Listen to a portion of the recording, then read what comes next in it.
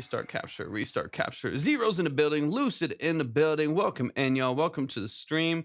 Welcome in. There we go. There's my audio back. Hopefully we should be good. Y'all let me know if everything's coming through clear over on TikTok really quick, but hopefully everything should be good, should be ready to go. Thank y'all so much for joining the stream. Appreciate y'all tapping into Track Talk today. If y'all are coming in on TikTok, you're over here now. If you're coming in on TikTok, let me know where you're coming in from. And also let me know if you make music, the kind of music that you make. Junior Odds in the building. Derek Bennett in the building. What's up, Derek Bennett? Welcome in. I appreciate you tapping into the stream. Good to see you. Zero, I got you. I appreciate you tapping in. DJ Jerome is in the building. Welcome in. CJ, how y'all feeling today? Stefu's in the building. Y'all, let me know where you're joining from. Let me know if you make music, the kind of music that you make. And we're going to dive into some consultations, some stream details and stuff here in just a little bit. I will do maybe a few first listens and we'll get moving with the music in a minute. Viking is in the building. Derek makes music. I'm shocked. I'm used to looking over here. I'm looking over here now. I'm used to being over here. Cody the Car, welcome into the stream. I appreciate you tapping in. I changed my position over here to make a couple things easier for me, but now I'm all confused. I keep looking over at my speaker over here, and you're right there. Hello, good to see you.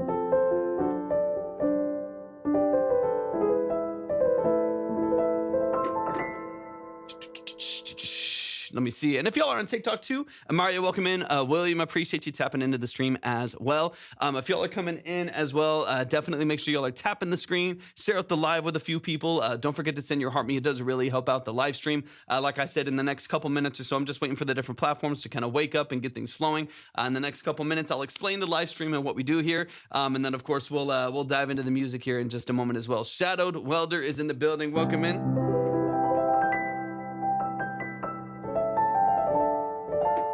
Indians in the building. Welcome in. What are y'all doing today? Welcome in. Appreciate you tapping in. Let me get a couple things moving here. Thank you for liking the live. I appreciate that so much. Share out the live with a few people. Don't forget to like the live. You can repost it as well. It really does help out quite a bit. If y'all are coming in, Noel, welcome in. Let me know where y'all are joining from. Of course, if you make music, would love to know the kind of music that you make, get into some of the details of what you do. Indian, definitely go to the link in my bio. Everything's right there. All the details are right there, and I'll explain kind of the two pieces of the structure of the live here in just a couple minutes. But yeah, absolutely everything's at the link in my bio. Absolutely. Any style, any language, any genre, any level of quality or preparedness. Smoke Top, appreciate you tapping in. Thank you for the follow as well. I really appreciate that. Y'all keep sharing out the live, and we'll get rolling here in a minute. Daniel's in the building. What's up, Daniel? Welcome in. Let me update a few things here. Just want to make sure that I have everything up and ready to go. Is it normal? I finished, Libby, thank you for the heart me. Rip, appreciate you tapping in. Jay-Z, is it normal? I finished my music in just one day. I mean, there's no normal. There's so many different ways. There's songs that have taken years. There's songs that have taken people 45 minutes. So yeah, I mean, there's not really normal when it comes to music production, when it comes to making songs. Some ideas come really quickly. Some people, sometimes it takes a while. Sometimes it takes a minute to get those ideas out, or maybe it comes to you quickly. You get that idea quickly, but then it takes, weeks, months to finalize some of the editing of that and kind of surgically get into the details of it. So it's kind of a different vibe every time. I would say there's not really like a typical way that it works. Rip, thanks for tapping in. Yeah, everything's at the link in my bio. Piano Davies in the building. But yeah, there's no normal. I know, and within the same camp, same artists, same producers, some things happen quick. Some things take, years before they hit an album or they hit the radio or whatever it may be. So just free yourself from any pressure to produce or go about making your music a certain way, and do it in a way that's inspiring to you. Do it in a way that, in your opinion, creates the best art. You know what I mean? I think that's what it comes down to. Tep, welcome in. Tep, good to see you, brother. Hope you're doing amazing. Jaden, welcome in. Appreciate you being here. I appreciate you tapping in. Y'all keep sharing out the live. We'll answer a few questions here, and then we'll start diving into some music here in just a moment. Let me see. Boom. Light too much. Got you. Usually use. I can usually write the bones of a song pretty quickly. Yeah, 100%. I mean, I'm kind of the same way where I feel like most of the the early ideas are pretty quick. I'm like, because then they start to build off of each other. Where it's like, here's I've had them for a while, Tep. There's, I'll dig into an idea, and the next ideas that kind of branch off of that fall into place fairly quickly. I would say, a good amount of the time. But then kind of all of the nuanced secondary and peripheral details of like building up the song and stuff like that sometimes can take a little bit longer, but it really just depends, man. It really just depends. Every song's different. Like I said, sometimes that idea, that production idea, I've really got to flesh out, I've really got to toil with for a while. And sometimes it just happens in an hour, 2 hours, and it's there. Once the main ideas are down, then it flows nicely from there. Yeah, I mean, 100%. Kid Klaus, thank you for the follow. I really appreciate that. Yeah, I mean, when it happens quick, and I'm a fan. You know what I mean? I have nothing against things happening quickly for you. Let me see. AP92. Everything's at the link in my bio. I will explain the live stream here in just a second, and we'll get rolling in just a moment. I appreciate y'all tapping in, but everything is at the link in my bio. Just on showing support to the awesome boys. Thank you for tapping in. I appreciate it so much, and thank you for the you're awesome. So I couldn't see the gift for a second. Thank you for the you're awesomes. I appreciate the love. I appreciate the generosity and support so much. I was listening to a few demos, and I might just make some of them instrumentals only. I mean, that's totally valid. That's totally valid. I'm tempted to do that with a couple different things too. In fact, a good chunk of the music I'm working on right now is instrumental music. I just, I don't know. Sometimes I don't want to have like the pressure of having to either be the artist or find the artist. And sometimes I just want to build out the structure in a way that is still really fulfilling musically and creatively for me. And that's, but every song's different. Sometimes I really like digging into the songwriting process and working that out, but it really depends. It really just depends. Yeah, I don't want to write and sing on them and ruin them. I mean, and there's a whole valid place to just have that on a whole EP or album as well. Just 15 songs of instrumentals that are for sync, that are for like a specific context, whatever it may be. Y'all do me a huge favor. We're going to dive into music here in just a couple minutes. Do me a huge favor. Make sure y'all are tapping the screen, share out the live with a few people. Don't forget to repost, send your heart me. It does really help out the live stream. If y'all are here for the first time, definitely let me know where you're joining from. If you make music, talk to me about your music a little bit, and we will dive into some of that music here in just a moment. Jordan, I appreciate you tapping in. MC Truth, everything's linked in my bio. Let me see. Yeah, we're getting things rolling in here. Jordan's in the building. First time Louisiana. Shout out to Louisiana. I've been through Louisiana and stayed in Louisiana a couple times, but have not like been there to be there long term. I would love to. I would absolutely love to. We gotta take a road trip there. It won't let you use the link. I don't know why it wouldn't let you use the link. You can try holding down on it and hop on over to another platform. Like sometimes you can open it outside the browser. Sometimes that helps a little bit as well. Jordan, I appreciate you. And thank you for the follow as well. I really appreciate it. Kid Klaus from Michigan in the building. Let's go. I'm catching up on some comments here, so I'm sorry if I miss something as well. Indian, I got you up there. Everything's at the link in my bio. You can see the submissions as well as the queue right there if you want to submit in the queue right there as well. Navis, appreciate you tapping in as well. Okay, let's go ahead and dive into some of the details here. Y'all, thank y'all so much for tapping into Track Talk today. Embers, appreciate you joining the stream. Daisy, Undercover Metalhead in the building. Thank y'all so much for joining. Do me a huge favor, like I mentioned before, make sure y'all are tapping the screen. Stay active. Talk in the community, make sure y'all are networking, you're working together, you're collaborating with each other. It's another big benefit to having any kind of a live stream like this, is that you can actually, build a network of people. You can encounter people that are in the same space as you and work with them and network with them. So definitely make sure that y'all are, meeting people in the chat as well. It's another huge benefit to having a live like this. Thank y'all so much for the submissions. We're getting some stuff in right now. For those of you who don't know before, actually, we're going to switch up a couple things today. But for those of you who don't know what we do here at Track Talk, welcome to the stream. I appreciate y'all being here. The main structure of the stream is something different I'll get to in just a second. We do some free first listen. So if you're coming in for the first time, we'll listen to up to 2 minutes of your track, give a quick reaction and some quick feedback, some quick notes in order to hopefully help you and give you some, fairly nuanced feedback on the structure of what you're doing. But those are up to 2 minutes long for free. If you would like a detailed consultation, which is the main thing that we do here, those are 20 to 30 minutes long. They're detailed, they're nuanced. We go through your song 2 to 3 different times to dive into the details of your mix and master, production elements, sound design, lyric, and song structure. We get deep into the details of what you're doing both creatively and practically within the structure of your music. Like I said, 20 to 30 minutes, multiple listens through the structure of your song. Those are the consultations, which of course you can submit for if you would like to as well. Otherwise, it's up to 2 minutes free, and we'll give you some quick feedback on that track as well. Those longer ones are not reviews. They're 20 to 30 minute consultations. They're really deep into the structure of your mix, production, sound design, lyrics, song format, format, so on and so on. There's not a trash or pass. There's no ratings. There's no polls attached to it. It is strictly about getting into the details of your music, offering specific and professional feedback on what you're doing.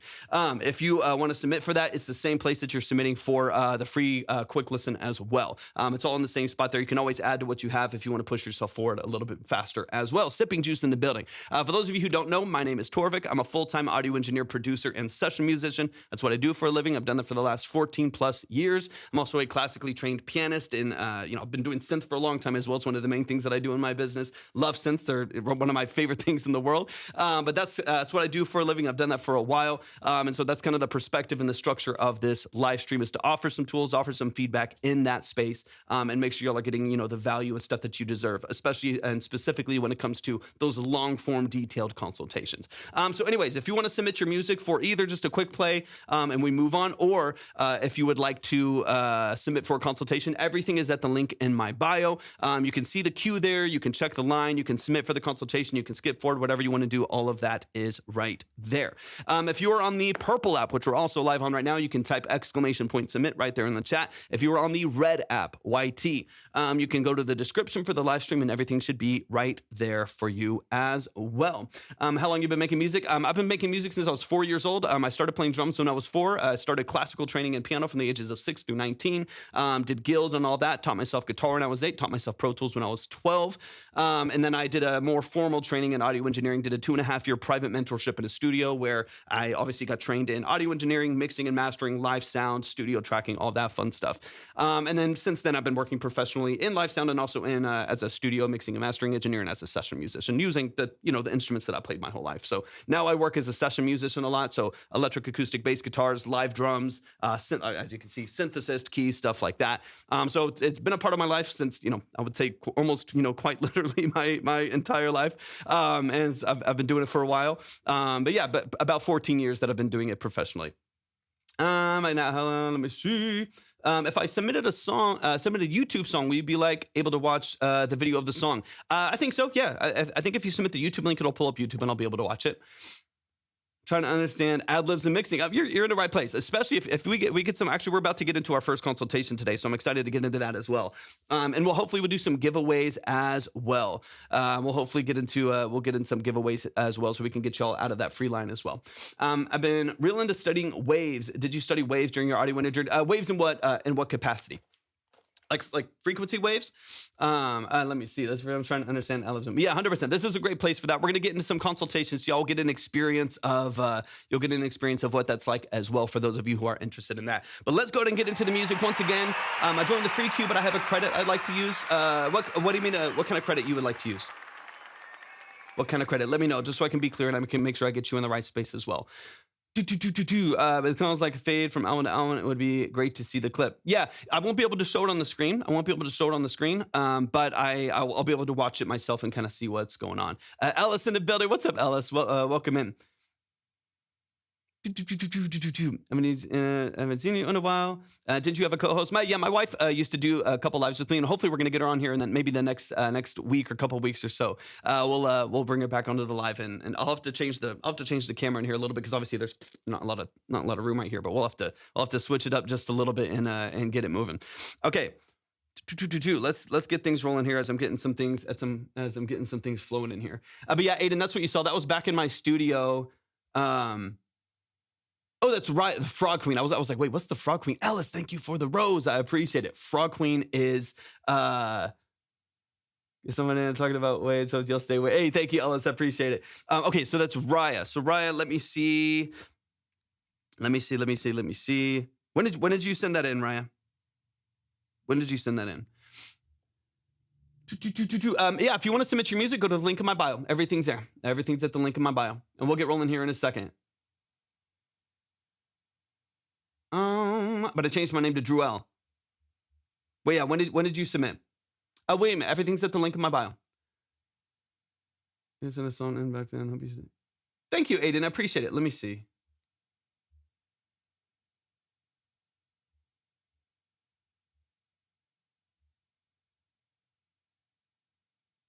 Oh, wait, a few minutes ago? Is it Habit? Is that you? Or when did you submit it the last time? Is what I'm thinking. Sorry, I'm catching up on a few things here, and then we're gonna get rolling with the consultations. But I want to make sure that I get that's Habit. I got you, Habit. Got you. Boom, you're right there. Yeah, when did you send the old one?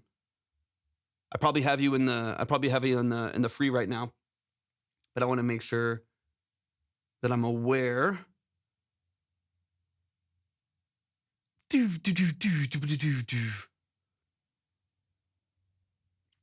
Oh yeah, I won't have that from over a year ago. Yeah, there's no way. There's no way. I would have to keep track of thousands. And even like our old submission process, from, the last like 2 years or something like that. Even then I would maintain like an old list. I'd maintain an old list of like, every name and stuff like that. Every name that would like come in and save it and stuff like that. Yeah. I would usually do it for like a couple weeks or even a couple months at a time, but it's been, a year and a half at this point. There's no way I could keep track of all of those different names. I'm sorry. I'm sorry about that. But yeah, there's no way I could keep track of that many. I would literally have a list of thousands. I'd spend the whole life just pulling them back up. That's why in the last submission form, we had that listed out as well. I don't have time. I'm ready for a skip today. Hey, sounds good. Josiah. No pressure at all. I appreciate y'all tapping in. Let's get into the music, y'all. We're going to get into our first track here. We actually are going to start with the consultation. Let's get into it.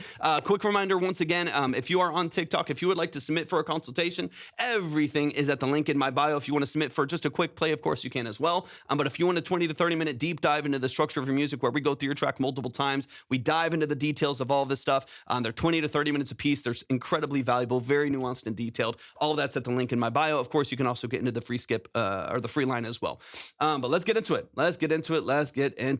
Y'all keep tapping the screen, share out the live with a few people, and we'll get rolling with some music here right now. We're going to kick it off with Habit. Habit, thank you for tapping in. Habit, give me all the details. I'm going to read through what I have here on the message. And then, of course, if you have any other details you want me to have, just let me know. Let me know in the chat, and we'll dive in.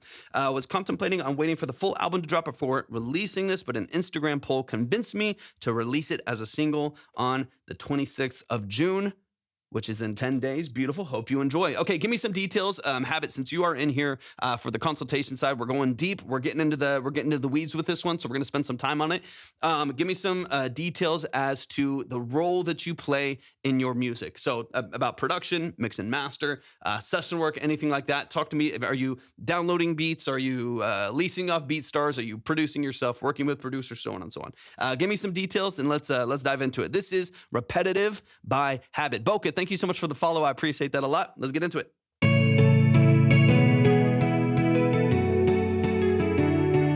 With the whole thing on a MubLab. Okay. Using like BandLab.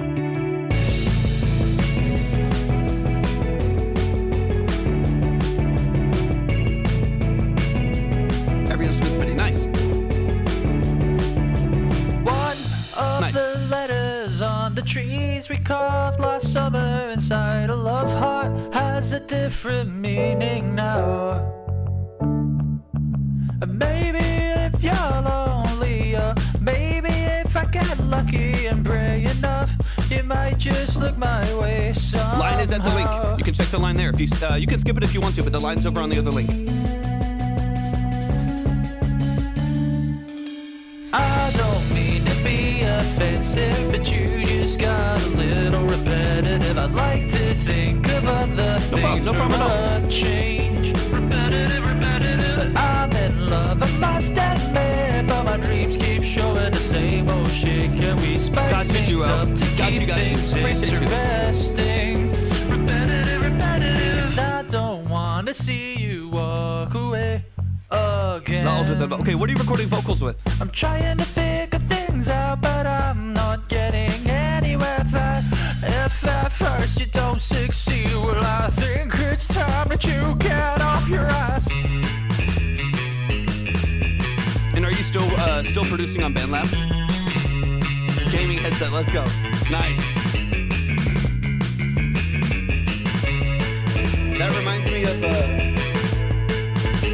that synth right there in the middle, the old DX7.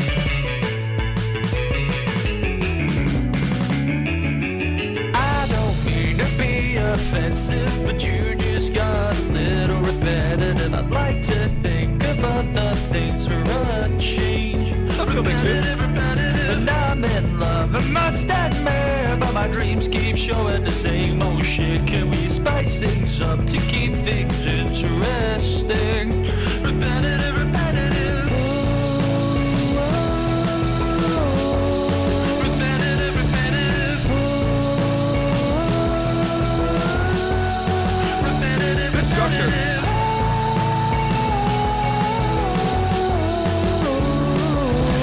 I don't wanna see you walk away again. Let's go, let's go, let's go, y'all. Show some love, show some love, show some love.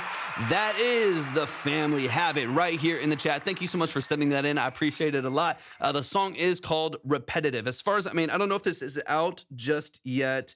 I think you're getting ready to, oh, this releases in 10 days. Sorry, I'm going back through. And Frog Queen, I got you. Jarrell, got you as well. Thank you so much.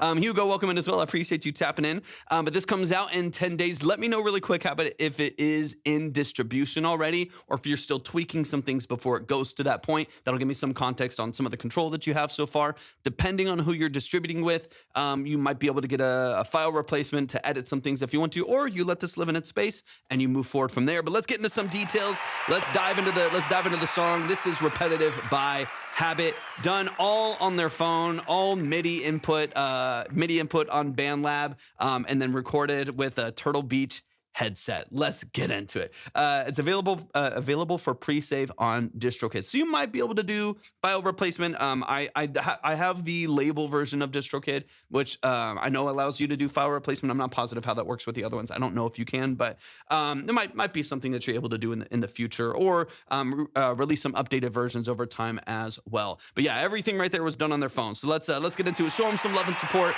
You can go pre-save it. I'm sure on their page they got a link. You can go pre-save the song as well. It'll be on Spotify, YouTube Music, and Apple Music. Let's go. Let's get into it. One of the first things, we're going to dive into a lot of details here, so we'll get into it. Quick reminder that all of these VODs are saved on YouTube as well. So if you need to go back through and watch some things, or you want to go back and reference some stuff, just go to the Track Talk live stream. We're live on YouTube and Twitch as well, and all those YouTube VODs are saved to a Track Talk live stream playlist. If you ever need to reference anything, go back and take notes or anything like that. That way you can just kind of chill on the live. But let's get into it. Let's run it from the top. Let's run it from the top, and let's get back into some of the details here. And then, Druel, I got you in the line as well. Quick reminder, if you do want to submit for these consultations like we're doing now, where we go back through the song, we listen multiple times, we dive into those details, then everything's at the link in my bio there as well. Of course, you can always just get yourself in line as well. You can submit in for free, or you can always push yourself forward to get a full consultation. But let's run it from the top. This is Repetitive by Habit. Let's run it.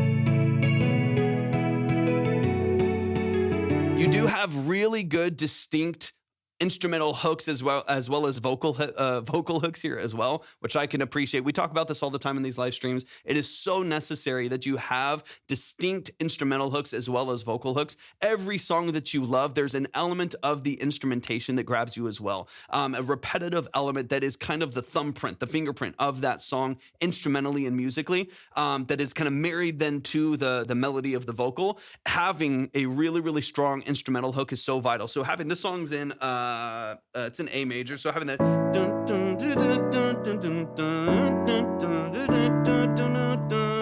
having that melody structure right there is so key to the song being recognizable right off the bat. So just from like a structure standpoint, I think you're doing some really, really good things. Obviously, there's ways we can polish and mix this, and you know, obviously you're running into some limitations of the software, you're running into limitations of your tracking process. I'm not too worried about that. You can always get better gear, you can always get better mics, you can always pay for engineers. All of that stuff is really easy to do later on. I want to give you as much control and autonomy over your sound now. Of course, you can always move down that road in the future. I'm not here to tell you to spend a bunch of money on gear unless you have the capacity to.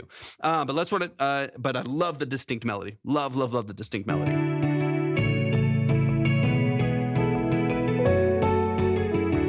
That's great.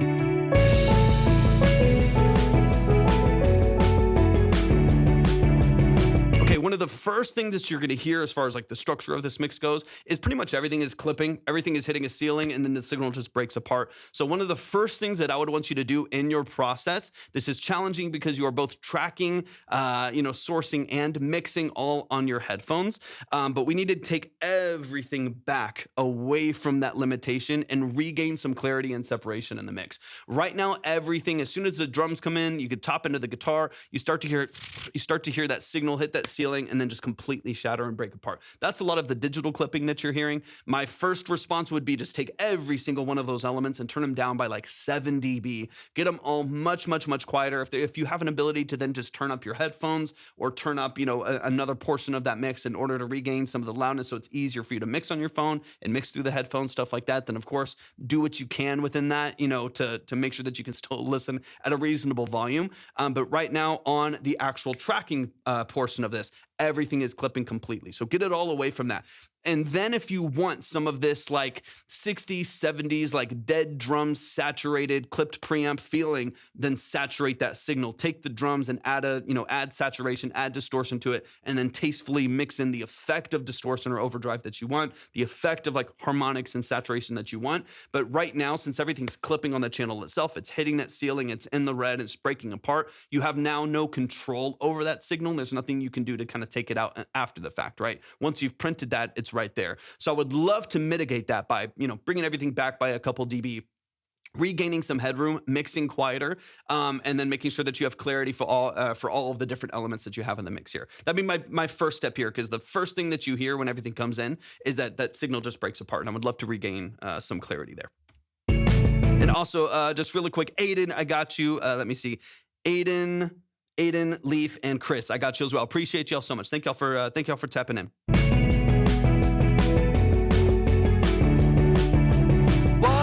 Of the letters on the trees we call. Because the actual like aesthetic, the actual energy behind like the song itself, the production that you've built out, it's really, really nice. What's up, Slim? What's up? Good to see you. I hope you're doing amazing. It's got a really nice aesthetic. I can see the Leif or Leif. Or Leif? Or do you know, or is that someone else? Okay, got you. The actual aesthetic, the actual production structure here is not bad at all. We're just talking about balancing issues early on that are creating all of these other issues down the road. Last summer inside a love heart has a different meaning now. Maybe if you're lonely. Immediately, drums come in. You start to hear that breakup. You start to hear that, clip kicking again. That's where I was like, I would love for the drums to come in and you feel it. It hits you in the chest, but it doesn't necessarily break apart that, the ceiling right there. I was aiming for Tell Me That It's Over by Wallow's vibe. I think you've reset. Like I'm saying, like from, again, the fact that this is all MIDI, quantized on BandLab, and the limitations that you have, I think you're doing a great job of having a really distinct brand to your music and aesthetic of your music. There's some really cool things that are going on here that I can absolutely appreciate about the sound. McTruth, thank you for the follow. So I think you have a really clear like image of your music. There's a really clear structure here. I'm not mad at that at all. Obviously, you have the talent to write. You have the talent to build structure. Thank you so much, Alexis C. Thank you so much for the confetti. I appreciate that a lot. You have the talent to write. You have the talent to build structure, and obviously write in this MIDI and understand how these different things are going to affect each other. For me, it's going to be about just getting a better balance to the mix and making sure that there's nothing about the energy of the production structure itself that is like distracting from what you're doing, being that you already have quite a few limitations on the quality side. Yeah, baby. But I love the drum input right there. Bass is doing what it's supposed to do. I mean, especially like I said, within the limitations of what you're doing, they're all operating in the mix really, really well. I want to break down a little bit more of the vocal here in a second, though. If I get lucky and pray enough, you might just look my way somehow. Great voice, honestly.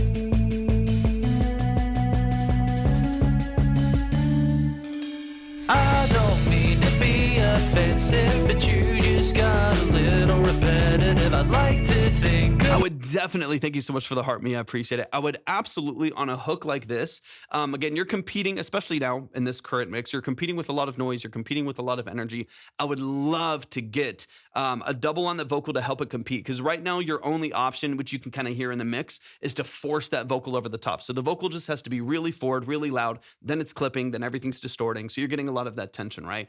I would love for you to just support that, everything back a little bit, support that vocal with another double, at least on the hook itself, and then potentially, empty it out for the verses so that the verses are a little drier, a little bit more direct, a little bit cleaner. But then when you stack on the hook right there, you get another vocal right next to it, panned offside just a hair, in order to give it some energy and help it compete against the guitars, bass, and drums, and other synths and stuff like that that you might have in the background. Having that double is going to be really, really helpful. Obviously, how you do that is up to you. You can have one right next to it. You can keep it really close. You can also double track them, have one on the left, one on the right. So where as soon as you get to the hook, that mono vocal in the middle kind of splits and opens up and feels really wide and feels really open. Again, helps it compete with the rest of these really wide, really open elements that are pretty loud in the mix early on as well. It also helps just kind of distinguish this hook. It makes it feel like it's its own entity on the production side. That lead guitar comes in, as well as a little bit of its own entity as far as your vocal having a specific structure, having a double, having more support in the mix, so on and so on. Let me keep it rolling here. There's one other thing I'm listening for here, but honestly, man, really great song structure. If we can regain some clarity, we can kind of get away from some of that distortion and the clipping that's happening right there, even on BandLab, even through headphones and stuff like that. I feel like you're doing some really, really great stuff, especially with what you're working with. But the things for a change. Thank you for the follow. I'm in love, I must admit, but my dreams keep showing the same old shit. Can we spice things up to keep things interesting? Hey, thank you for the follow. Appreciate it. Repetitive, 'cause I don't want to see you walk away again. Okay, so obviously one of the things that we already talked about, as far as like vocal structure goes, it's just levels right now. Again, everything's clipping. We pull it back, we reduce that clipping, and then you kind of support from there. Yeah, this is all done on Turtle Beach headphones and BandLab. Song structure is awesome. I really, really like the song. I like the style. I like the aesthetic. We're just dealing with a lot of those quality limitations in the clipping right there. On the vocal side, when you're using headphones in any form, whether you're using like Apple headphones or using Turtle Beach headphones, you need to be, for one, your gain staging has to be quite a bit lower. You're pushing pretty heavy, which is, again, it's going to create a lot of that distortion, that clipping that you're hearing. The other side to that is also you need perfect breath control. Perfect breath control. It is a tiny, hypersensitive little microphone that is picking up on everything. So number one is it's clipping, right? Because there's so much energy on the diaphragm of that microphone. It can't really handle that much of a loud SPL, right? It has to be a pretty tame. So what you have to focus on, if you are able, if you're only going to be recording on Apple headphones, what you're going to have to focus on is still reaching your vocal range at one, a lower volume, because if you put too much into it, the microphone can't handle it. All right, like a microphone like this, I can handle 140 dB of 145, 150 dB of loudness hitting it. Right, I can put this. I have a bunch of other mics on my drum set and stuff like that. My MD421s or an SM57, even other small diaphragm condensers. Those can handle 130, 140, 150 dB of sound pressure level. That's going to allow it to take on a lot. You're not going to be able to do that with Turtle Beach headphones, right? It's going to be a much lower noise threshold before you reach the limitation of what that mic can really handle and starts distorting. So two things kind of have to happen at the same time. Thank you for the follow. I appreciate it. Two things have to kind of happen at the same time. One, you need to track quieter. I know this is difficult, right? Because of some of the different things that are happening here. But you have to try to sing quieter while still maintaining your vocal range. That's going to be the challenge for you. And also much less breath, right? Because one of the issues that you're going to run into is sibilant control. It's going to be plosive control. It's going to be too much air. That's where the sibilants and the plosives are going to come from. Those are your P's, B's, S's, T's, sometimes C's and K's. When those hit the microphone, there's a lot more wind behind those consonants. And when you do that, it creates so much more energy on the diaphragm of the mic, no matter whether it's this one or it's a tiny little one or Turtle Beach or whatever, Apple headphones. It is going to have so much energy on the microphone. You're going to get this huge burst of energy there that's going to sound, again, it's going to distort really easily because it can't handle that much. So the thing that I want you to focus on, if for the time being you are recording with, Turtle Beach, Apple headphones, straight into your phone, whatever it may be, I would recommend trying to sing quieter while still maintaining as much vocal range as possible. This takes, from a vocal technique standpoint, this is going to take some diaphragmatic control. This is going to take some natural vocal compression within your own vocal. It's challenging to do. That's not necessarily a very easy thing to do, especially in the state that you're in right now. But you're going to have to sing a little bit quieter. You're going to have to sing with a little bit more control. And then from there, if you can track even with, Turtle Beach headphones, Apple headphones, which are going to, what's up, Jenna? Which are going to have a natural roll off at like 9K, you can then make up some of that quality again, right? You can EQ, you can compress to regain some of your dynamic range, regain some of your, pop at the top end, a little bit more balance on the low end. Miles, good to see you. Thank you for the heart me. You can regain some of that on the mixing process in BandLab if you need to. But once you have recorded too loud, too plosive, too close to the microphone, whatever it may be, and you're distorting, and you're already clipping as soon as you hit the diaphragm of the microphone, there's nothing you can do on the other side. So that's where you're hearing this. I'm trying to figure things out, but I'm... You get that little Chewbacca, clipping at the top right there. I don't know why I'm trying to make the clipping noise with my mic. You get the idea. You can hear it in the song. But you're getting that distortion. You're getting that clipping right there. And once you do that, there's no way to unwind that, especially in, even though I have like, RX11 and, other stuff like that to help clean some of that, there's really nothing you can do about mitigating those clipping issues. So everything, whether you are on BandLab and Apple headphones and Turtle Beach, or you're on a C800G in a studio with CL1Bs and 1073s, the process itself is the same. And the idea is the same, the source over everything. So what I want you to focus on more than anything is mixing and balancing quieter so you can place everything without distortion and then pursue loudness at the end. And the other side of that is source over everything. Get the source right first, record exactly how you want that vocal to come out with some restrictions because it's going to be a little bit harder for you with the mic that you're using currently. And then you can always upgrade a little bit later. But here's the thing that to me matters more than anything. The song is good. The structure is good. Your voice is good. The writing is good. These things to me matter more than any mix, more than anything out there.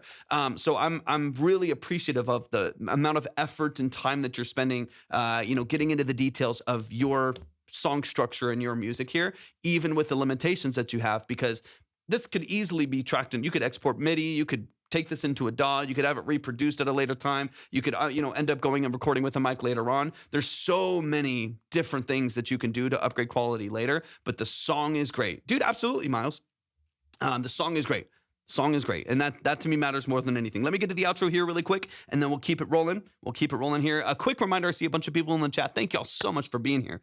If you want to submit, everything's at the link in my bio. You can come in for just a quick listen if you would like to, or if you would like to skip, of course you can, for a detailed long-form multiple listen consultation like we're doing now, where we're going to go back through the song, and we're going to spend 20 to 30 minutes diving into it.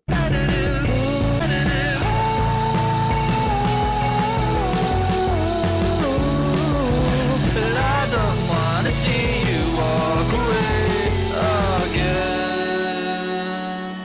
Like, there's a lot I like about the attitude and the aesthetic of the song as well. Y'all, please show some love. Show some love, show some love. That is Habit right here in the chat. Please show some love to Habit. Habit, genuinely love what you do. I'm a fan of what you're doing, especially because you're dealing with some limitations that are frustrating to deal with, but you're taking it head on, man, and you're really, really diving into it. So please show some love. Please show some love, show some love. I appreciate y'all tapping in. Thank y'all so much for joining the stream today. We're going to keep it rolling, but y'all please show some love one more time to Habit. Let me refresh over here really quick, and we're going to keep it rolling. Mickey, thank you so much for tapping in over on the Purple app. I see you. Thank you for tapping in. Hey, is there any chance you could, sorry, change the chat over here for a sec. Check out an artist I've always loved. He's been producing and singing since 2013. I'd love to hear professionals' thoughts on his work. You definitely can. Mickey, typically speaking, this is for people that are directly connected to their music. So whether you're a musician, you're a songwriter, you're a producer, you're an engineer, session musician, whatever it may be, a vocalist, songwriter. So people come in, they send in their music. Now, if you have some connection to it and you do want to get a detailed breakdown of this artist's music, you definitely still can. I just typically will not play like popular artists. So like if you just like really like a Drake song, I'm not gonna necessarily play Drake on here and break down their song. That's just not what I want to do. It's not the format of the stream, and I want to keep the format of the stream really consistent and really concise. Yeah, Purple app is another app that we're live on. You can find it at the link in my bio as well. We're also, it starts with a T. We're also live on a Red app, starts with a YT. We're also live over there as well. If you want to check out the stream. But y'all, please show some love, show some love, show some love. Let's get into this next track here. We got Aiden in the building. Everything is at the link in my bio. Gims, thank you for the heart me and thank you for the live fest. I appreciate it. I appreciate you telling me. Yeah, TikTok's kind of tricky with their language sometimes, so we gotta read between the lines every once in a while. Thank y'all so much for tapping in. Mike, thank you for the follow. I appreciate it. Yeah, if you want to submit your music, quick plays are right there. Those are free. Of course, if you want to get in line for the skips for the consultation, you can as well. You're always free to move around those as well if you want to go faster or stay in your spot. But let's keep it rolling. Let's keep it rolling. Let's keep it rolling. We got Aiden in the building. This is Gazillion for my upcoming mixtape. No release date yet. Made everything on Logic Pro. Was mostly wondering what you thought of the song structure and whether or not I should add a chorus, but I'm up for any kind of suggestions or ideas. Okay, so let me know. You say your thoughts on adding a chorus. I'm kind of assuming that you are, it's like freestyle structure right now based on the fact that you're asking if you should ask if you're asking the question if you should add a chorus. Let me know. Thank you for the Go Popular Miles. I appreciate you so much. My brain is going a million miles a minute right now. It's all over the place. All right, I appreciate y'all tapping in. Chris, I got you as well. I appreciate you. Yeah, y'all can check the line at any point as well. You can check the line at any point as well. This is Gazillion by Aiden. Let's dive in. And then, yeah, like I mentioned before, got a couple plays and I won't stop till I make any role that you play in your music, so on and so on, let me know. As far as like production goes, I know you said you made everything on Logic. I'm assuming production as well, unless you're getting it from somewhere else. Just let me know. to the very, Let's very run it from the top. Let's run it from the top. Let's get into it. Focus. Got a couple plays and I won't stop till I make it to the very, very top. And all Okay, you cool. motherfuckers coming with me. I don't give a fuck and I ain't stingy. All I'ma show you is love if you fucking feel me. So do you Producer really mix. feel me? Beautiful. You just hang around. Flowers to you. The residuals that I leave around, pounds and pounds. And if we're throwing shots, I got rounds. Like you ain't got no fucking passion or confidence in your work. I don't care if you don't like it, cause regardless, I'ma fucking get it. Like all I wanna do is tell my mom we fucking did it. Look, I get it. You jealous of the confidence I got in my vision. And the way that I connect the dots, I can see that you want some fake shit. You wanna take all the money, that's for the family, man. Me and my brothers, we struggle, gotta make sure that we win. And just know that if we do it, we gon' do it again. Look, back when I was just a little boy, always knew this rap shit might give me somewhere full of joy. And That's a different artist, right? That's a feature. Just how it was back then. Nowadays I get that choking feeling. It's like kind of obvious, but I'm like asking just in case. Second from all my plans to win. All I need's a little fucking scratch. And I swear to God, I turn that shit into a duffel bag or a knapsack. We can get like Doobie said, hotter than a wax dab. Sounds good, sounds good. Out the Mars I off figured. them 2 hits like jab jab. And you won't never get it. This shit inside my head is something you can't never get in or fit in. It's different for the ones like us, you know we don't ever listen. But please don't ever get confused, you know we gon' stay the villains, you trip. Hey, you better not cause no fucking problems. Like why you fuck around with shit you don't know about. If you on some crazy shit, we pop off and leave your bitch ass to rot in the ditch. Yes, sir. And that's that shit that I be talking about. Drag you down the hill, rip off your angel wings and walk about. Taking shit up on your porcelain mouth if you talking loud. I don't give a fuck, all the shit I spit came straight from the ground. Keep it here, take it there, we can go wherever now. We know that the money like that bass line a lot. Never settle now. It's work, and I ain't worried about where we headed. Like King Ghidorah said, I ain't gonna stop till I reach a gazillionaires. Put work in to kill the fears, put work in to I like that bass line a lot. That's why nice. You matter, feeling better now. I grew up into a motherfucker who get money now. That hating shit ain't funny now. $2 posted up for one little gangster slut at the convenience store trying to take her home. Also a different artist, but won't assuming. nut up and get his bread up. It's fucked up. Stop messing with hoes. Oh, yeah. Getting your luck up. It's like Rico splice got drop-ins. cheat codes, up down B mode. Comments never bother. I'm just worried about me, bro. You want a greet show, but all your teeth gon' meet D flow. While these flows steal hoes and never give them back, yo. Okay, nice, versatile. Let's go. What's the other artist name? Ain't no problem, baby, we gon' get that green, okay? You just talking, I don't really This has got a hook edge to it. mean, okay, yeah. Don't repeat that. No, don't things to me. Me. Bring it back, boom, and you go straight into next verse, kicking right there. Like that's a little repetitive moment right there. You could definitely like repeat that, bring it back in between your first and second, feature right there. That's a good little pocket right there. You have some little bits of melodic structure there.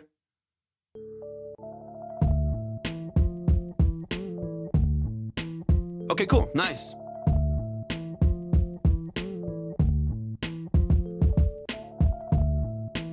Okay, cool. Do you have okay, so you've worked on a more updated version. Rebecca, thank you so much for the rose. I appreciate it.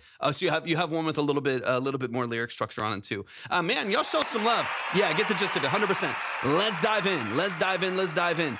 So I'm gonna run it back from the top. Yucca, good to see you in here. I hope you're doing amazing. We're gonna run it back from the top. We're gonna dive into some details here. We're gonna get to the get to the heart of the song. Talk about a little bit of production structure here, and then of course we can talk about hook structure and placement and stuff like that. Because I do think you're at 3 minutes and 48 seconds. This is not like a modern pop song. You know what I mean? Like, this is supposed to have a little bit more of a cypher feel, a little more of a freestyle kind of energy behind the production structure. This is not supposed to be like polished, rigid, sterile. That's not what this song is for.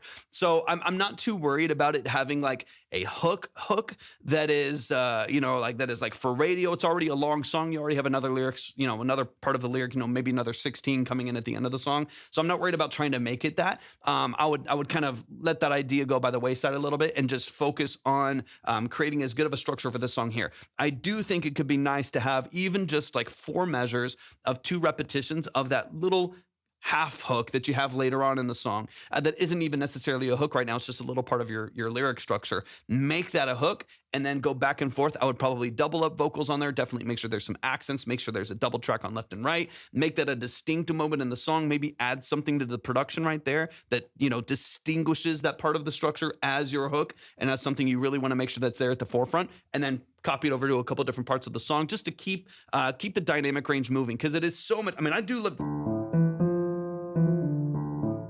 Like, dude, I love that. I think that's awesome. Like, there's nothing wrong with it. That's such a great. I mean, I love that bass line so much. It has such a great energy. Sam, welcome in. Jay, I appreciate you tapping in. That's such a great bass line. The repetition of that exact production structure and exact bass line, so on and so on, is going to make it repetitive, even if great lyrics are over the top of it. That's why I think having a hook where you pop out of that for a second, maybe the bass line changes a little bit. Maybe you add another shaker with a little swing to it over the drums right there. You can pull that in from Splice easily. Over that BPM with a little bit of swing, you add a little bit of tension, a little bit of swing to a shaker on there, and maybe add one little Rhodes, one little, especially you're over the D minor. Having ends, I'll actually show you. It's just way more fun if we show it. Let me pull up a Rhodes real quick. Let me pull up a Stage 73. Hopefully I can get one in the studio here soon. That'll be great. Let me pull up a stage 73 here. Thank you so much, Tyson. I appreciate it. I appreciate the love. Thank you for the follow as well. I appreciate it. Let me get into the effects over here. We're going to add the stereo pan. We'll keep that as is right now. Mix it in a little bit. Add in the reverb. I'll kind of show you what I'm talking about. And you can you could find one shot. Here's what, if you're just using Splice, if you're producing really simply, you're just using Splice. Then what's up, Liz? Welcome in. Then literally just look up a Rhodes one shot of the chord of the key of the song's in. In this case, look for a D minor, because that's what the song's in. It's in D minor. And that's the bass line. You have the. That's your main bass line over the D minor. So literally all you have to do if you want to do this as easy as possible is literally just look up a D minor chord one shot from a Rhodes or a Wurlitzer 200A or Stage 73 and drag that into Logic as a one shot right there. Let it create its space. And then of course you can kind of place it wherever you want to in the song. Just every time the bass goes back to the low D, then you can add that Rhodes in there. But here's what I'm talking about. Let me shift to the Rhodes here real quick. Where are we at? There she is. Oh, I love the Rhodes is one of my favorite instruments in the world. One of my favorite instruments in the world. It's such a beautiful instrument. Okay, let's add our flanger on there.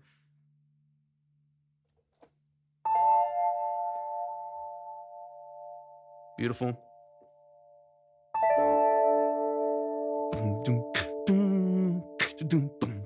That's the little, just a little time like that. If you could just find a little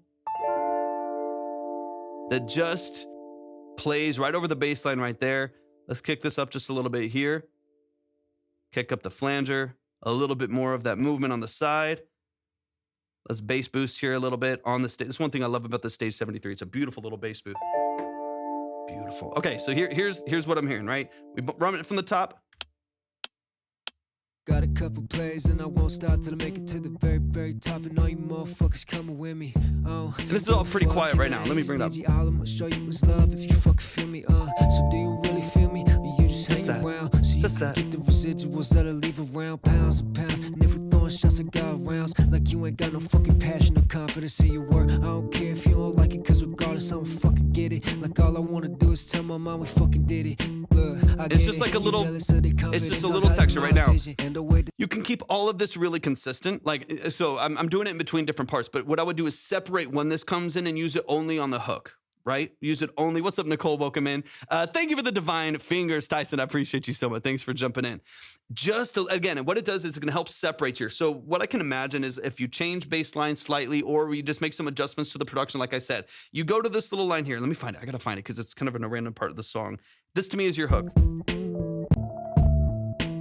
There's a little bit, there's a little bit of Rhodes already in the background there. That's why I think it would be great to have just a little bit of this little tine right there. There's already some in the background that you've brought in. So having it as a part of your chords that helps shift the energy on your hook is going to be beautiful. It's going to really help out. Let me find this little pocket here. Okay, you just This right here, right here.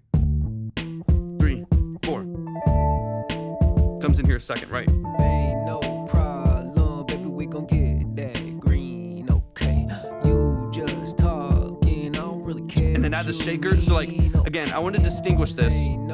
I want to distinguish it. So what I would probably do is add maybe a different punch to you could chop up the bass to do something a little bit more consistent. Thank you for the follow safety training. You could chop up the bass to make it a more consistent instead of boom, boom, boom, boom, boom, because you do that the entire time. So we get 4 minutes of the exact same bass loop. That's where it's going to become monotonous. That's where that pattern recognition kicks in too much, which you want some, so it's catchy. It kicks in too much, and even a great sounding thing, people will start to tune out. It slowly loses its impact over the mix every like 20, 30 seconds you go back through it. And so having even just boom, boom, boom, boom, boom, chop up that sample, boom, boom. So you're having the, at the low end with the bass, boom, boom, boom, boom, boom, as opposed to boom, boom, boom, boom, boom, boom, boom, boom, boom. Going through that every single time, you could just boom, boom, boom, boom, boom, and have a little bit more flow in there, a little bit more swing. And then to make up for some of the gaps that are in there, Janice, welcome in. Thank you for the follow. I appreciate it. To make up for some of those gaps, we can then add in the shaker again, right? And have a little bit of swing to it, and then add in the... So really all you're doing is editing bass structure so it's not too repetitive, and then maybe adding a shaker with a little bit of swing, tastefully mixed in there, doubling up your vocal on this part right here, make this your hook, copy it to other pockets of your song, and add in the Rhodes, just a single chord. It doesn't have to be, I'm doing some kind of trills. You don't have to do all that. It could just be as simple as that, right? Super simple. You bring that in from Splice, like a one shot right there. But what that'll allow you to do is when you go into this hook, which is not a hook yet, but you can make it one. problem, baby. We gon' get that. But all your team gon' meet D-Flow, while these flows steal hoes and never give them back, yo. So this shifts, and you can go straight into it. Dun, dun, dun, dun, dun, dun, dun, dun, dun, and then break in here, shaker. Ain't no problem, baby. We gon' get that green. Okay, you just talking. I don't really care what you mean. Okay, And then repeat that. Straight back into it again. Make sure there's a double structure there so it really becomes a catchy, repetitive part of the structure.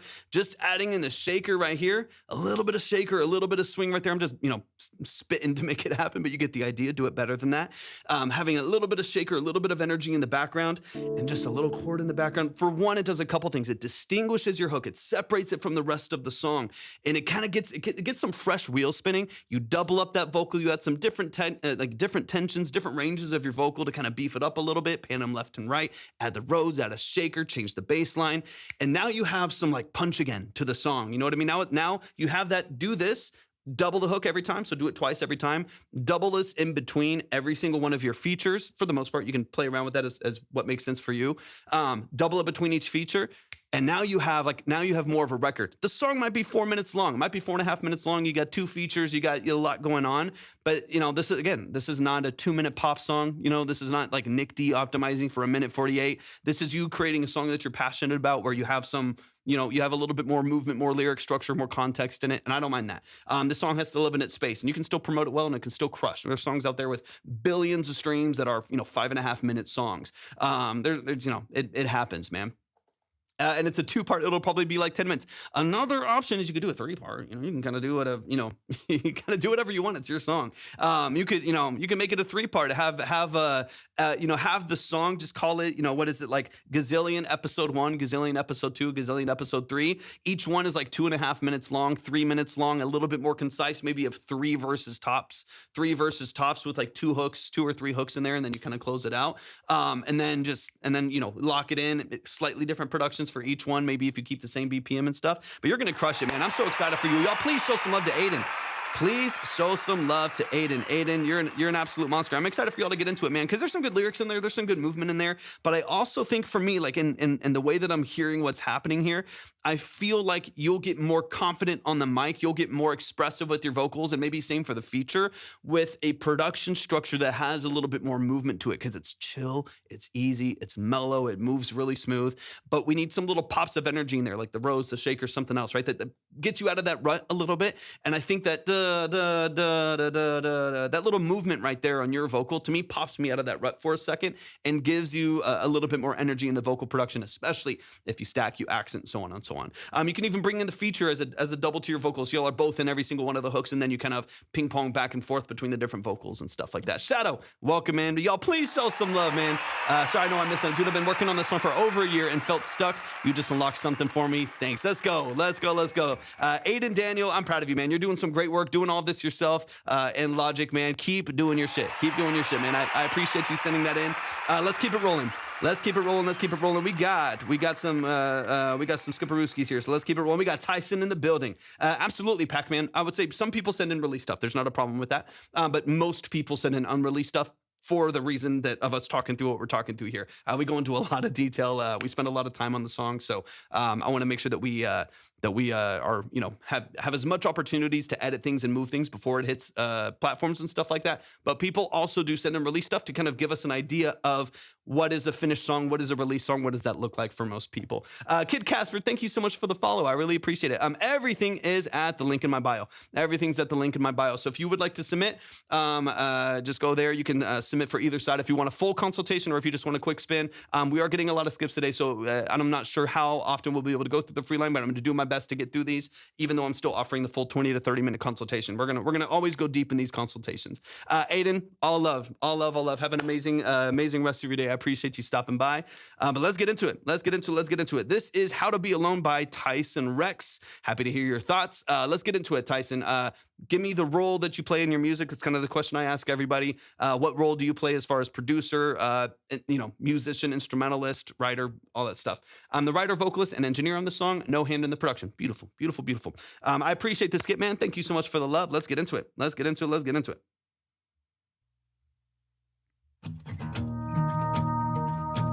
Beautiful double-tracked acoustic already. I'm already excited because that's a great double track. Leave me alone. Hell yeah. Making sense of this world on my You can tell a good own. recording, right? Just like that. Getting lost in the woods all by myself. Nobody else. Don't need any help. If you try to lend a hand, carry on. If I don't respond, I'm okay. Don't blow my phone up. Oh, hold on. It's refreshing. Give me a sec. I don't know what just happened. There we go. Sorry, we're back. Making sense of this world on my own. Hopefully we get through all the skips. If it gets too crazy, I'll turn them off. Some getting lost in the woods all by myself. Nobody else. Don't need any help. If you try to lend a hand, carry on. If I don't respond, I'm okay. Don't blow my phone up. I'm Great getting voice. lost for the day. Processing things, trying to lie. Acoustic to sounds the beautiful. low. Don't you go getting mad when I tell you to go. I'm meant to be alone on this road, and I don't expect you to know. Try to understand what it means to be a man. It ain't easy learning how to be alone. Carry on. I just think so much better on my own. You're trying to tell me that it is wrong or it's unhealthy. Where are you at in the process of the song touring, release, stuff like that. Ready to go. I'm meant to be alone on this road. I got you, Chris. I appreciate you so much. I don't Link in bio. expect you to know. Oh, it's out already. Okay, cool. Try Cool. to understand what it means to be a man. It ain't easy learning how to be alone. All my life I don't know what it meant to be strong. It ain't the kind of weight you lift in the gym. It's the kind that you get when you're feeling alone.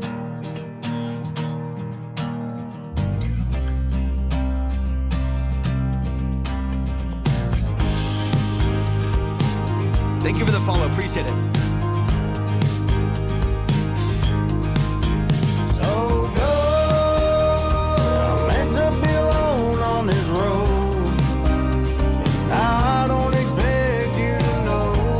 But try to understand what it means to be a man. It ain't easy learning how to be alone.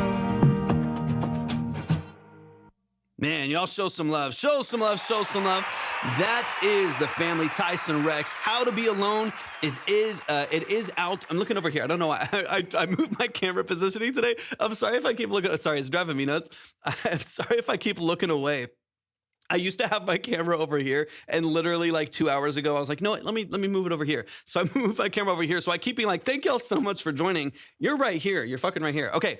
Anyways, that's the side. But if y'all see me looking over here to quite literally nothing, I'm just staring at my speakers. I don't know why. You're right here. Let's go. Y'all show some love, man. Show some love. Show some love. Vendor, I got you. I appreciate you so much. Thank you for setting that in. I appreciate you a lot. Let's get into the details. How to Be Alone by Tyson Rex. Let's dive into it, man. Let's dive into it. This song is out on all platforms. Luke, welcome in. I appreciate you being here. Welcome into the stream. The song is out on all platforms. So if you like what you hear, I just have the file here, but if you like what you hear, go look up Tyson Rex. Look up How to Be Alone. It is out on all platforms. Go like it. Go stream it. Go add it to your playlist. Go show it some love. Go follow on DSPs. Follow here on social platforms. Go boost their algorithm. Show them some love and support. That's the family right there, Tyson Rex. Let's run it back from the top. Let's get into some details of it. This is a beautiful. I'm assuming your work, based on it sounding great, I'm assuming you're working with professionals. Like I'm assuming that you are getting some great session musicians, working with an awesome producer out of Nashville or something like that, getting a professional mix and master. I know you said, I'm trying to go back through the chat here.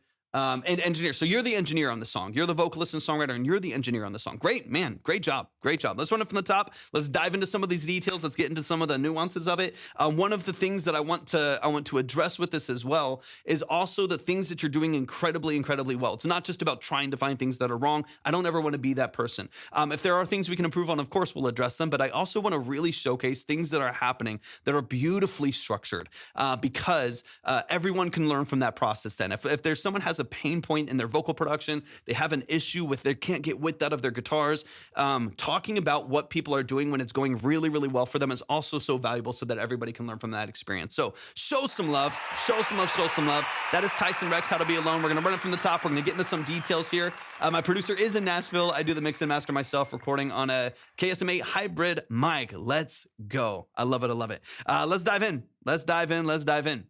Are you tracking at home? Thank you, Casper. I appreciate you.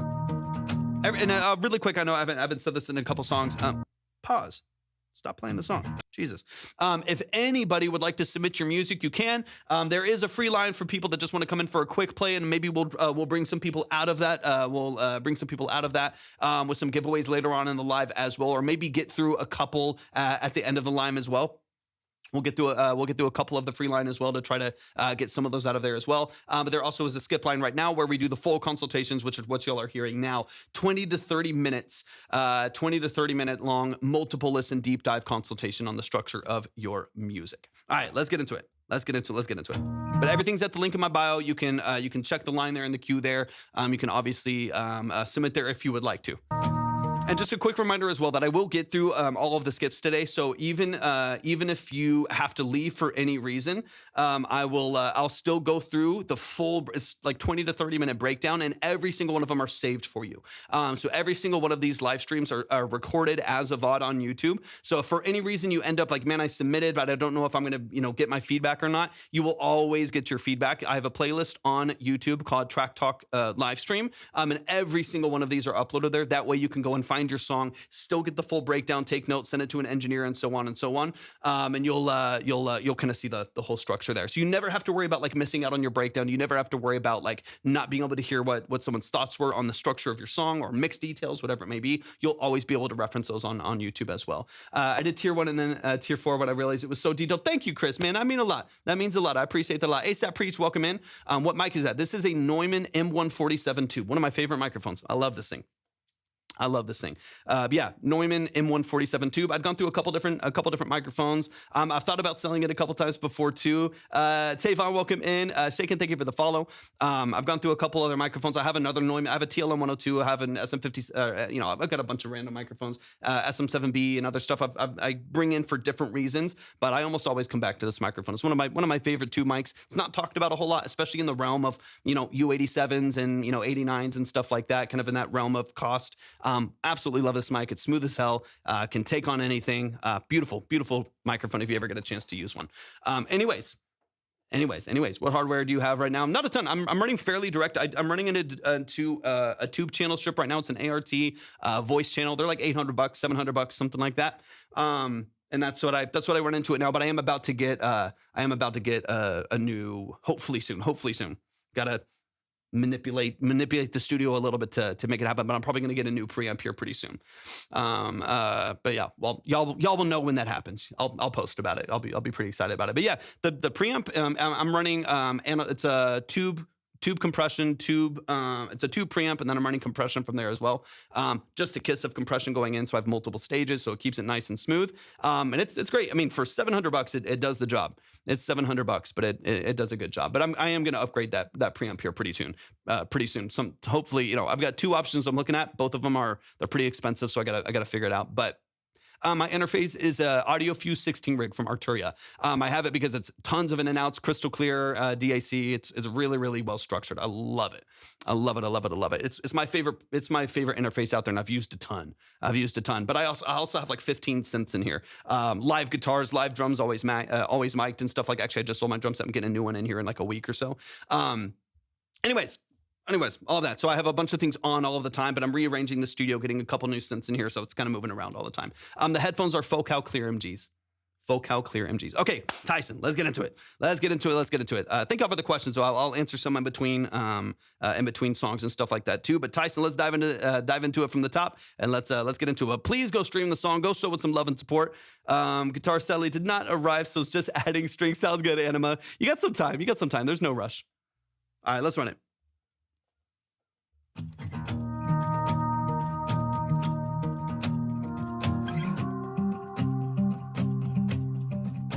Leave me alone, making sense of this world on my own. Some getting lost in the woods all by myself. Nobody else, don't need any help. If you try to lend a hand, carry on. If I don't respect. Great smooth performance on the vocal. It doesn't feel forced at all. Great control over proximity, great control over the range as you push into the higher register. It's so smooth, it's so open. Are those open back or closed back? Open back. I just use these for referencing and for mixing. I have some Focal monitors in the studio, like speakers. So sometimes I'll produce through those and do some basic mixing through those. I don't do a ton of mixing through those monitors.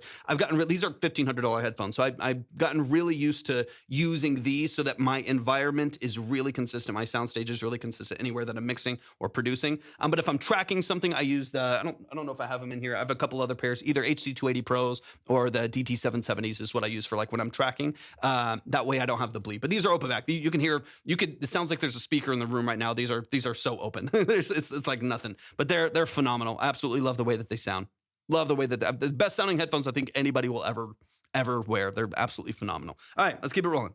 I'm okay, don't blow my phone up.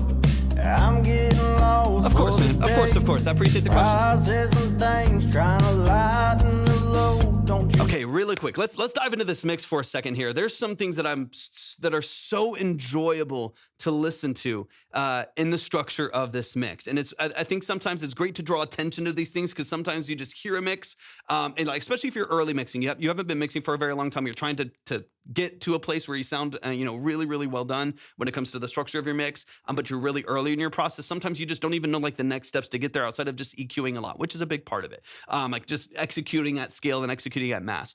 But there's a couple things that are happening in this mix that are beautifully structured that I want everyone to kind of listen for and kind of understand a lot of the structure of. So let's dive into some of those elements. One of my favorites, even though it's such a tiny detail, is the double track. Weren't for the Win by Ella Langley was the reference track. I mean, that's a good reference right now, especially with her popularity right now. I mean, she's taken over the charts.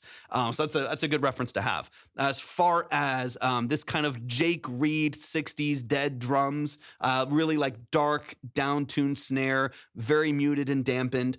Like you have all of that in spades, right? As far as like really dry, it's a very like forward, vulnerable, emotional production structure where you don't miss anything. Everything feels very close to you, including the vocal. There's no room for error in that really. Like it's got to be done really, really well. In this case, thank God it was. Whereas like, the drums are dry, they're dead, they're saturated, they're snappy right in the middle of the mix. Crystal clean, double-tracked acoustic guitars. They're exaggerated in their width. They feel really, really open and obviously a very close, but also very dry vocal for the most part. Obviously, there's some reverbs on there and some automation, but for the most part, it's very clean, very dry, very close. Because everything feels so direct, it makes you feel really close to the song, which is different. And there's a reason to do a lot of different things. This is not a stadium anthem track, or like a classic rock record where everything's wall of sound, huge sounding, reverbs everywhere, massive reflections, over distorted. In this case, everything is like really vulnerable and really close. And I think you've executed mixing that into the song really, really well. This starts at source. This starts at tracking, of course. A good source beats anything, and you have that in the song. But for the most part, man, this is really, really well established. But this double track to me kind of carries in tandem with the drums as well. But the double track of this acoustic really carries the vibrancy of the song. It's a really good palm muted picking pattern, or even like fabric muted picking pattern potentially. You can let me know. But you have this really nice picking pattern. But it's also slight changes in not only timing but also color between two different double tracks on the left and the right, which make it feel incredibly wide and energetic and vibrant.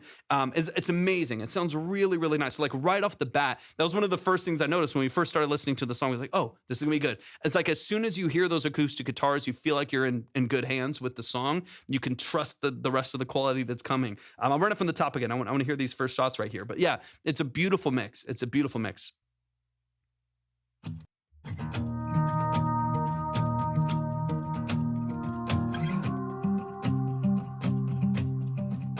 Leave me alone. Nice slides in the background too. Making Beautiful. sense of this world on my own.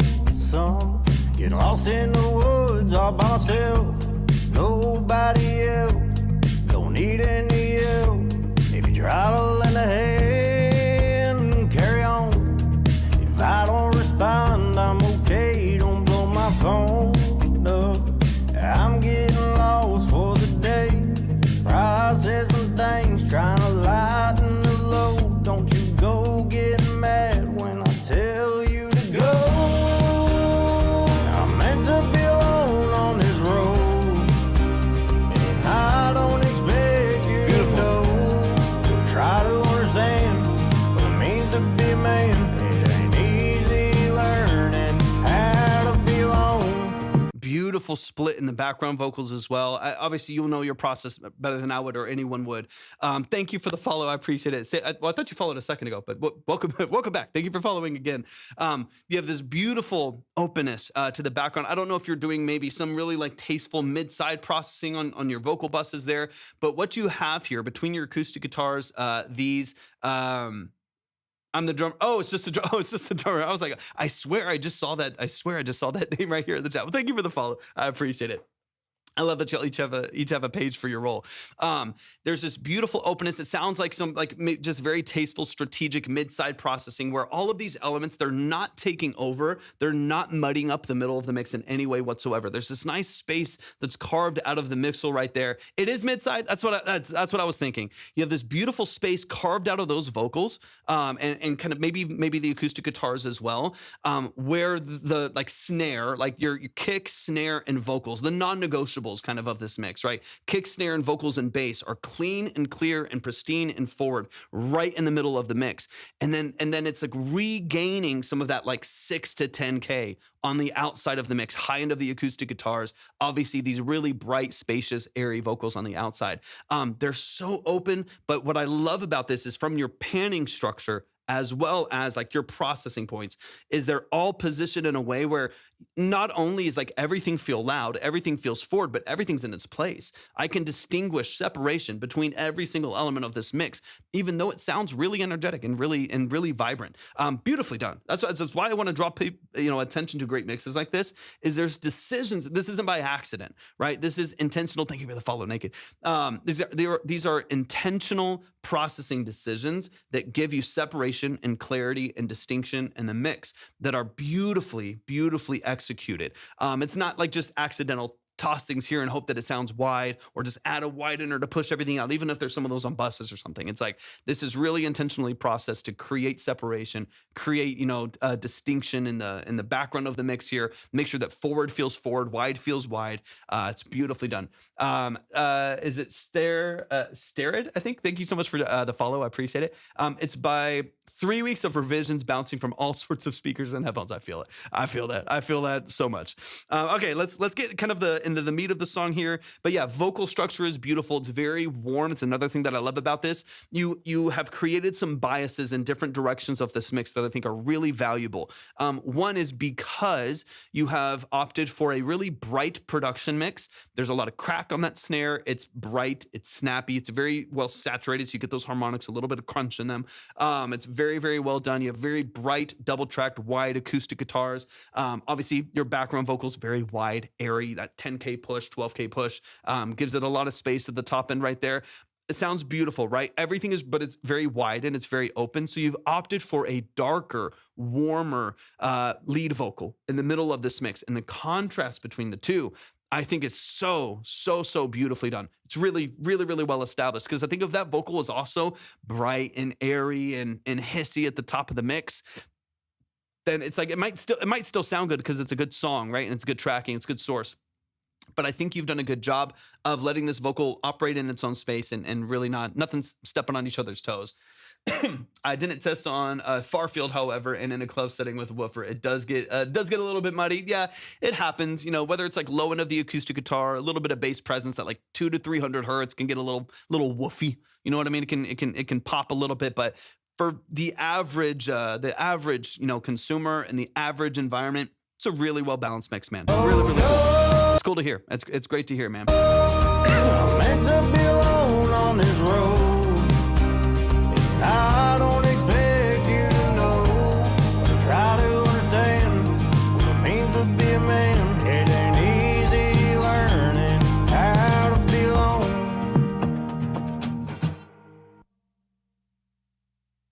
Why does it say there's... It ain't easy learning. What's that pop rock? Welcome in.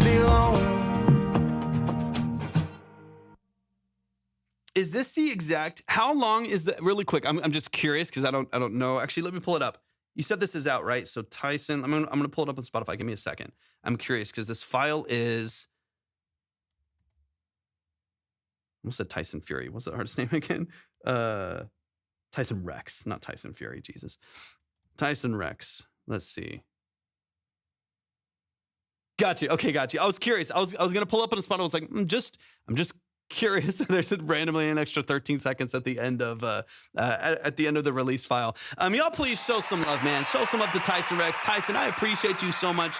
Obviously a true professional in your field, and you can hear it in the quality. You can hear it in the nuance of the decision making that's happening with each individual element here in the track. Man, you're a great vocalist. You're a great writer. The songwriting is really, really well done. I love the little steel slide in the background. There's a lot of decisions here that are just tastefully done. And then at the end of the day, not every artist, now obviously there's some producers that work in that way, but not every just like artist and writer and vocalist is also a phenomenal engineer on the other side. But you really took on the engineer, and you know what you're doing.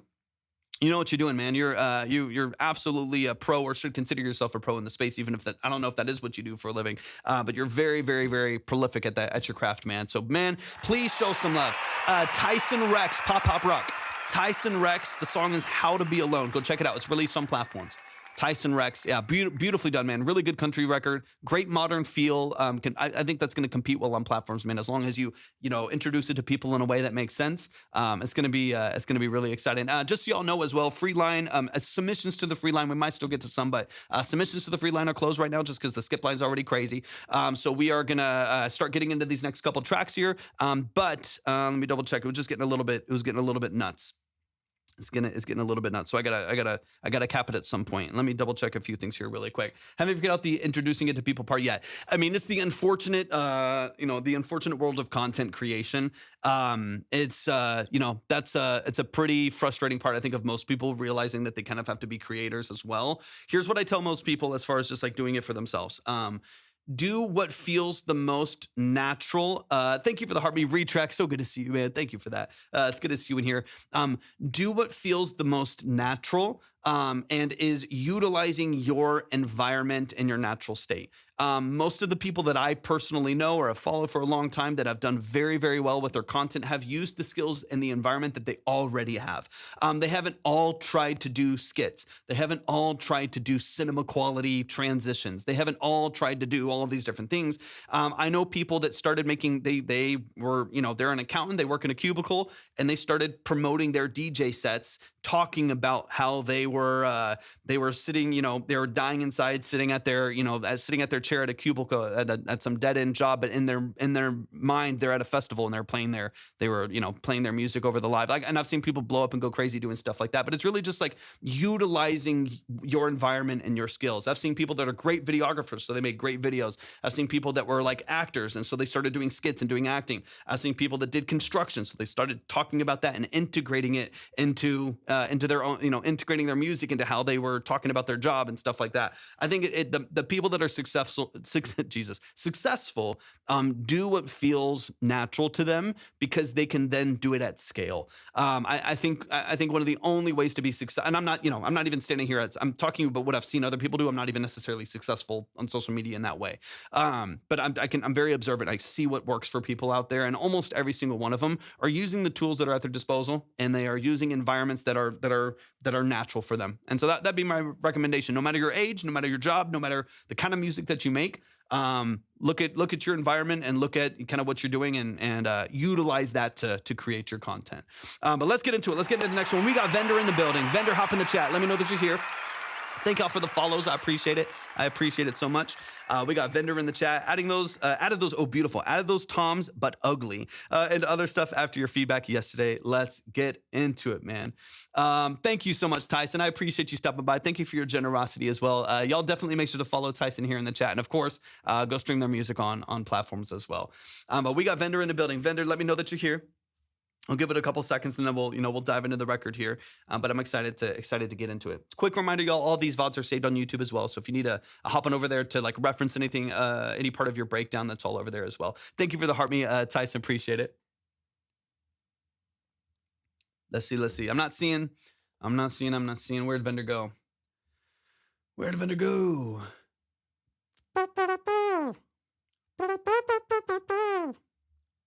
Let me see. Hold on one second.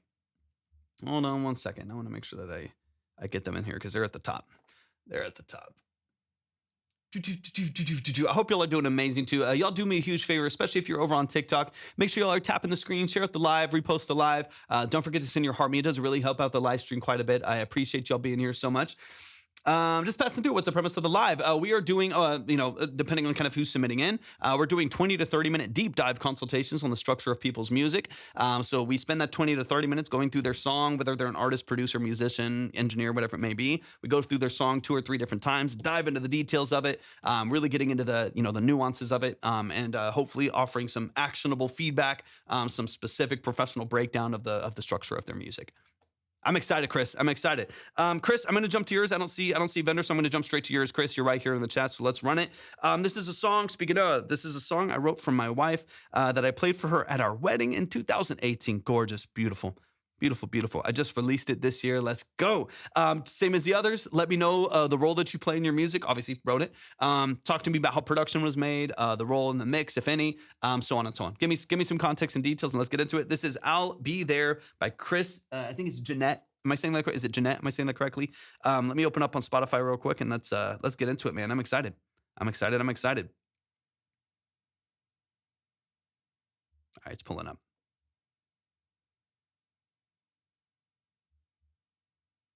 It's loading. Let's see. There we go.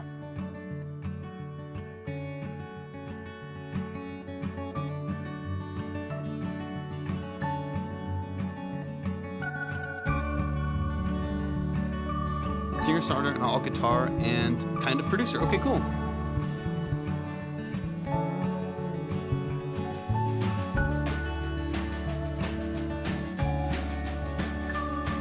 Drums were a session musician or something like that.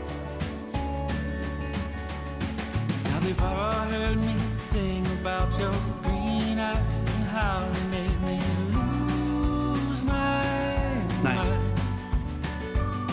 But what they'll never know is it was more than just the eyes.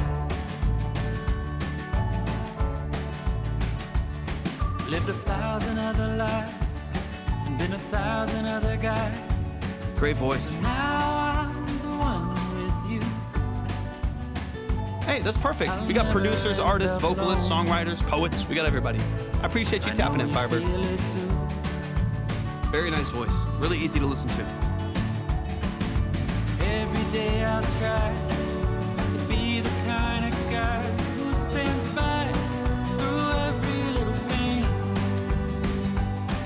Through the holidays and the hurricanes, the summer breeze. When you sneeze, I'll be there, holding your hand. When it's rough and you've had enough, I'll go and get your favorite stuff. I'll be there, holding your hand. I'll be there, I'll be there, I'll be there. Oh, when you're the first thing I see, I'm the best man I can be. Yeah, great job. There's nothing more to ask for in this life. Now I can call you my wife. Now I can call you my wife. Every day I'll try to be the kind of guy who stands by through every Yeah, it's got a great little folky thing. feel. Through the holidays and the hurricanes, the summer breeze. And Little when country you edge to it. sneeze, I'll be there, holding your hand.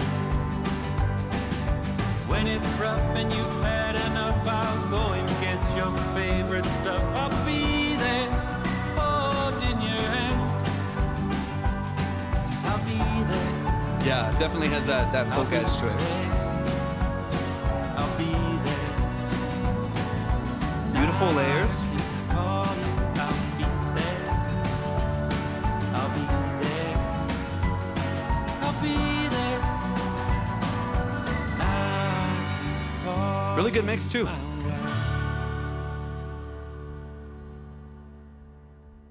Beautiful, beautiful, beautiful, beautiful. Y'all show some love to Chris Janet right here. I think I said it right. Yeah. Right here in the chat. Show them some love and support. Let's keep it rolling. Let's keep going straight through. That is I'll Be There by Chris Janet. I'm excited to break it down and get into, man. Also, another great acoustic mix, really great vocal texture and color in the middle of the mix. You have a really nice voice, great inflections on your vocal as well. That just sounds so nice and so easy to listen to. Thank you for the follow. I appreciate it.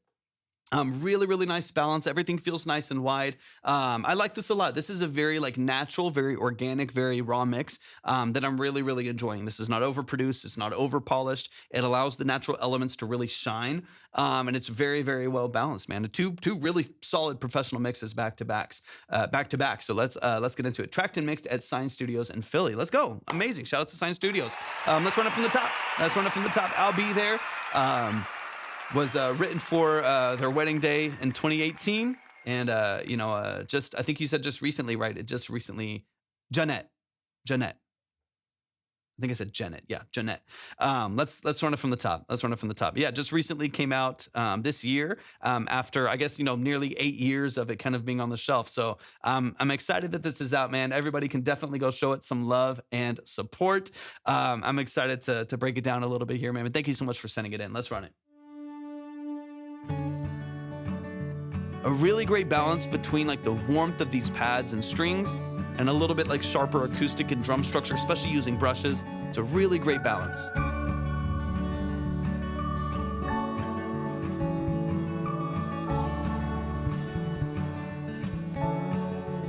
Yeah, everything's at the link in my bio. I will be closing the line soon though.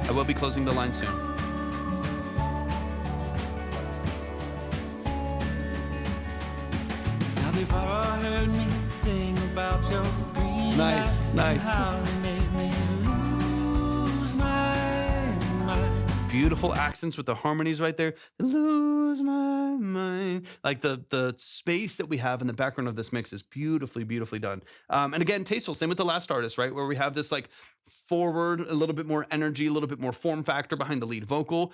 And then these kind of thin, but the bright, airy, spacious, double tracked vocals left and right with the third note harmony. Like you get this beautiful, beautiful openness on the outside of the mix. It's very, very polished. It's very, very well done. Yeah, if anyone wants to submit, it's a skip line only right now just because it got crazy stacked. So if you want to submit, everything's at the link in my bio. Any genre, any style, any level of quality, I'll be closing the line here, maybe after this song.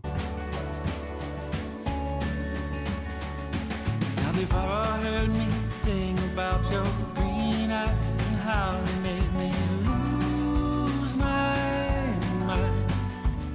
Oh, really? But what they'll never It was like some of the session musicians in the background there. Yeah, beautifully done. I love that. Let me back it up.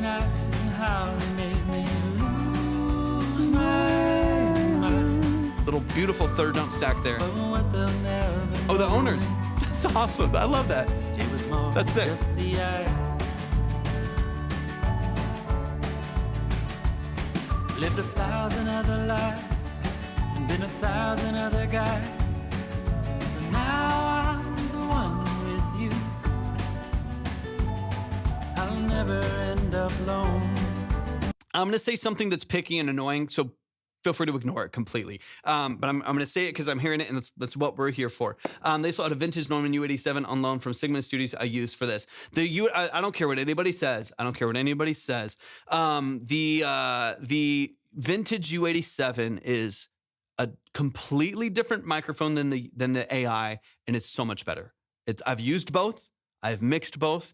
The vintage U87, like late 60s, early 70s, that is a different microphone. That is why the U87 is popular.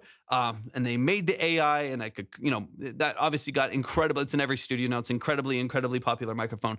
The vintage U87 has such character to it. It's so much more mellow and even to work with. It's so much easier to kind of build into a mix. I love the vintage. I mean, the new ones are fine. Don't get me wrong. I think the new ones are too expensive for what they are, but I love the vintage U87s. I wish I could get a vintage U87 in here. Those are so much better than the AIs, in my opinion. Obviously, this depends on your voice, depends on the style, depends on whatever. But if you put up an AI versus like a late 60s or like an early 70s serial, man, it's two very, very different. It's kind of like the early SM7s versus the SM7B. Like the microphone that Michael Jackson used is not the one that I have in the other room that podcasters use. They're they're two different animals, and obviously they operate in a very similar space.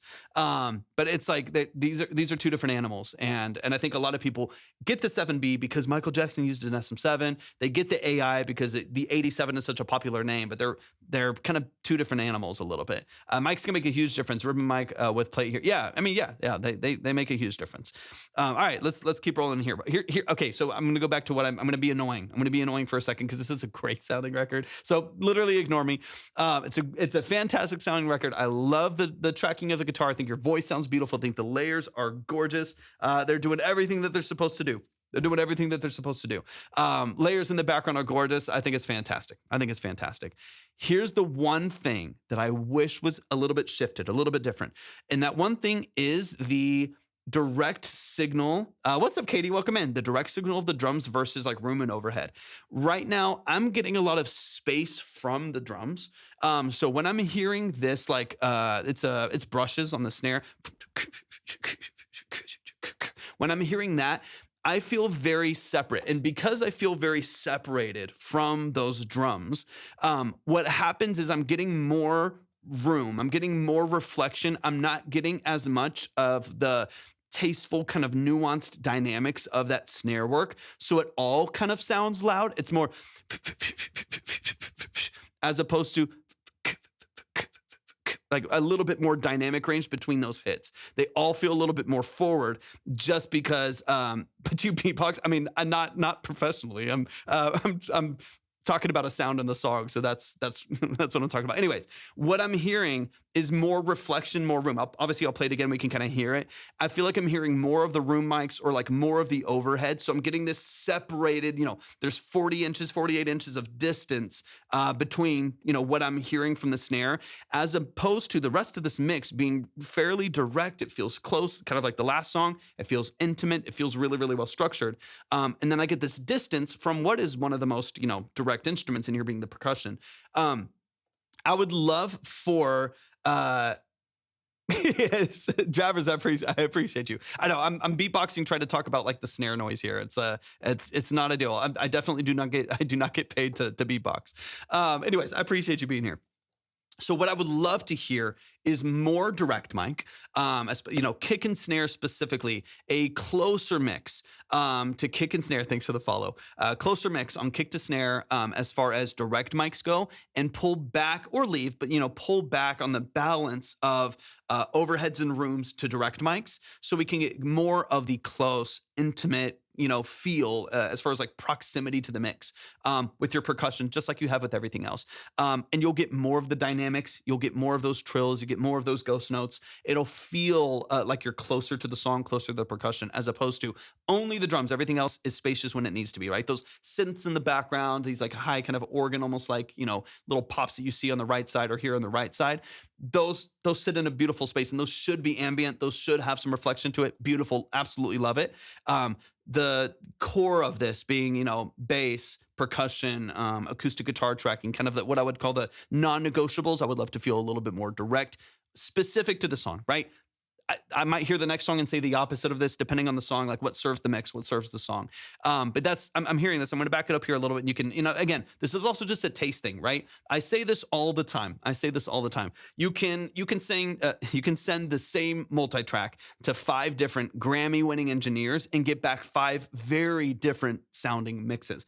Everyone has different taste. Everyone has different perspectives on what should lead, how you push and pull, how you ride the faders, how you deal with wideness and separation, how you deal with mud and vocal layering. Everyone has a different perspective on this. Some of it's stylistic, some of it's technical. There's a lot of nuance to what goes into mixing. So you're going to get this is just my taste, right? This is just my perspective. I want a little bit more. It is. Now there's some real psychology and some real physics behind it that are more objective, but your decisions as to what you personally like about that objective reality, is where the subjective part comes in, right? Like there's some, and that is always the interesting, like for me, like I grew up classically trained pianist, right? So like I took piano lessons for 13 years, did guild, all of that stuff, right? So for me, I always have to balance those two sides of my brain of like, here's the theory, here's the technical side of this, and here's just what is stupid and sounds good. You know what I mean? And obviously, most of the time, the stupid and sounds good part is the most fun. You know, like that's what that way. Yeah. If you couldn't tell, and this is half of them, by the way, and like 2 more coming in like a week or 2. I got a lot of keys in here. I got a lot. It's my favorite thing in the world. I love synths. I love vintage synths. Anyways, you kind of get what I'm talking about. So anyways, in this particular record, it's a taste thing. It's my personal taste. I would love a little bit more direct on the drums, less separation. So we get a little bit more of that direct signal. Isaiah, we're doing consultations for artists, producers, musicians, engineers, vocalists, songwriters, so on and so on. We spend 20 to 30 minutes breaking down the song, getting into the details of their records, their song structure, mix and master, production elements, so on and so on. The best beats I heard are made out of a cup. Sounds like a glass in a paper bag. Yeah, I mean, it's creativity is a weird thing. It's a weird thing, but I love it. So like here, listen to, again, just a perspective. Listen to the distance that I get from the snare compared to everything else in here. Hear how it kind of, it's all kind of loud. You're not getting those lower ghost notes. It's all kind of loud. What's up, Gray Waves? It's all kind of loud. We're not getting those ghost notes as much. And it kind of sounds like it's across the room. It kind of sounds like it's like 20, 30 feet away, as opposed to I'm hearing a direct acoustic guitar over on the left side, beautiful synths over on the right side, and the snare and the kick and the whole drum structure feels like it's 30 feet away. That's what I wish was shifted, more direct, less room and overhead. And that's a 10-second revision of like flipping some faders. But that's what I'm listening for.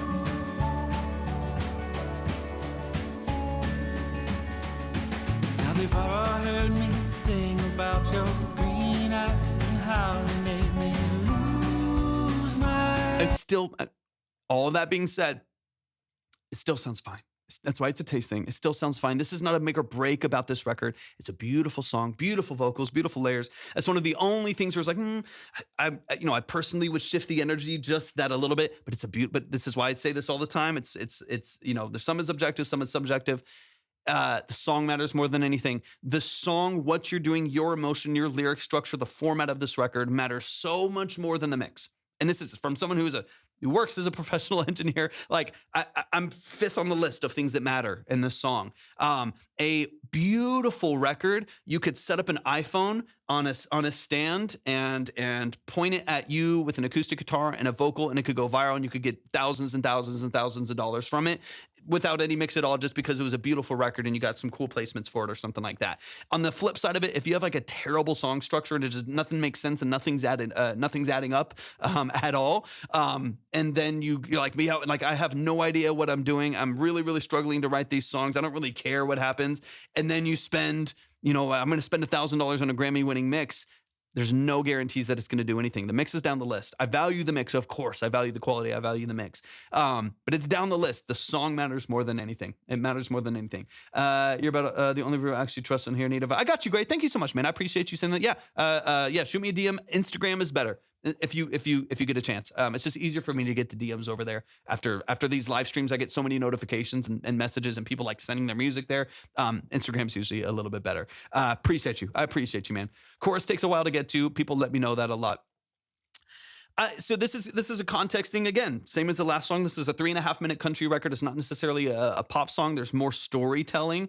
For me speaking, the context matters. I think what I always tell people is like, where do you envision this song? And then that's your decision to make, right? If you want this to be a modern pop country song or like a modern country structure where we're going to get in and out of the song in 2 minutes and 45 seconds, and we're going to sharpen up cut the fat, sharpen up the song structure a little bit. Sure. Trim that pre a little bit, maybe only do half a pre or no pre on the second verse going into the hook again, tighten up intro, fade out early on the outro, shave off 22 seconds, we can do all of that. At the same time, if this little chorus in here is at the end of a Netflix show and you get $22,000, and of course everyone's wrong. You know what I mean? Like there's context of like the environment of listening to this music that's different for every song, which is why I feel like it really just matters that you understand the context of your song and what you want.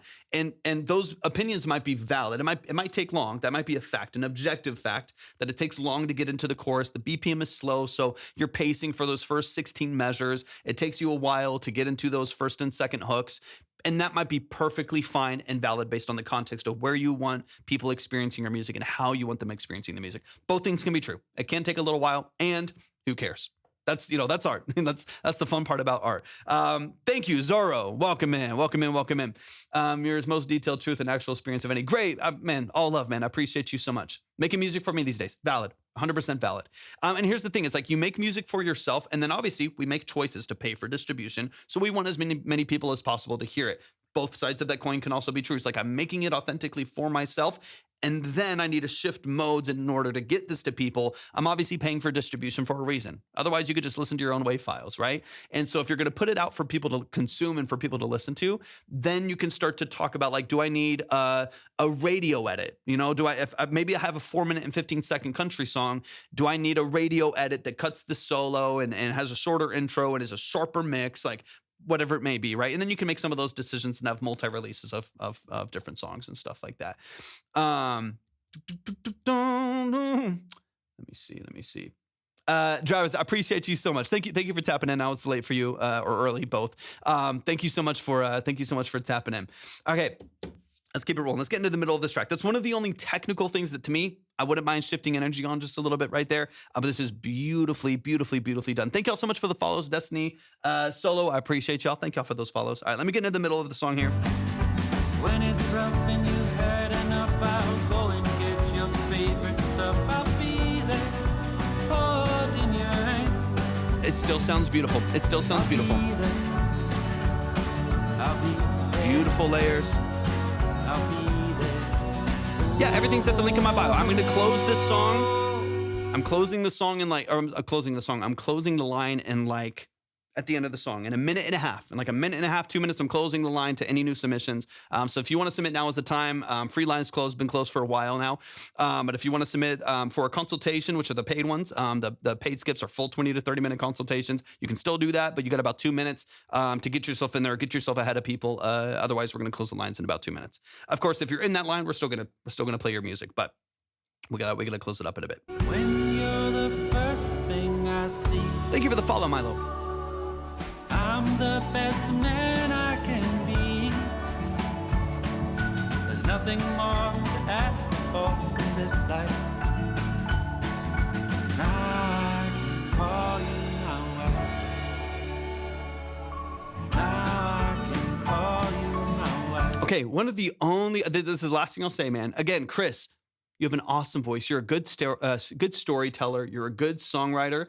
There's so many things that I really love and adore about this. All love to you in the process that you go through, man. I think you're doing an amazing job. I can't wait to hear more from you. Obviously, this is a very contextual song for a wedding. It was written 8 years ago. I'm excited to see where you could go from here as far as like building your storytelling. I think you're awesome. And I think you have a great voice too, and a unique voice. Like I feel like you have your own story to tell, your own vocal timbre that it's going to do what it's going to do. So I'm excited for you in that aspect. And this is a great mix. It is a great balance. I'm not mad at it at all.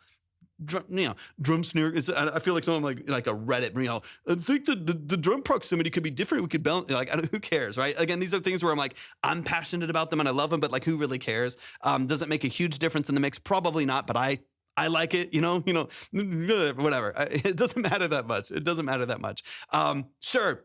Turn up the direct mics and turn down your room mics. Who cares? At the end of the day, that to me is very, very secondary. One thing I do wish that I got out of your vocal, you have beautiful ad-libs and layers and oohs and ahs that are double-tracked and harmonized on the outside of the mix. One of the things that I'm missing a little bit is doubles on your vocal for support in the middle of the mix, whether that's a direct double of your vocal right on it or double tracks left and right. I think they exist in there every once in a while, but there's some times where I did wish that it had a little bit more support. I do wish that it had a little bit more edge to help support it in some of those quieter moments where you still have synth, you still have acoustic guitars and brushes and drums and bass and stuff in there. That vocal can sometimes feel like it takes a small dip in the background of the mix. It's very, very, very, very subtle. It still sounds really good. Still sounds fairly prominent. But I do wish every once in a while that there was a supporting double of that vocal to just give it a little bit of punch. It holds its hand and it pushes it forward in the mix just a little bit. My vocals are always the weakest part of my songs. And I mean that from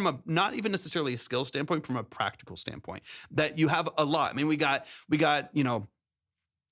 mics on a drum set, obviously more than that on the room. You know, we got more mics on the room. We've got acoustic guitars tracked in stereo. We got a bass guitar. We've got, you know, 6 different stacks of vocals on the side over here doing oohs and ahs. We have, you know, electric guitar in there. We got a slide. We got a synth. There's like a little organ in there. All of these elements, and then competing with a singular vocal in the middle of the mix, right? In mono, right? It's very difficult to compete with 45 tracks, 45 channels filling in different parts of the mix, and then you're right here in the middle, and we gotta get it forward. So either just make it louder, you compress it multiple stages, you control your dynamic range better, like whatever it may be. Another way to just help is give yourself more of a ratio of vocals in the mix in order to get, you know, give it a little bit more of an edge as far as just amplitude and support in the mix. Even just one double, it quite literally doubles the, you know, the like perceived energy of the vocal structure right there. I have a vocal lane I need to stay in. I'm not a concert singer, so I need the good mix. Dude, I mean, I feel that. I mean, I sing too. Like but I'm not phenomenal. I'm good. I'm not a phenomenal singer. And so having good vocal production, and even just like a good vocal, like a vocal engineer, or vocal producer, or like a really, really good tracking engineer can also be huge to help someone be like, hey, this is a big production. You only got one vocal on the hook. Verses are fine. Verses are a little bit subdued. But the hook, there's a lot more energy. Let's definitely stack that vocal. Having someone there to say that, to do that, is also a huge. That's a huge advantage in tracking, and all of the greats have that, right? All of the greats and all of just the artists that are the top 500 artists on the charts right now. All of those people have someone in the studio saying, yeah, let's redo that one right there. Or they're calling back and forth doing vocal comps and punch-ins. Like there's a lot more interaction to be like, hey, yeah, let's do that one again. Let's support the second verse better. What do you think about a third note harmony on the last hook to edge out the guitar just a little bit more? Like there's a lot that can happen just by having someone there. No, it's not too late. It's not in like 30 seconds. It will be in like 30 seconds. It will be. We're still talking though. What did you think of the keyboard and the piano together? I love it, man. I love it. Like, so there's some little synths in the background, some warmth from the piano in the middle. I don't mind it one bit. Yeah. Still going through skips. No, it doesn't. Not at all. Not at all. Not at all. Yeah. It can be, it can be absolutely, any format or anything like that. Most people send unreleased, but this song right here was released. The song before it was released. I think the 2 songs before that were unreleased. They were early demos. So yeah, you can send whatever you got. Man, please show some love. Please show some love. Please show some love. You can check the queue at any point. If you go to the same link for submissions, you can check the queue there at any point. You can always see the line. You can always see where you're at. For if you want to move forward, or if you want to kind of see what's going on as far as like where you are in the list, so on and so on. Please show some love to Chris. Chris, you're amazing. Chris Jeanette. I think I got it right this time. I think I got it right the first time. Messed it up twice and then got it right again. I'm pretty sure. Chris Jeanette right here in the chat. The song is out on all platforms. Please go stream it. Go like the track. Go add it to your playlist. Go follow on Spotify and other DSPs. Go follow here on social media, so on and so on. Show them some love and support. That's what we're here to do. Hope I'm okay with what I sent some hip hop in, and it seems like a wide variety. 100% kid. It's gonna be all over the place. It's gonna be all. You never know. Here's what I'll say happens a lot of times is someone comes in with and they hear a certain genre and they go, oh, I do that genre. Not a lot of people are listening to that genre. And then they send that genre, since most people, they come like, oh, now. And so we'll get 3 country songs in a row because people want to get their country song heard as well. And then the same will happen for other genres. Someone will come in and they're a killer rapper, or they do like UK drill beats or like whatever it may be. And they come in, and then someone on the outside swiping through the FYP is like, oh, I could definitely like send it. They kind of all vie for the same thing. And so you'll get like a couple in a row that are a lot of the same thing, but it's a huge variety pack here. In fact, I know some of the songs that are coming up are going to be dramatically different genres. Everything from like amazing, EDM and lo-fi and house, producers and DJs, country, rock artists, hip hop, R&B, pop, all over the place. It's usually a lot of variety. Now we've had 2 country songs back to back, but that's just folk/country songs back to back. But yeah, we're gonna get a huge variety here. All right, let's keep it rolling. I am officially closing the line, y'all. I'm officially closing the line to new submissions. Period. So if you're in the line, stay put. Make sure that you show up. Make sure that you're here, and we're gonna dive in. We're going to dive in. We've got Vendor. Vendor, let me know if you're here. Vendor, let me know if you're in the chat. I'm going to keep them up there for now, but I'll keep moving to with people that are here first. So let me know. I'll be live again tomorrow. It'll be afternoon. I got to finish some projects in the morning. Morning into the afternoon. I got to finish some. I've got a mix revision in a production project I got to work on, and then we'll go live after that. So I typically, it's not a strict format. It's not a strict format.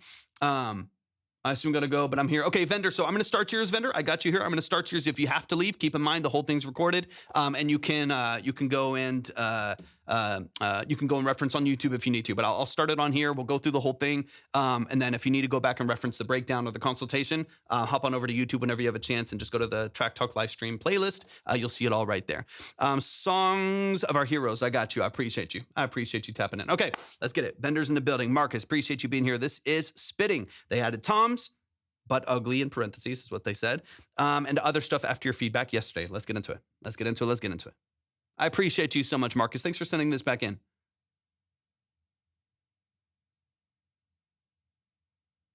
Let's see, and play. Beautiful. All right, closing the line. Submissions closed. All right, y'all, if you got your song on the board, stay in here. Because you never know who's still in here, then we'll skip through some.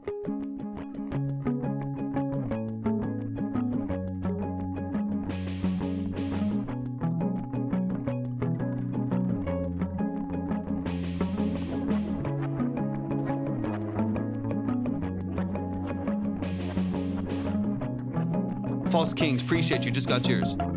Damsky, thank you for the follow.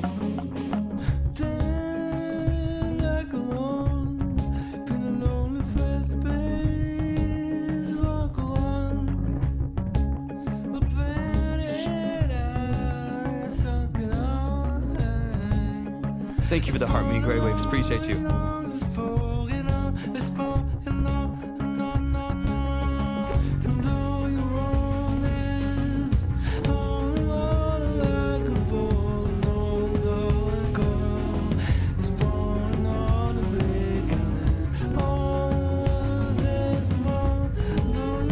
Quick reminder, these are scratch vocals, right? Am I remembering that correctly? I hear the stereo guitars. Way tighter production. Okay, got you. Yeah, keep that in mind just because I know a lot of people will come in and be like, what is this? Yeah, scratch vocals for now. Charlie, welcome in. I appreciate you tapping in. Thank you so much for joining.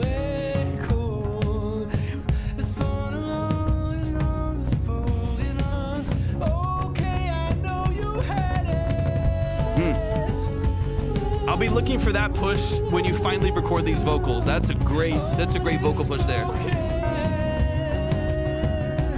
There's the toms. So much better. Oh, this is great.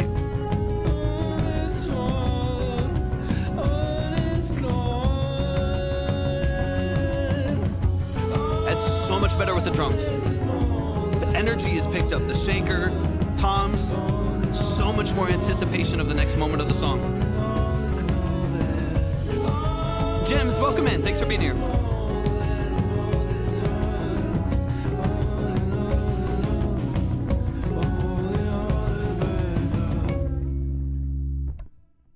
Let's go. Y'all show some love. That is Vendor. The song is called Spitting. They might hop in and out of the chat right here because they got some things they got to do. So just keep in mind that that's who's here in the chat. If you see Marcus Gunnar Peterson right there in the chat, that's who we're listening to. That's Vendor. The song is called Spitting. So show them some love and support. And definitely tap in with them and show them some love as well. Let's get into it. Let's run it from the top. For those of you who don't know, I heard the song yesterday in yesterday's live. They resubmitted it again today. Dramatically different feel. Dan, the band, NYC in the building. What's up, Dan the man? So good to see you, man. Thank you for the heart me as always, man. Appreciate your support. We heard the song yesterday. We talked about double tracking guitars to get a little bit more width and openness there. We talked about adding in toms on this last portion to amplify it, give it a little bit more movement, and we showcased on the DAW how we could kind of add some of that. They took all of that into consideration, and it's such a different vibe. Thank you so much for the Go Populars, Dan, the band. I appreciate you so much, man. Thank you for your generosity. This is head and shoulders above what it was yesterday. Just the energy, the movement, the added shaker in the outro there too. It is head and shoulders above what it was the other day. I'm so glad that it's taken the steps that it has. It's so fun for me to hear because, like I said, I heard the song yesterday. and get to hear the direct result of the consultation we did yesterday today. Luis, thank you for the follow. Hearing that result and hearing the changes there, it's just absolutely beautiful. Absolutely beautiful. Let's run it. Let's get it. Let's run it from the top and let's dive in. Shout out to Marcus. I appreciate you so much sending this in. And then Druel, let me know if you're in the chat as of right now. Currently speaking, you're up next. You're good, Marcus. I figured.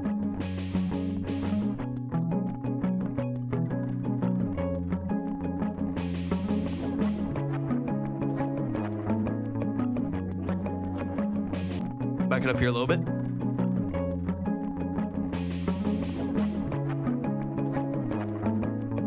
A little bit. Again, I know some of this is scratched. I'm gonna keep that in mind, right? Some of this is still scratched. I would,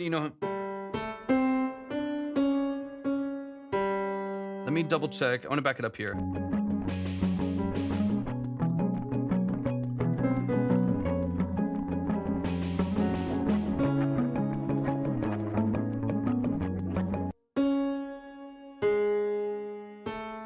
So you're kind of following this down, this walk down here.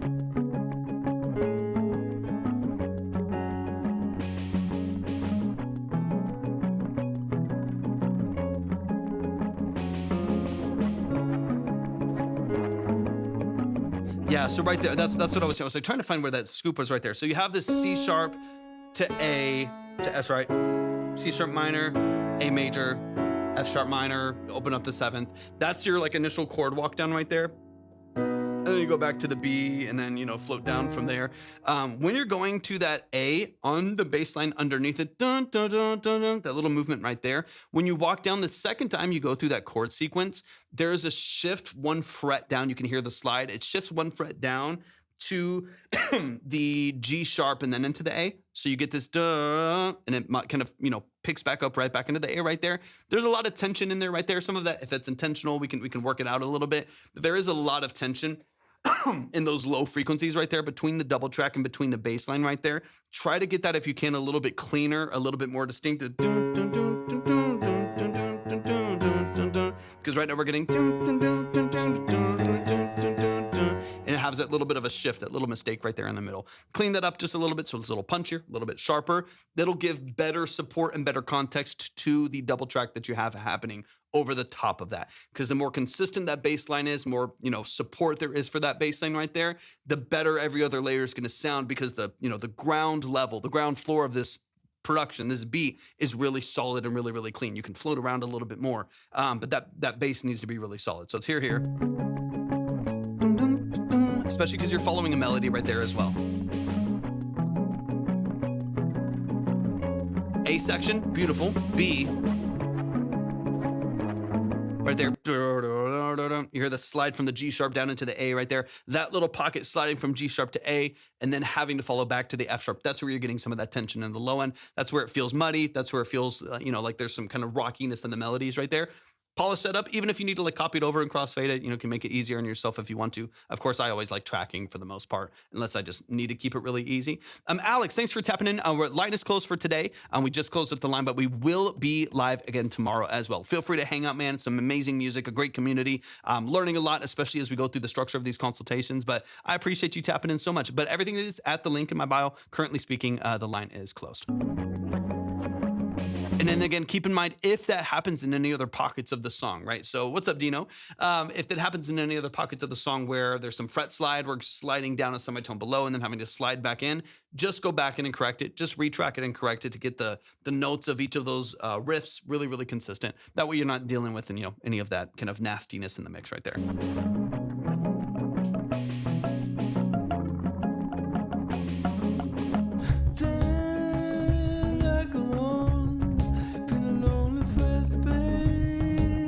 Scratch vocals again.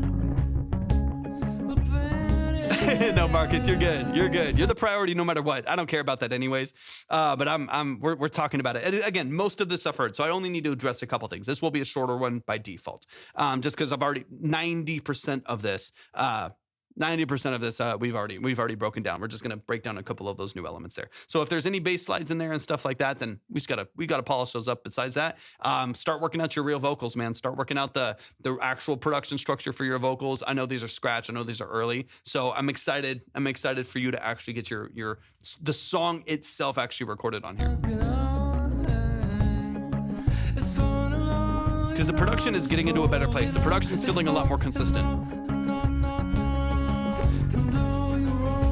There's the introduction of the shaker, more movement, building in the toms.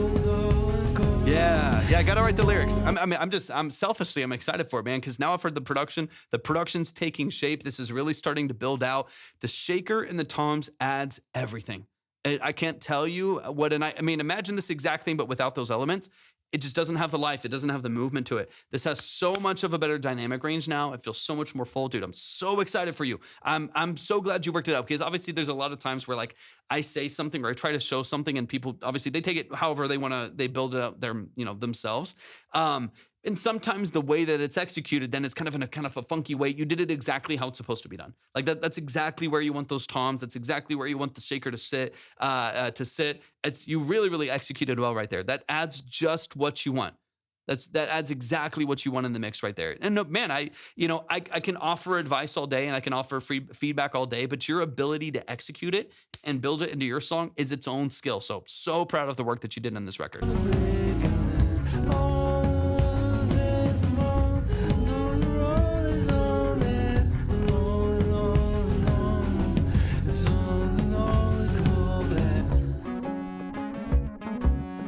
Great little breakdown. I would love to sit in this riff for another bar too. You don't have to. Obviously, you don't have to. If you want to keep this a little bit more concise, which is 100% valid, this boom, boom, boom, boom, boom on the right side. Like give kind of like a nasty, fuzzy guitar solo there for like another 4 count, like another 2 or 4 measures or something like that, to sit in this boom, boom, before we build up the dynamics again. Like settle into this dynamic range for just another moment would be nice, because I love the fuzz on the guitar. It's nasty, it's gross sounding, it's great, it's perfect. I love it. Like I like that energy of the mix a lot. Sit here, boom, especially lower, right? And the vocal comes right back in. I would just push that back another 4 measures and just sit here on the C sharp minor.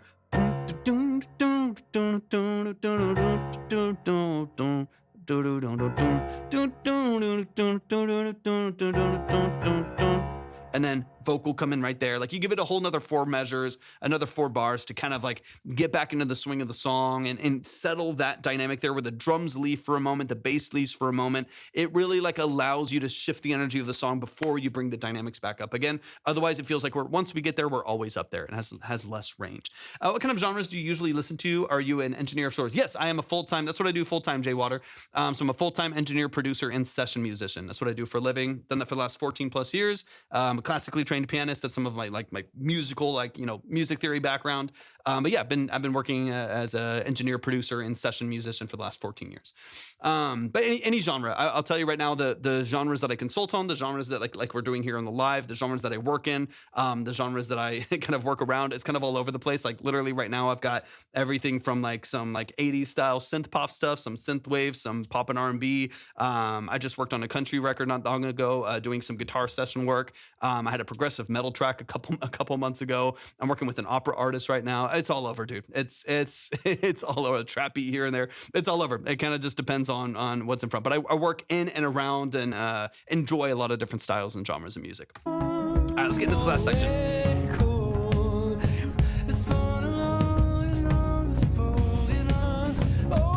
Line is closed for today. Is it Crystal, I think, maybe? Or Christy, maybe? Thank you so much for tapping in. And then when you start, again, keep in mind, y'all, these are scratch vocals. I'm just keep referencing that because people come and be like, dude, get a better mix. It's like, whatever. No, it's scratch vocals. On this, da, da, da, da, da, da, da. When you lead these melodies here, I want those to be strong stacks. Felicia Serve. Okay, welcome in. I appreciate you being here. Those stacks right here make those really impactful in the mix when you get there. Where you kind of go through these different elements right here, I would love to stack those ad libs that you have and then support it with a real lyric, right? So when you back up here, like real lyrics, real melody. You'll build that out when you record. Okay, I know you had it. So like right here, okay, I know you had it. When you go into that right there, when you push that, when you hit that melody right there, then when you go, no, whatever like melody structure you kind of build in there, get that a nice like gang vocal stack, like, 2 or 3 on this side, 2 or 3 on this side, on this side, pan them in between, get a nice stack of vocals right there, and then interlude with other melodies, right? Where you have like, I know you had it, da-da. Where's the melody, right? So you have the, let's see, the da-da, da-da, da-da, da-da, da-da, da-da, you know you had it, da-da. Whatever, like building that melody a little bit more distinctly, because again, right now, since it's scratch, it floats around a little bit, but it is a beautiful melody. So I think if you sharpen that, you punch it in, you get a couple stacks right there and make that one of your vocal tags as you're building dynamics here, it's gonna make your last hook and your last kind of big expression of this song feel way more energetic because you're really amping up the energy. There's more anticipation, adding the toms, add the shakers, add the vocal stacks. Your last hook's gonna feel sharp. It's gonna feel really, really nice. Let's get to the outro. And then really make this a sharp last hook, obviously, when you get the vocals and all the production structure in here too.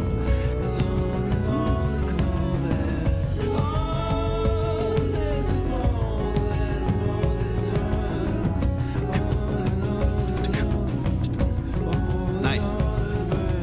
Y'all, show some love, man. Show some love.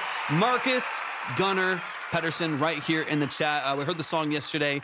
Already massive improvements. I feel like you're getting to a space right now where you can really, really push this. You can really, really push this record. It's right on the edge right there, right? Now it's time to start writing vocals. Now it's time to, time to start building out your melodies more consistently. Start writing your lyrics and stuff like that, because the production's getting to a space where I'm really, really enjoying what I'm hearing and the shape that it's taking. So y'all, please show some love. Felicia, line is closed for right now. We had a crazy submission today, so I appreciate y'all tapping in. Thank y'all for your patience as well. Vortis, welcome in, or Vortism1. Thank you so much for, I'm sure I'm, or Vortism1, maybe. I'm butchering the name, I know. Thank you for tapping in over on the Purple app. I appreciate it. Y'all please show some love to Marcus. That is Spitting is the name of that record right here, but definitely show some love and some support. Let's keep it going. Wubsy's in the building. What's up, Wubsy? That's the family right there. Thank you so much for tapping in, man. I hope y'all are doing well. I hope y'all are, things are treating y'all all right with all of y'all are dealing with right now. Madeline, welcome in. David Barnes, welcome in. Adam, thanks for tapping in. But y'all definitely show some love. Show some love to Marcus right here in the chat. That's the family right there. Let's keep it rolling. Let's keep it rolling. We got a couple more songs we got to get to tonight. How's the weather? Heard things are getting crazy over your way. Just, random, I almost said Random Wayne. What the fuck? Random rain. I can't talk, dude. Some random rain. It's about, oh my God, nothing too crazy. Nothing too crazy. It's probably worse up north. Like towards, Fort Worth, Dallas. But no, we got, some rain, some thunder, but nothing too crazy. Nothing too crazy. All right, we got Druel in the building. That's the Frog Queen right here in the chat. Random Wayne from yeah, Jesus. Y'all know what it's like, man. I'm talking for 3 hours straight. The words stop working. Vortism said, what is your all-time favorite producer? Such a hard question. It's really hard to answer because it changes depending on my mood and what I'm creating more of. I feel like I tend to gravitate towards 80s sound design. I love Kavinsky. I love Time Comp 1983. I love Mike Dean. I love Adriatic. Phineas O'Connell is one of my favorite in kind of like the pop alternative realm. There's a lot of great producers out there, but I love synthwave. I love 80s synths. I love that's a lot of what I love. So Kavinsky is probably one of my biggest inspirations for stuff like that. Biased more towards house. I think Adriatic is in that space. I think is really, really well done. I also love Mike Dean. His impact on hip hop, but also in the 80s and like synthwave stuff, I think is really hard to argue with. I think Mike Dean is kind of he's got his hand in everything. I want to hear your professional review of Felicia. Felicia, line's closed. Line is closed for today, but definitely follow. Make sure that you're tapped in. We'll be live again tomorrow, and we'll open up the line. We'll open up the line again. We'll get some more of y'all in here. Yeah, Kavinsky made Night Call. he's a beast. Listen to more of his stuff. He's a really cool, really cool. He's got some stuff with The Weeknd as well. Obviously Mike Dean had a lot of his work with the Weeknd and After Hours and stuff like that. Mike Dean also was one of the executive producers and engineers on one of 070 Shake's more recent albums a couple years ago, which I think was just probably her best work in my opinion. I think they crushed that. I think they crushed it. Yeah, Mike Dean, Kavinsky, Timecon 1983. There's a lot of other bands and producers that I enjoy, but I love synths. I love analog synths. I love synthwave and that world, dark wave stuff. So, anyways, let's keep it going. We got Druel in the building. This is Girlfriend is the name of the song. Frog Queen, give me the details. Talk to me. We are laying over in DFW on the way back. Man, if only we were there. If only we were there, Wubsy. Which is not the right time. But yeah, give me all of the details. This is Girlfriend by Druel. I'm excited to get into it. It's been such a long time since I've heard Druel's music, so I'm excited to get into it.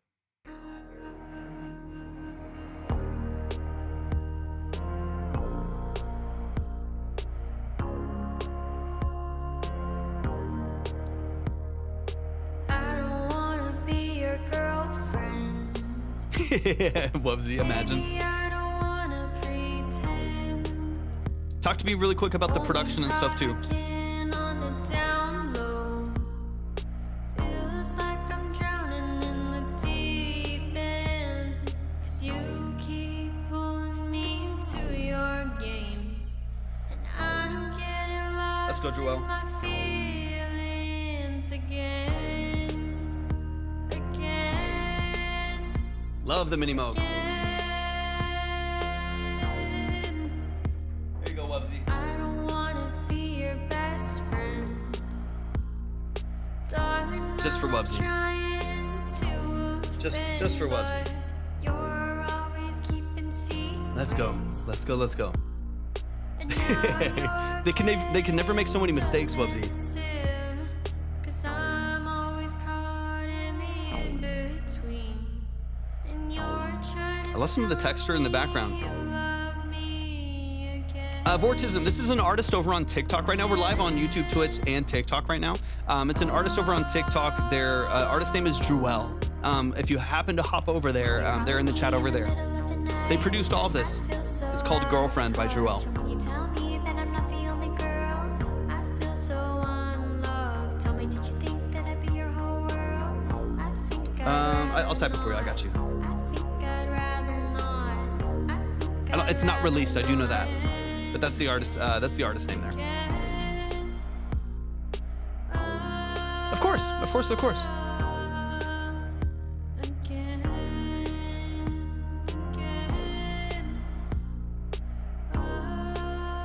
I really like the simplicity of the production. 'Cause baby, I don't wanna be your anything. Yeah, it's unreleased. Vortism, it's unreleased. Not your For now. everything again.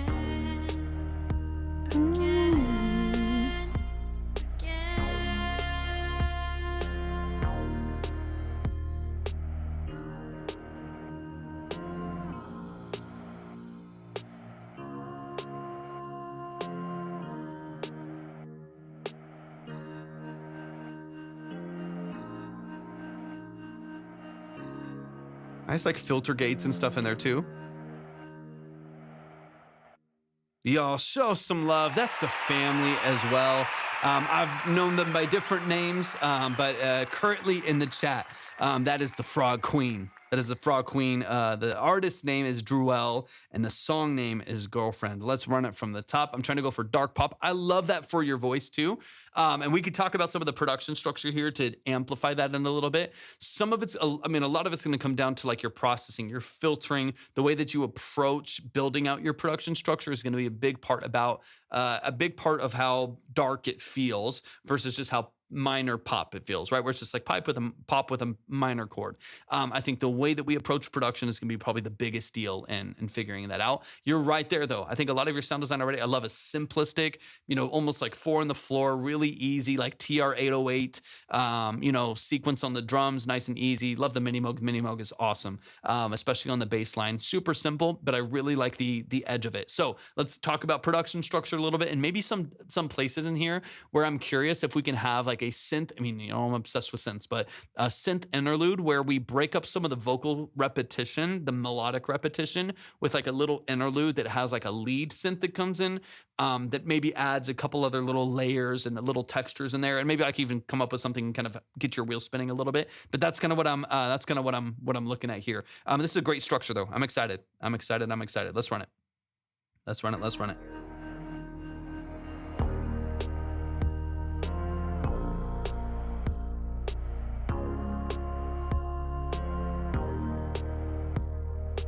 I don't wanna be your girlfriend. Baby, I don't wanna pretend. Only talking on the down low. Good consistent melodic structure, right? Like obviously there's some things we can work out, but like good consistent melodic structure. Feels like I'm drowning in the deep end. 'Cause you keep pulling me into your games. So right in here, now that we've kind of gone into a bit of a B section here, this, Kevin, thank you for the follow. This is where I would start to introduce layering, because now we've gone through a full like 16 measures of the early which is also following Mustang, thank you for the follow, which is also following a lot of your bass line, right? So it's very consistent, a lot of melody matching with the bass. And now that we're kind of in a B section in here, this is where I would start to like double the vocal, maybe even add the harmony structure to that, like the third note right above it. Once you get into this, da da da da da da da da da, and you have a little bend down right there. Once you shift melody right there, that's a great moment for you to start stacking that vocal and not just rely on the oohs and ahs, which are there in the background, and your singular lead vocal, but start to build a little bit of energy. What you'll notice with largely any dark pop, like especially female front dark pop artist, is layers are and kind of ambiance are everything. Layers are going to be one of the biggest ways that you're going to build like tension in the mix and build energy in the mix, which is so vital to feeling the tension of the lyrics itself and them being kind of manifested in the mix. Girls, the drummer and the singer. Check out Tired by Girls Got Nerve. They're a Riot Girl band out of SoCal, and my girl's the drummer. And say, dude, that's amazing, Micah. We'll be open again tomorrow, so just make sure that y'all are following if you're not already. We'll be live again tomorrow, but the line is currently closed today. Things got kind of crazy, and so I'm trying to run through the last 6 or 7 songs. But yeah, we'll open up the line again tomorrow. We'll get a fresh batch of 10, 15 new songs in here, bands, artists, any genre, any style. And we'll open it up again. I appreciate you being here so much, man. And great support for you and yours too, man. That's amazing. I love to see it. Okay, let me back it up here a little bit. It's like I'm drowning in the deep end. 'Cause you keep pulling me into your games.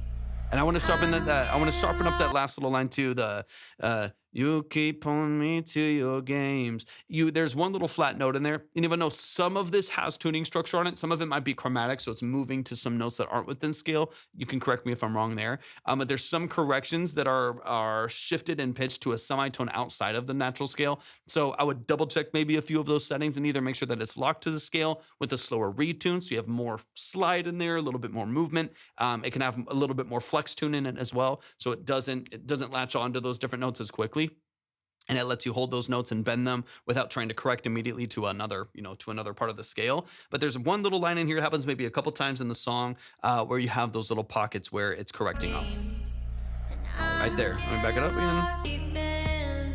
'Cause you keep pulling me into your games. Right there, games. And one other thing is like right there too, if you want that to be more spoken, which you can, obviously that's pretty popular nowadays and in a lot of modern pop, but also kind of dark pop stuff, to have some spoken lyrics in there where they're less a part of the melodic structure and they're more just like a vibe input of the song to kind of punch in on a certain lyric right there. If that's the case, then just bypass most of that processing so that vocal is a little bit drier and it sits kind of in its own space. But if you want it to be, into your games, and you want that to be a little bit sharper right there and feel a little bit more connected to the scale, then just make sure that it's placed where it needs to be right there.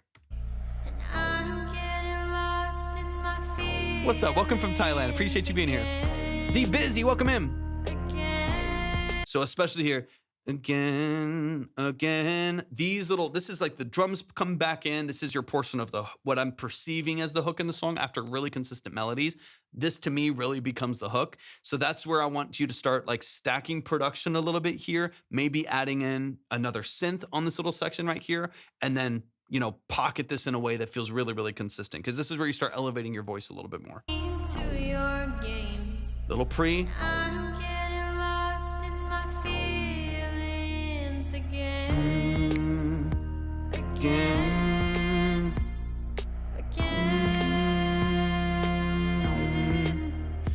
Again. Like you could maybe even repeat that again. Again. And like shift from right there, but make that your hook and then add a harmony to that, add some stacks to that vocal, and then maybe come out with like one other synth layer right there that adds to that energy. Really love the song. What genre is this? Where I can find similar songs? I mean, it's it's like alternative pop is probably the loosest, genre tag right there, like alternative pop, dark pop, stuff like that. I'm trying to think of some other artists in that. There's a lot of artists in that vein. I mean, even like Billie Eilish, a lot of her stuff is kind of in that vein of kind of darker, moodier, close, like airy female vocal stuff like that. To be honest, probably the easiest would be to look up Billie Eilish and then go to similar artists underneath, and you'll find some other artists in that vein. Probably, it's also probably going to correct you to like Sabrina Carpenter or something, which is very different. But you'll get maybe some connective tissue there. I have other songs out. It's under the same name. So okay, look up Druel. Look up Druel. They have some stuff on platforms, Vortism, so you can see some of the other stuff that they've released. Same name. Okay, let's get into this next section here. But I would definitely like double that hook and make it a big moment. So let's back it up here. I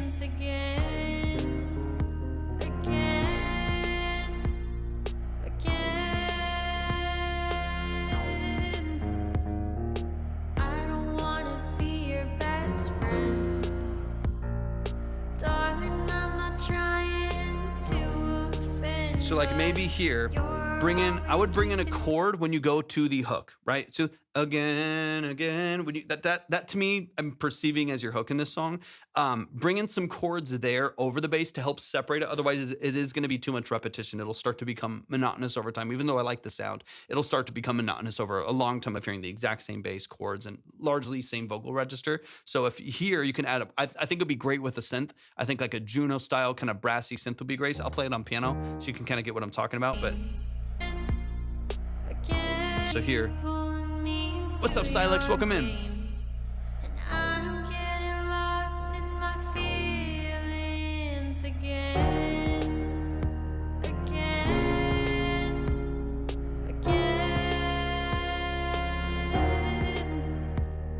And then I'll repeat it. Go straight back and do again.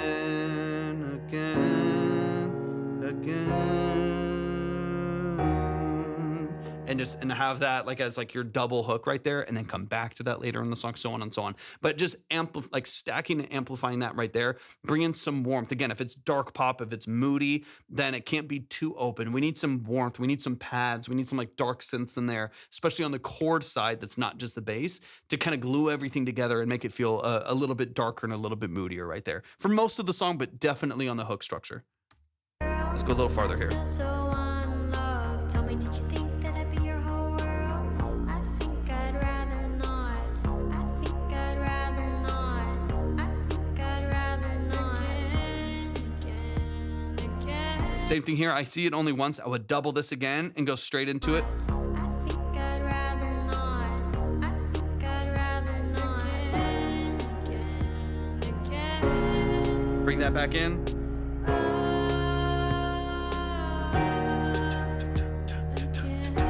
There's the double.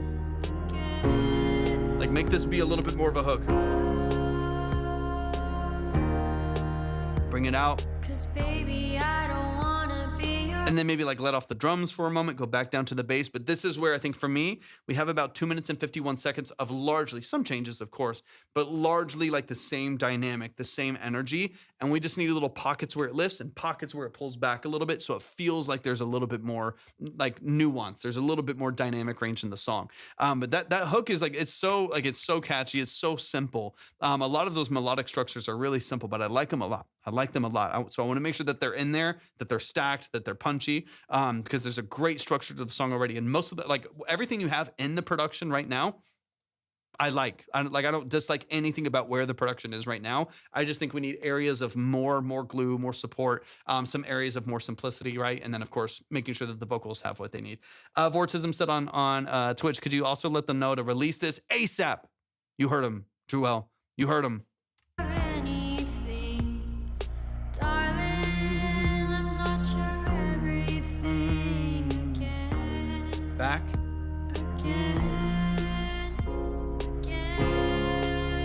I gotta find. So here's I gotta find it because I wanna hear a version of what I'm hearing in my head, right? I just need a version of it. So let's pull up a Juno. Let's pull up a Juno really quick, just because mine's not plugged in right now. And let's see. Let's see.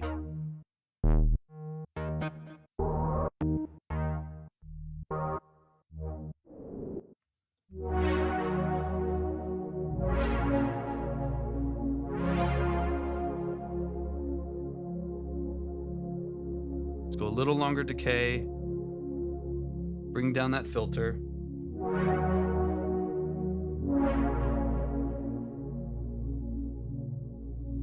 Let's go a little lower. A little longer sustain so it doesn't close so fast.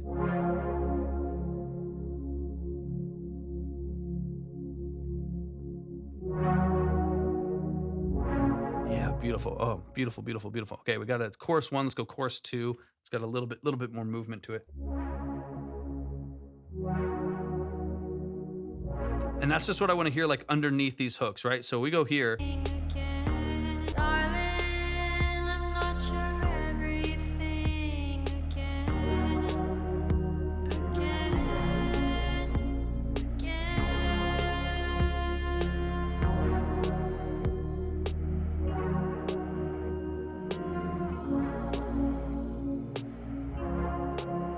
I would even go less filter opening.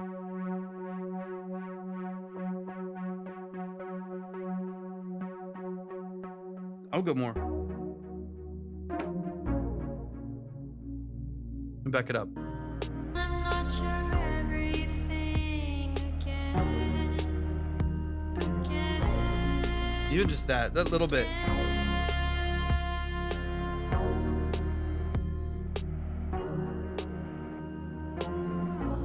Just that little bit of texture.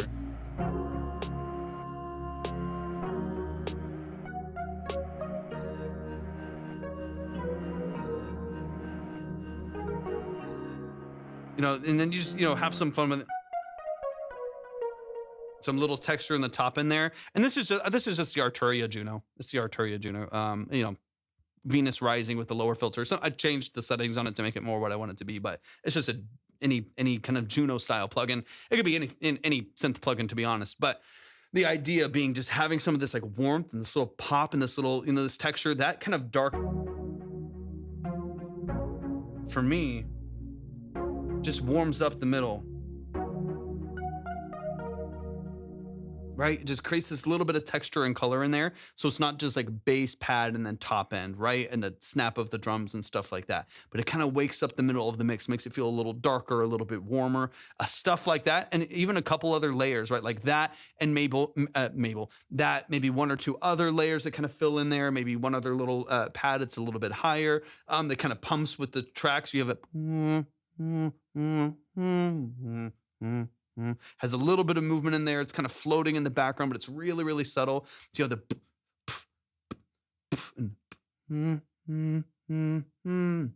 that just gives a little bit of texture and character there. I think would really, really wake it up. Y'all show some love. So those are like a couple little things. So imagine you have some of those plucks in the background, right? You have some of those plucks in the background from a Juno. You have a little pumping pad in the background, and then you go bow, ba-dum, boom. You have the mini moog in there and the snappy drums and an airy vocal with beautiful vocal layers, a consistent hook. Now we have like a real song. Like it's got real structure, real dynamics, a full production. You're in a beautiful spot right now. I mean, that's the song I would listen to. You know what I mean? Like that's a really, really good song structure, catchy, repetitive hook. You're crushing it. Y'all, please show some love. Michael, thank you so much for tapping in. We are closed for today, but we'll be opening the live again tomorrow. I would agree to safety. I think once you start to build this out, we can open up the snare a little bit. We can have some other little background percussion to give it some movement that maybe is a bit more saturated, a little bit more, reverberated and stuff like that. I love the direction that you're going for. For those of you who don't know, that is Drew L. That song is called Girlfriend. I'm so excited for you to build this out. So excited for you to build this out. Thank you so much for the love. Thank you for the support. Everybody go follow the Frog Queen as well. They have other music on platforms under the name Drew L. So definitely show some love and support to that as well. A quick reminder, once again, we will be live again tomorrow. So if you want to submit your music, you can definitely submit then. Thank you so much for everyone that's tapped in today. Let's keep it going. We got more music to get to. Let's see where we're at. Safety training, they're right here in the chat. I appreciate you every time. Thank you for hopping in. I want to make sure I get Drew L right, but thank you so much for hopping in. I really appreciate it. Safety training the band. Safety training the band. Let's get into it. This is Fool Me Once, Strike One, but Fool, and it says ... I don't know if there's more to the file. We'll see, because I'm going to pull it up on Spotify. But this is safety training in the chat. If we're in the skip line, you'll get to them. Yeah, my goal is to, sometimes unless I have to get off, if I have a hard out and maybe I'll have to leave the live early and I'll just refund those. Or they'll be saved for another live stream. But I'm going to try to get through them all tonight if I can. I'm going to try to. I'm getting very, very hungry and my ears are getting fatigued, but I'm going to do my best. This is safety training. Let's pull it up on Spotify. Let me see. Okay, safety training. I think I know I've heard your music before. I'm positive, but remind me really quick the structure of the band. Remind me some of the stuff that y'all doing, that y'all are working on. This is Fool Me Once, Strike One, but Fool Me Twice, Strike Three. That's the other part of the name that I was looking for. Let's run it. Let's run it. Let's run it. I'm excited. I think it's been a while that since I've heard y'all stuff. It's loading. It's loading. It's loading.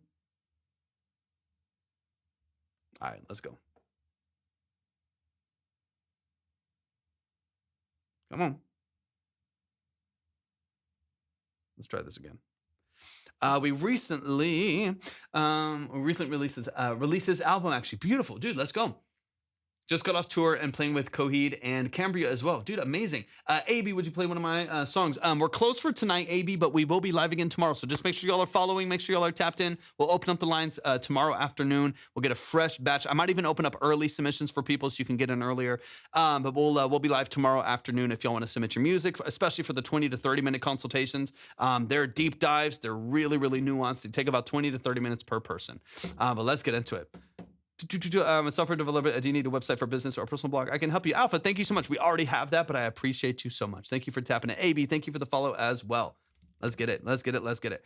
What is your most popular song that you have produced? For me, it's kind of weird, Vortism, because actually my most popular song that I've worked on, I was a co-producer on it, so I was one of the composers of it. I was brought in as a session musician for it and one of the collaborative writers, so they hired me to write on the song, and then we had a publishing deal for that song. It's not really a genre that I work in a lot, but it's a song that I did a couple years ago with a group called Song Labs. And the song, what is the song called? Jesus. Why can't I think of the name? It was with Song Labs. Let me pull it up really quick. Or let me see. Hold on. I gotta find it because I can't think of the name right now. But anyways, I was one of the composers on it. I was a session musician on it, and it has I think it went viral on YouTube. It was added to some major playlists on YouTube. So it has 3 million plus streams on YouTube Music. It has, I think, 800,000 or something like that on Spotify. Let me see if I can find it real quick. I don't know why I can't think of the name right now. It was a couple years ago, or not a couple years ago. It was a while ago. Love That Remains. It's called Love That Remains. But anyways, that was one. So that song between releases and platforms, I think it's 4 or 5 million streams, something like that. 4 probably give or take 4 million streams. That's probably one of the most popular songs that I worked on. I was one of the producers and composers on that song, and I was one of 4 collaborative writers on the song, so that we split that one 4 ways on the publishing side. And then I was also they did some live recordings of it, so I was also hired in as a session musician. So we went to Atlanta to track in studio there and do some like live tracking there as well, which was fun. But that one has like 4 or 5 million ish. But 99% of the artists that I work with are super small. I work completely independently. I'm not attached to any label. I'm not attached to any major studios or any major labels or agencies or anything like that. So most of the artists that I work with are very underground. They're very independent. Most of them are either very new to music or they're still just very small. So I'm not someone who's like, oh, I've got Tory Lanez on a credit. Just been working in music independently for a very long time. And, but that's most of the people that I've worked with are very small. I mean, a couple songs that people have worked with, they've got, a couple tens of thousands of, even some of my own music, has been placed in editorials and, 30, 40, 50,000 streams, something like that, but nothing crazy. That's never going to be like my tag at the top. Like I've got 80 million streams attached to me. That's not anything I'm bragging about. All right, let's run it. Let's get back to the song. Let's focus. What's up, Miranda? Welcome in. From the Balkans. Not that I'm like ultra familiar with. This was tracked and produced in a kitchen, sent off for mixing and mastering to our guy in Ohio. Beautiful. Laura, welcome in. Thank you so much for what's happening. Crane Technique, good to see y'all in here. Let's keep it rolling. I got a lot of music still to get to. So this is not loading. I don't know why the track's not loading right now. Let me try refreshing it. Thank you for the follow, Laura. I appreciate it. There we go. There it is. All right, let's get into it.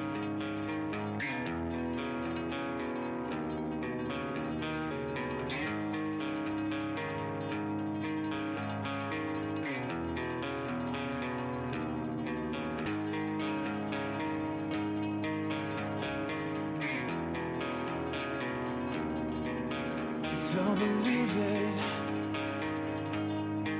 if you hide it in plain sight. Beautiful. So deceiving, Nice.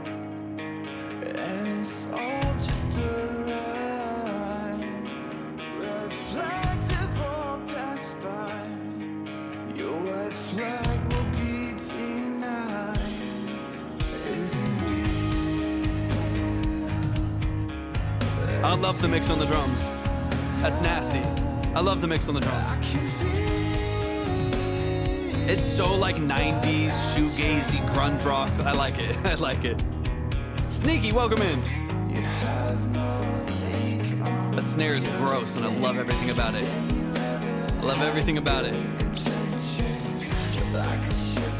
It's cranked.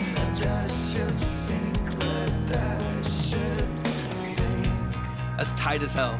Angel, welcome in.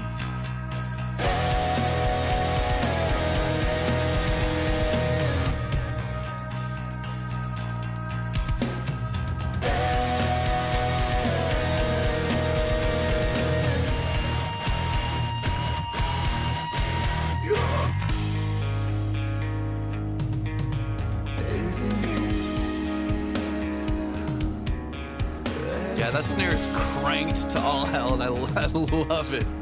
That shit is tight. It's almost a piccolo. I love it. You have no ink on your skin. Then you ever had good intentions. Like a ship being swallowed by the ocean. Let that ship sink, let that ship sink.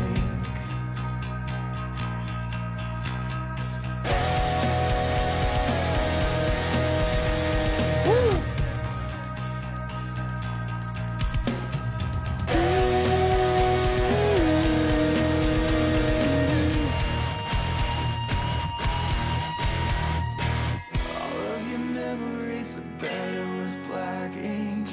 It was never colored to fade, and all that's left was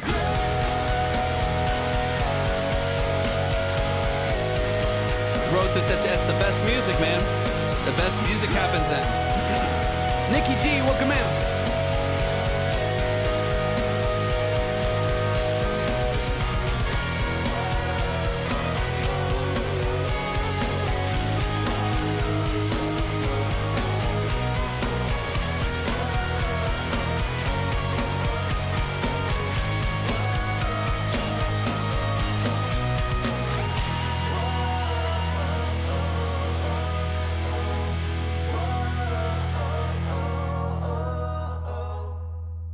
Y'all show some love, show some love, show some love. I love this little like spring. I think it's like a spring reverb and like a tape delay at the end right there. Nice little slap delay at the very end right there. I love that little texture at the very end of each of those vocal lines right there. It's beautifully done. It's very, very subtle. It's barely there. It barely exists there, but it's beautifully done. Y'all, give it up on time for Safety Trainer in the building. Let's go. Safety Training drummers in the building as well. What'd you do to that snare? I love everything about it. I love everything about it, man. It's cranked to all hell. Is it just like a 4.5 cranked steel? Or like a brass 4.5 cranked or something like that? Dude, it's nasty. I love it so much. I need to get, I'm ordering, I had 3 drum sets. I sold all 3 of them, and I'm about to get a new kit in here. And so I have one snare. I have a Mapex 8.5 that I have right now, and I want to get a couple other ones just as backgrounds to be able to flip into them, flip through them. And so I want to get a couple for a couple different environments. But dude, I love the way that snare sounds. It's so nasty. Let's get into it. Fool Me Once, Strike One, but Fool Me Twice, Strike Three by Safety Training. The song is out. It is out. Please go stream it. Go like it. Go add it to your playlist. Go follow on Spotify and DSPs. Follow here on social media, of course, as well. I just got the Mapex Armory. It's a great set. Beautiful, beautiful, beautiful, beautiful. I was actually looking at that. I'm getting a Gretsch. It's the Satin Flame Gretsch, like vintage finish kit, the white one. I'm getting that in here hopefully in the next week or two. I gotta put in the order and get some fresh stuff in here. And I have the Mapex MPX 8.5 inch snare, but I do want to get like a nice snare that I can. That's the one that behind me, but that's the one that I use if I just want like a deep, thick, nasty, juicy snare, kind of Black Beauty style Ludwig, that version. That's what I'll use for stuff like that, especially if I deaded. But I need something I can crank. So I might have to go shopping. All right, let's run it from the top, man. This is beautiful. I love the structure. I love the sound, man. Beautiful, beautiful tracking. It's an organic, amazing mix as well. Everything cuts in. You get this beautiful wall of sound. Great musicianship across the board. I mean, there's a lot that I really love about this. Let's run it. Let's run it.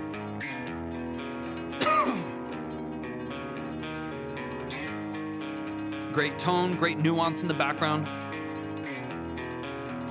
It's time. Like I could see this being like some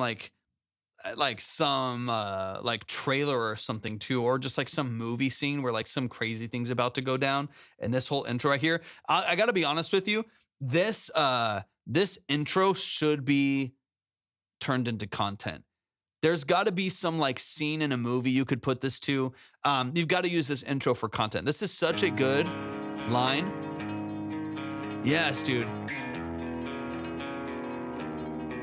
This intro is made for content. You got to find a way.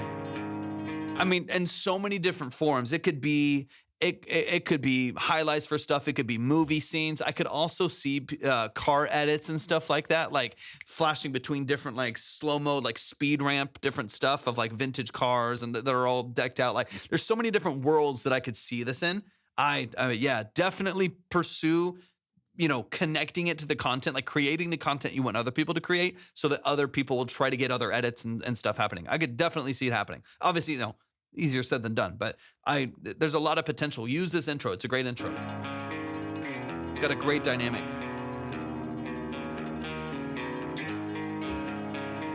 Especially as this builds up. Great anticipation. There's a lot of movement here. I love it. Even with the vocal. It's an awesome intro.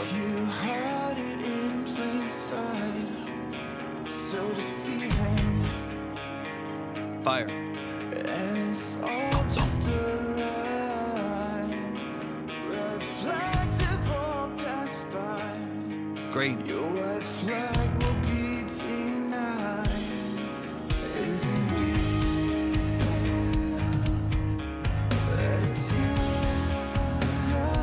Is this since we have the drummer in here, is this a 6-piece? Is the Armory a 6-piece? Is it like a 2 up, 2 down? Because I think it sounds, unless it's just double hits, it sounds like you have the double floor potentially. One of the things that I just appreciate about this as well is it is okay, beautiful. I love that. That's what I'm hoping to get. Anyways, we're just talking drums now at this point, but on the Catalina, on the Gretsch that I want to get in here, it's a 3-piece, but they do offer I want to say it's a 12 I think it's a 10, 12, 16 or a 10, 13, 16 or something like that, but they offer a 14. So on like a bop kit. And so I might get the 14 to get a 2 up, 2 down. Anyways, that's a side note. It doesn't matter.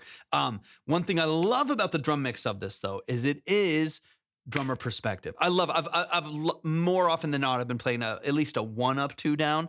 I love having the 2 down. It's just, there's something about that setup that just works. It works really well. What I love is it's a drummer's perspective mix. It's a drummer's perspective mix. And that to me is one of those pet peeves of mine that doesn't matter. And there's no like, everyone does it differently. I cannot stand an audience perspective drum mix. I think probably just because I've drummed most of my life. Thank you for the heart. I appreciate it. I've drummed my whole life. And so being behind the kit, nothing drives me nuts more than hearing a mix backwards from what I'm experiencing behind the kit. And the audience doesn't know any differently, right? Because they are hearing just the flipped perspective of whatever actually ends up coming through the speakers. So I always recommend, just because of me, it feels and sounds more natural, to do a drummer's perspective mix on the overheads and on the direct mics, which basically just means that you hear the hats to the left a little bit. You hear like high tom right side, floors moving towards the left as you go. So when you do a high drum roll, it moves towards the right side to hit these like doubles on the right side. That to me is just such a more natural mix. I love that this has that perspective. It's way more consistent to listen to it. It feels way more natural. I can't stand it when it's the other way. It drives me nuts. Even though it's like still a right way to mix, I'll never do it the other way.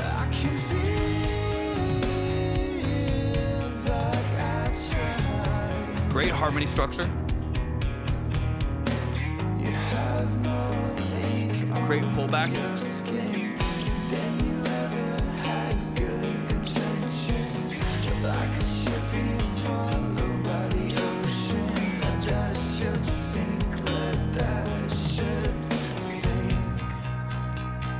There's a lot of like instability in the structure right here that I actually appreciate.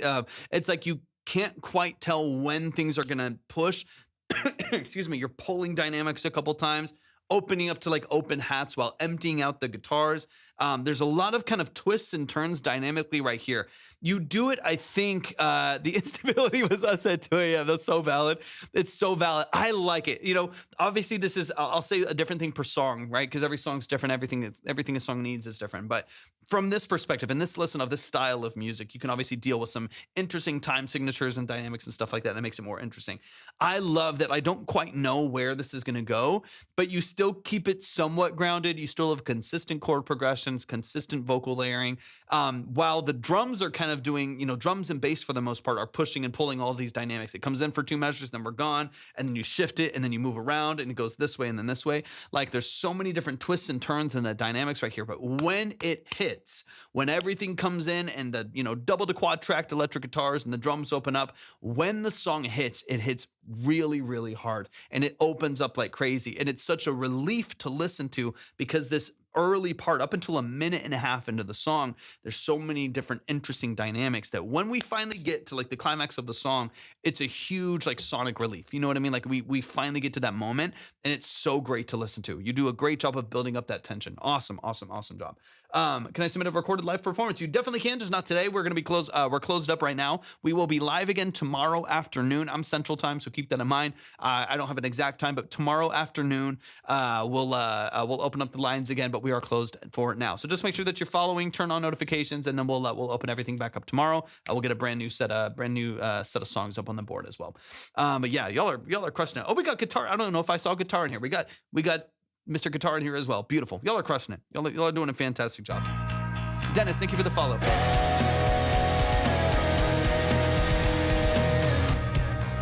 Again, even here, push and pull, back. Constantly these shifts. Great squeals, like great harmonics there as well. Like, I like everything that y'all do. I think it's great. Y'all are awesome.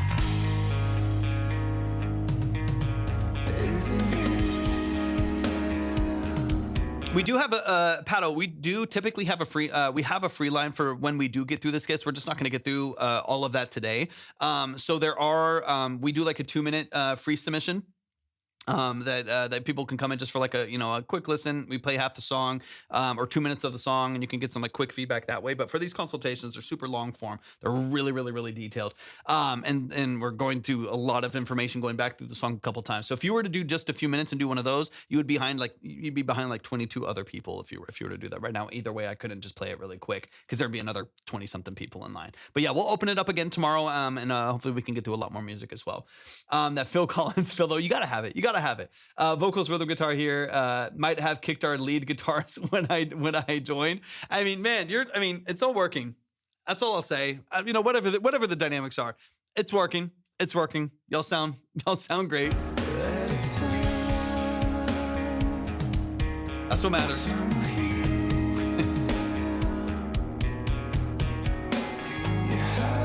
Again, little push and pull right there. Those little hitches and catches that happen right there of like, we're about to go into the full structure. It breaks for a moment. We're back down to a high bass line. Guitars are clean, down to a cross stick again. That little shift in energy constantly happening it keeps you on your toes, but it's still great. It's still great song structure. I love it. Great mix too. Great mix.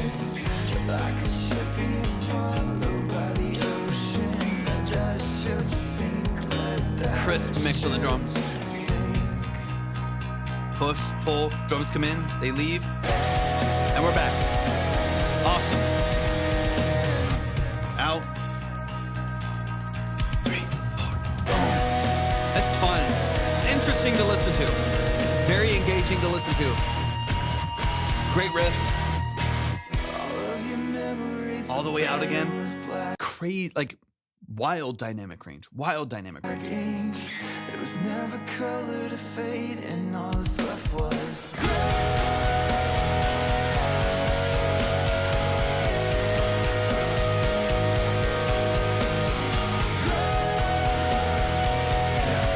I wouldn't change anything about this. It's great. This last pocket is so consistent. It's so vibrant.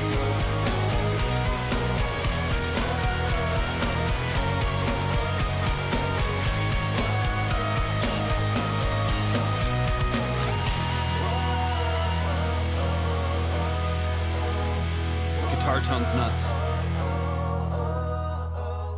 Beautiful. Y'all show some love. Thank y'all so much for tapping in today. I appreciate y'all being here. Shout out to the whole band. Safety training right here in the chat. Y'all are crushing it.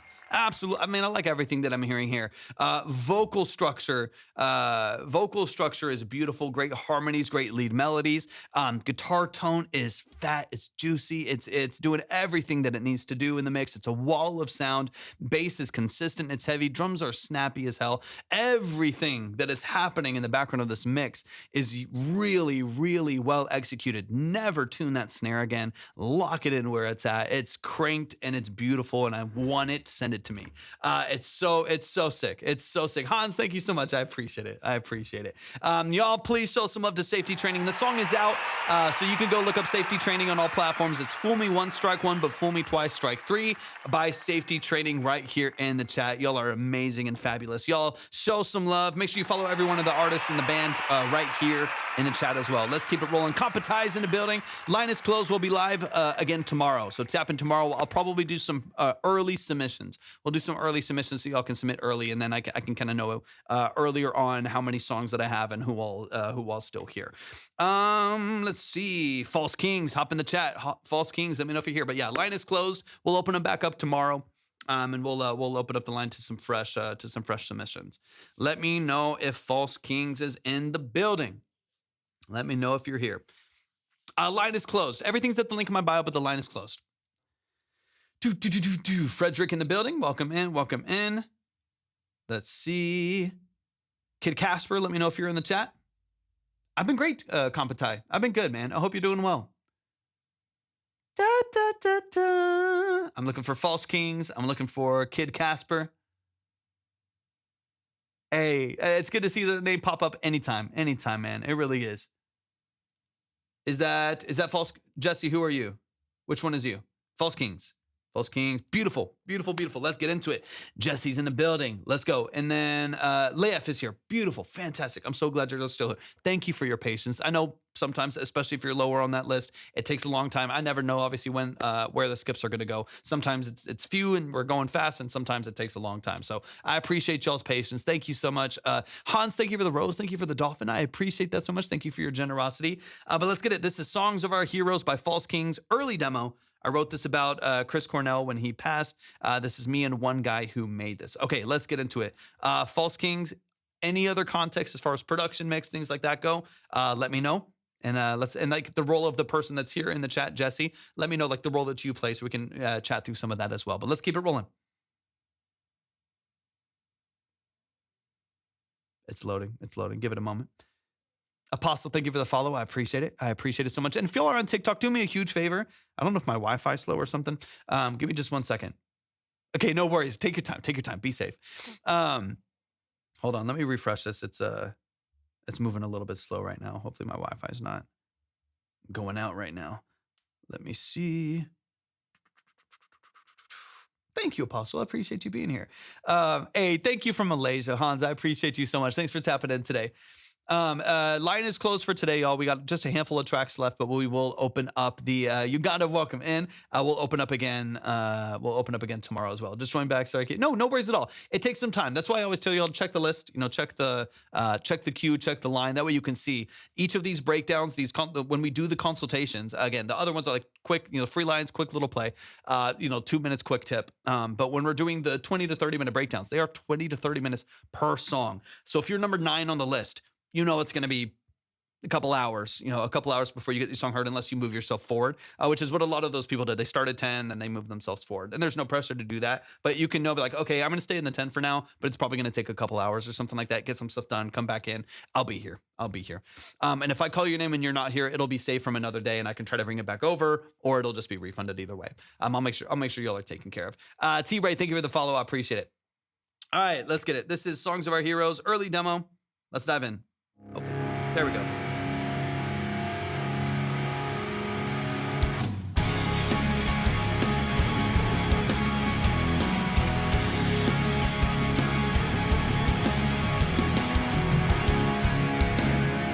Waiting by your road, now we've been built to dream. Sounds you left drown out. No popular artists, Lil T-Ray.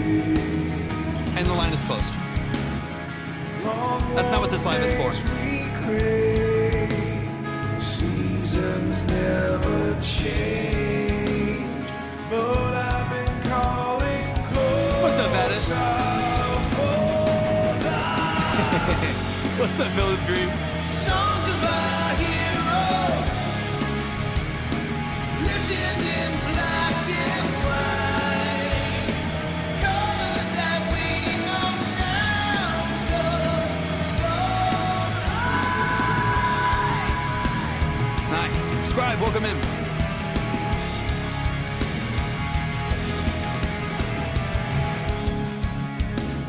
I see your sick filled eyes. Great bands today. We've had a lot of great bands today.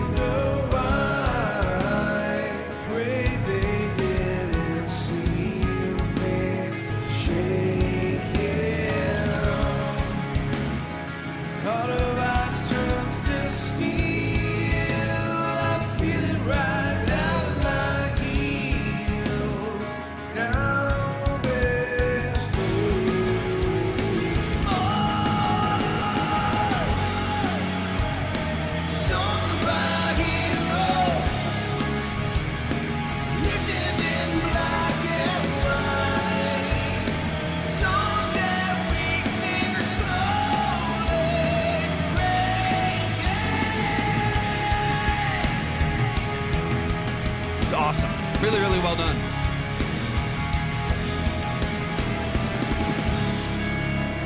Nice. Great job. Great voice. Great range. The high mix, a little bit of fry on it is beautiful.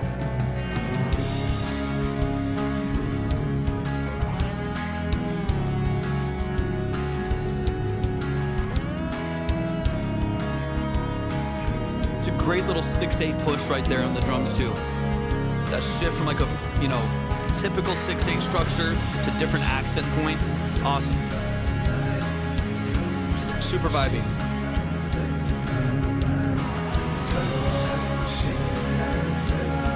And who mixed it? Okay, perfect. Good answer.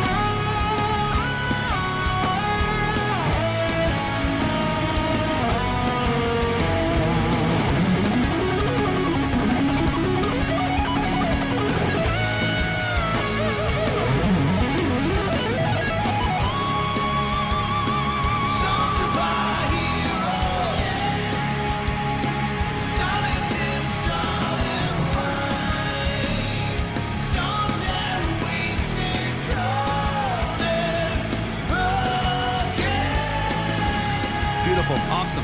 Y'all are crushing it.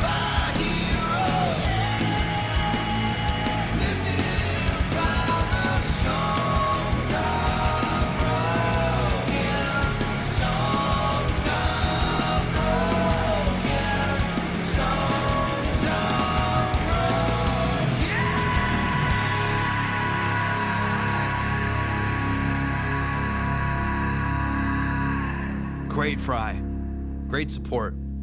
Absolutely killer. Y'all show some love. Lil T-Ray, we're not listening to popular artists, and the line is closed regardless. This is for independent artists, underground, producers, artists, session musicians, engineers, or people that represent those people, labels, agencies, managers that represent those people. We're not listening to popular artists. If you want to listen to Middle Child by J. Cole, just go to Spotify. That'd be the easiest way to do it. But we're not listening to popular artists. We're here for independent, underground producers, artists, and engineers to give them consultations, full support, and get into the details and the nuances of what they're doing. If y'all want to submit for that, typically speaking, everything's at the link in my bio. But we are closed for today, regardless of submissions. This is our last couple songs here in the chat. But let's keep it rolling. Med, welcome in. I appreciate you being here. Listen to Kid G, Lil T-Ray. The line is closed. Let's run it, man. This is Songs of Our Heroes. Plus, he said I was next. Play the song. Never. I've never said that. I have a list in front of me through the structure of the live stream submission process that says otherwise. I would never say that you're next. You're not next. The line is closed. I've said that, I know for sure, like 5 times. Let's get into it. This is False Kings, Songs of Our Heroes. Let's get into it. Let's run it from the top. The two of y'all are working on this, doing the production, vocal, writing, mix, everything yourself. Beautifully done. Y'all are absolutely crushing it. The structure is amazing. The riffs are distinct. They're really powerful. The actual musicianship is there. Obviously, great content as far as like guitar production, great vocal fry, great register movements. Like y'all are crushing it. You're doing so many things right. The only thing I want to kind of dig into is the mix a little bit. The only thing that I would be careful of as you're mixing this genre, which is a challenging genre, you're dealing with a wall of sound, you're dealing with a lot of energy. It can be challenging to mix. The thing that I would be careful of is overdoing reflection, and like ambiance, reverbs, delays, stuff like that. You already have a huge amount of sound coming at you from all directions. You already have multiple mics on a drum set, overheads, direct mics, panning, vocal layers and support and stacks and fries and all of this stuff. You already have, quad tracked electric guitars, distorted bass. You have all this heaviness. If you then add on top of that too much reflection to too many elements, maybe, it's going to start to get muddy and noisy, and you'll actually lose separation and lose clarity and lose energy on some of the elements that are there. Really, what I would say for a mix like this is just choose your battles and kind of choose where you want that. Maybe the lead vocal is a little bit cleaner, a little bit more direct, but it's supported doubles, especially the fry, especially like those lead really powerful vocals on the hook. Maybe those carry a bias of more of the reverb, but the lead one's a little bit more direct. Same on like if you're going to quad track electric guitars. You got one on the left, you got one on the right side, and then a stack of each of them. Maybe the lower rhythm guitars that are closer in competition to the bass are cleaner, they're more direct. And the ones on top of them, your lead guitars and maybe your, higher inversions of those chords are maybe a little bit more reflective, a little bit more reverb, a little bit more chorus, right? A little bit more of a stereo split. As you move up the spectrum, you can kind of start to, open things up a little bit more.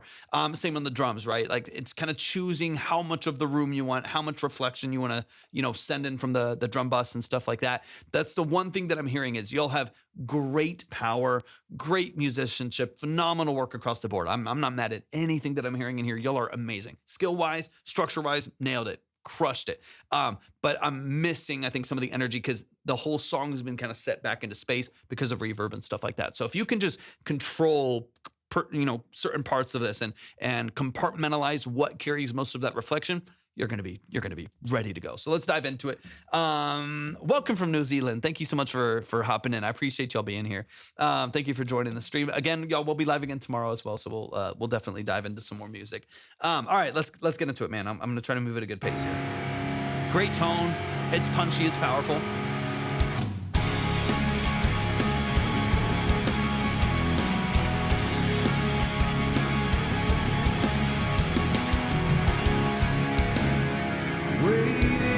So like even here, the there's a little chromatic, push right there, a little bends on like the low guitar riff. It's matched by the lead.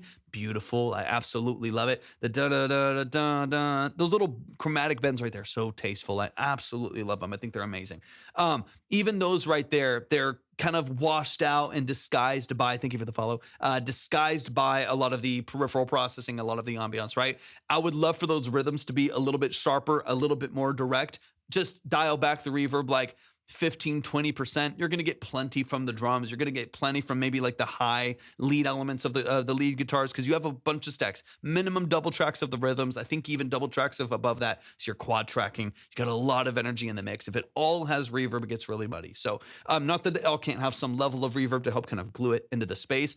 Another option, if you want to maybe keep it simpler, or maybe you did this already too, is just double track clean, right? Double track clean, get the tone that you want, right? And then send all of that to just one guitar bus. Like take all of your guitars, like maybe take your lead, maybe you're like, cause you have like your lead guitar that's soloing. And then you have your like higher inversions and your low inversions of like the heavier, rhythm guitars, like down-tuned rhythm guitars.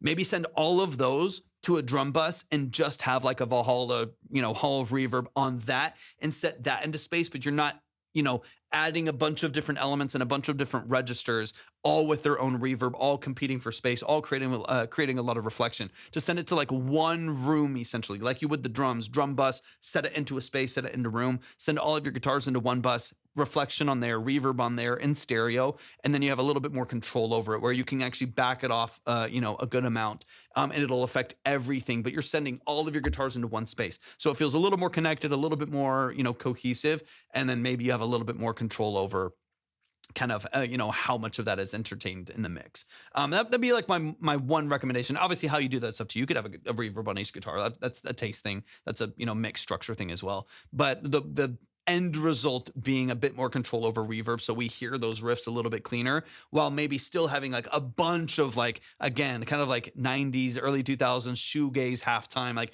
super reverberated, and chorus, like lead guitar that's the little bends and stuff right there, and that's going crazy, right? Like that just has a ton of energy on it, but the main boom, boom, boom, boom, boom, boom, boom, boom, all of that low end energy right there is a little bit more sharp, a little bit more consistent. Anyways, I'm not gonna harp on that too much, hopefully. Bine, welcome in. Bine, I appreciate you being here. Thanks for tapping in over on the Purple app. We're closed for today. If you're on the Purple app, you can type !submit and the link will pop up for you right there in the future. But we are closed for tonight. We'll be live again tomorrow afternoon. Thank you so much for joining, though. I appreciate you being here. Sounds you left drown out.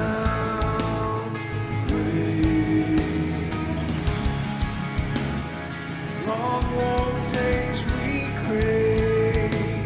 Seasons never change. There's a great low octave underneath that vocal structure there, too, which is beautifully, beautifully done. But I've been calling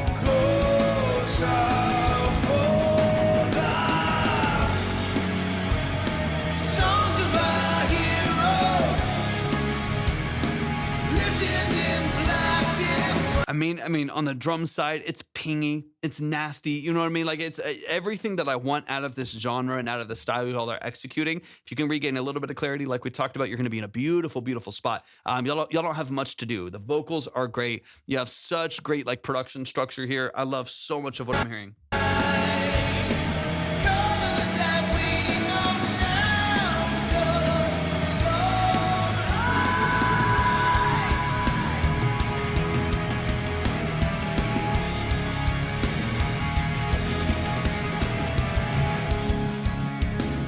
I see your sick-filled eyes, makes me wonder why. Beautiful. Harmonies are great. There's so much I love about this.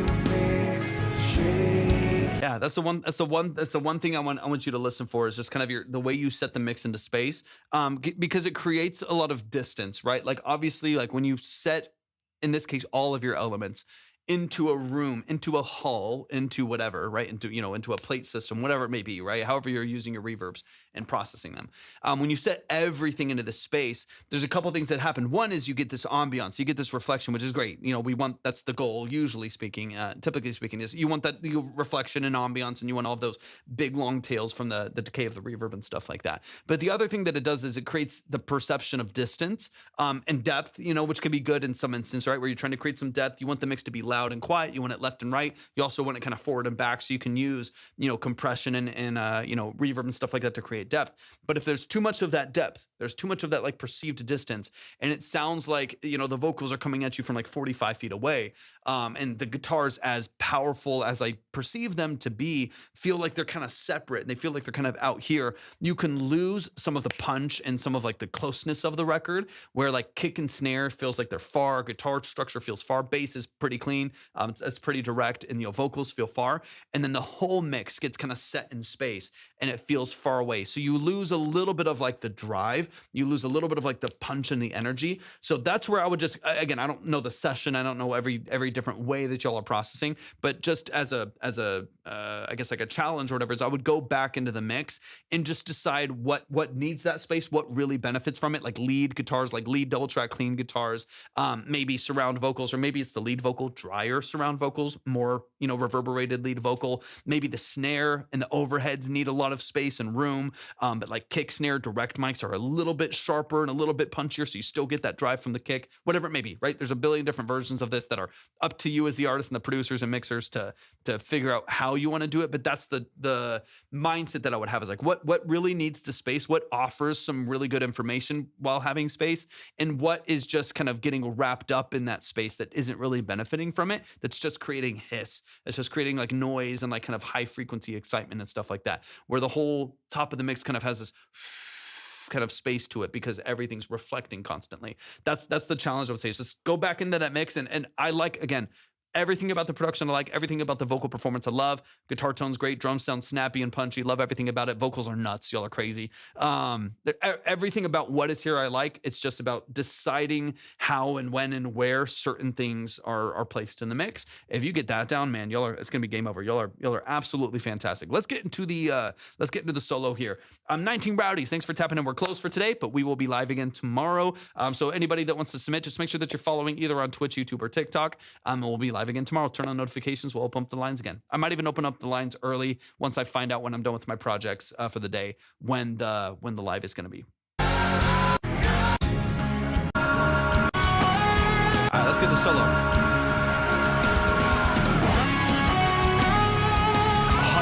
I get it. 100%. Here's what I do, to be honest with you.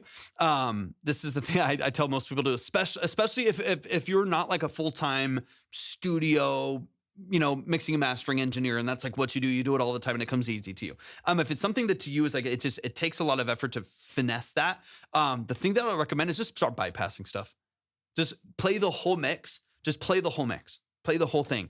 And if you go to like one of the lead guitars and you just like bypass a reverb, and it like doesn't really do that much, and you're like, it's not really even offering that much, but it's probably just adding some mud. Or like you go back and you like just like turn something, like you go back into like your lead guitars and just turn the reverb down like 30%, and you're like, okay, that didn't fuck up the mix. That it still feels pretty strong.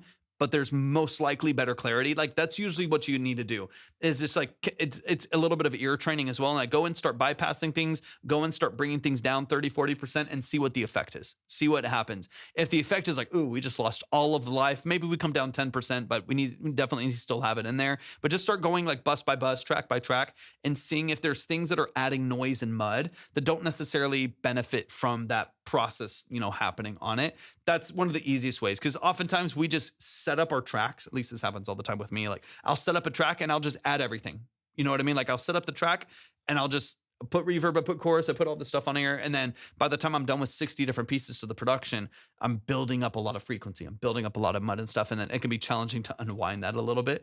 But yeah, anyways, all that's a side note. Groovy 6 section, that was fun to mix. I love that. Again, like you have essentially like 3 different pockets of 6/8 here in 3 different formats because you double time at the end. So you're getting this 4/4 feel, but it extends to the 6. So it's like you have these like 3 different pockets, or I guess 3 different expressions or nodes of 6/8 in here that are doing kind of 3 different things. You perceive them as 3 different grooves, and they're all beautifully done. I love those changes. I think those are so fun to listen to.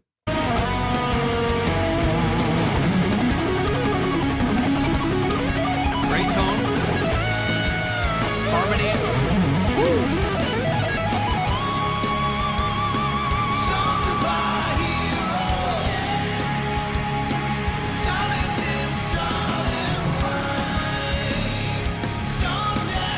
There's another switch.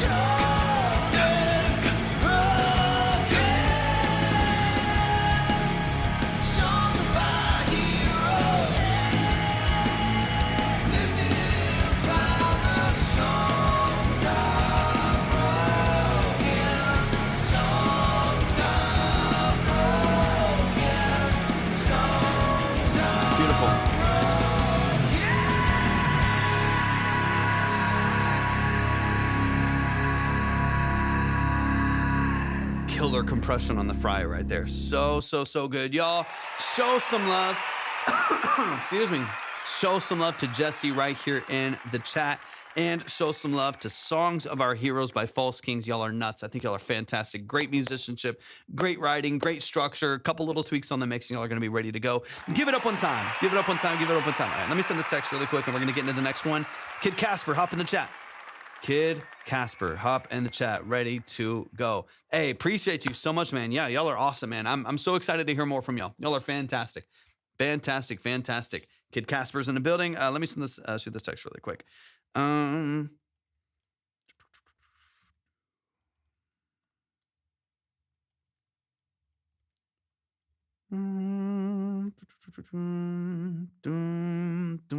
Blake's in the building as well. Let's go, Blake. Welcome in, y'all.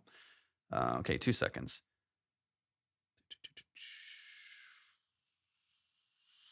Let me see. What am I doing here?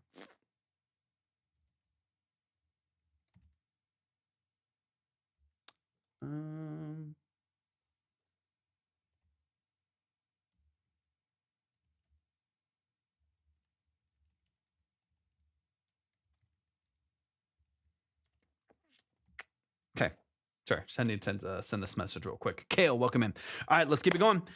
This is CNU, Kid Casper and Blake Raps. This one is an unreleased outro from our album we been making the past 5 months. All right, let me read through this real quick.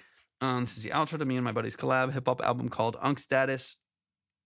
We go back and forth throughout the track with a speech sample to break up and tie up some of the ideas and summarize the album energy-wise. I write, record, and I'm the mixing and mastering engineer behind most of my tracks, with only small parts in the production of the beats or instrumentals. Hope you enjoy. Beautiful. So Blake, okay, so Blake is a feature on this one. It seems like here. Let's get into it. Last couple tracks, y'all. Leif, you are up next currently speaking, unless someone who's already in line moves past you. So just let me know if you're in the chat as well. But let's get it. I'm assuming it's unreleased as of right now.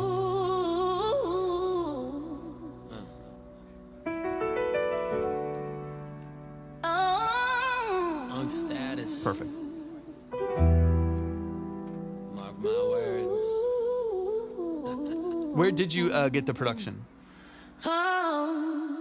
It's UNC, don't get it backwards. We ain't seeing you. A couple up and coming rappers with a dream that's leading to a scenic view. Believe it's true and manifest everything you do. Don't feed into the haters saying they just want to see you lose. Dedication every day is the best way to see improvement. The illusion of overnight celebrities just breeds confusion. Some people being used for their cheap amusement, and labels telling fables just to keep the music.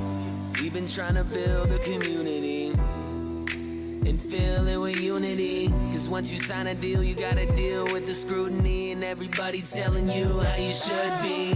They say you should be this, you should be that. I refuse to let a suit in a hat choose my path. Using music to relax instead of juicing up, diffusing the stats. I'll find inclusion through the truth and the facts. The truth is that most people can't relate to being the greatest. They'd rather hear about your fears so they can cheer when you make it. This a year in the making and I'm still here, but I'm Is this anxious you, to get on Kid stages, Casper? but I will till I build up familiar faces. I am as anxious as any human being can be. We have made mistakes in the past. We have had shortcomings. We shall make mistakes in the future. No mistakes, this ride's full of surprises. Empire's been built from minds duller than iron. I've been tired. They tried to jet fuel my pies, but what's been at stake only go up in flames by the pariah. My belief in something high is what you think, but higher. His greatest creation was creating to inspire. Talking energy, undeniable. Want for more in masses. Breaking bread with whole communities. Told they're useless and average. Tell me what I can and what I can't. Some rubber bands break when you stuff it too tight, but this is fake, so don't play and know your place. Make your rate, fuck out my face. You trying to cover home plate, but we fight for what's out, so here's a taste. Hold my scabbard, it's wartime. The leather chafe my abdomen. I've been passionate about this when it's for others in action. Heavy casualties from accidents. Ignorance in the lavish. Alzheimer's it early when you have mad digits. What you mean you needed something more to prove? When you bleeded, retreated, came back and beat it back in the womb. It started early, grace to conquer. Given faith by many faded sponsors who lost the Where'd you get the production? Is it off like YouTube or BeatStars? Freedom and civilization everywhere will go down in ruin and fall short of our own best hope. But nonetheless, Ever wonder what they see in you? Power, cowardice, towers is something that can sour this. The outside is glass with one-ways and showerless. They dirty every vision, the blurry thoughts and devour us. Since a child I always knew I wasn't loudest in the room. I doubted what I do, but now I'm proud of how I do it. I found out when you're blue, when you lose, just sounded stupid. Grew to view new opportunities. Thank you for the follow, appreciate it. Hallelujah. All illusions, I'm a man of movement, north, south, east, west. The past is in the pouch and I'm cruising. The way I hear music and ode to the legends, rulers. My measure don't have leisure for jewelers. The dress in my ledger, currency fluent. Destined to invest in the message, the best to spew it. Spreading truth across the record, infectious and never truant. The game is due some restitution, but few can execute it. So I present to you the newest resolution. I feel that I can say this without being accused of undue boastfulness, for it is the simple fact. Solid. And in taking on these obligations, all that we do is in a spirit of unselfishness, and it is a desire for the good of mankind. Okay, got you. Y'all show some love. That's Kid Casper and Blake Raps right here in the building. Let's get into it, man. Line is closed, y'all. I appreciate y'all tapping in. Line is closed. We'll be live again tomorrow, so make sure that you're following. And then we'll open up the lines again tomorrow and get some fresh submissions up on the board. It'll be afternoon. Thank y'all so much for tapping in today. I appreciate y'all joining, though. We threw the samples into it. The vocal, I know the talking samples y'all added. Did you add the lead vocal sample? The little vocal runs in the background? Not that, but the vocal runs in the background. Did y'all add that, or was that in the production as well? Off BeatStars. Aaron, thank you for the follow. I appreciate it. That was a sample from the production. Okay, and then let me know if you had the 2-track too.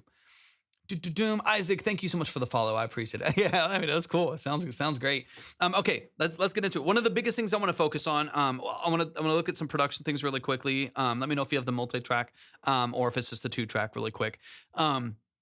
Two things is the difficulty of two different tracking, two different either like environments, two different mics, two different mixes, right? And getting them to blend really, really well. So that's one of the things I want to focus on just really, really briefly. We'll dive into it quickly. Just a 2-track, perfect.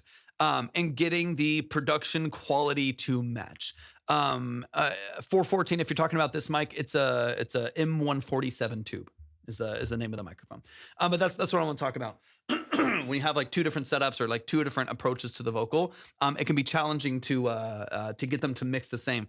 I believe that Blake's vocal is a little bit brighter, a little bit harsher at the top end, a bit more sibilance, maybe slightly harsher on, I don't know if maybe there's a multi-band on there, slightly harsher like mid control. So you get this kind of thick low end, really tight, almost abrasive top end of the vocal there. So I think just mitigating some of that between both vocals so they blend really well, and that they both, are approached in a similar way so that at least they obviously sound different. They sound like they're in their own space at the same time that they blend together well in the mix. So when you go back and forth, you don't have this like round, warm vocal over here, and then one that comes in a little bit more brittle, a little bit more harsh, so on and so on. So that's kind of where I want to dig in just a little bit here too as well.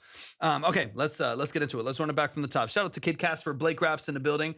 There's something I'm listening for in this vocal. You might not care about it, but I'll bring it up if I confirm it. But let me run it back from the top here.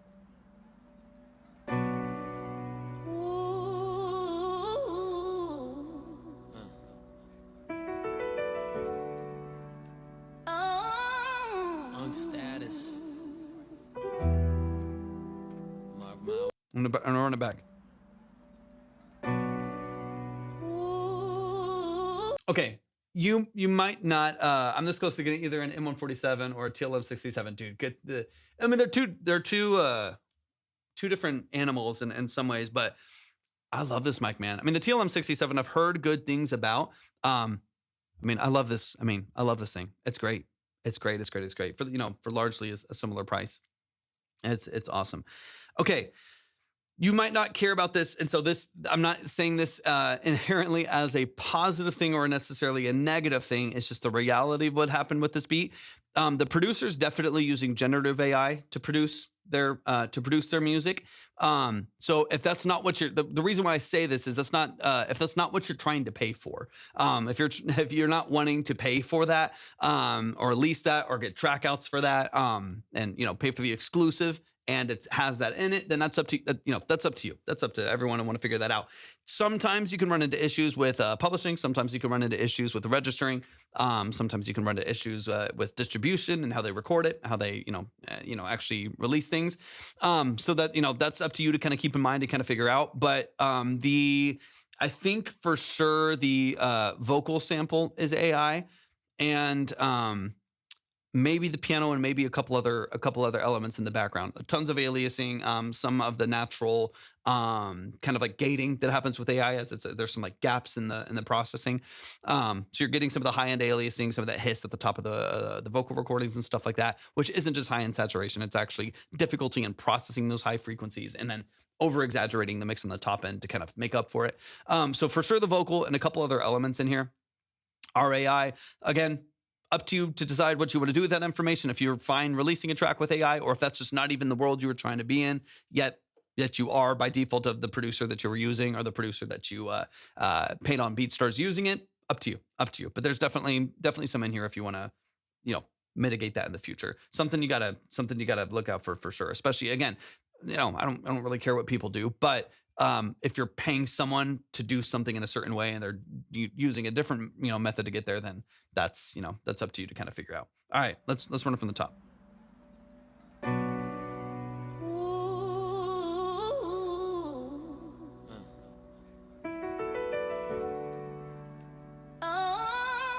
On status. Mark my words.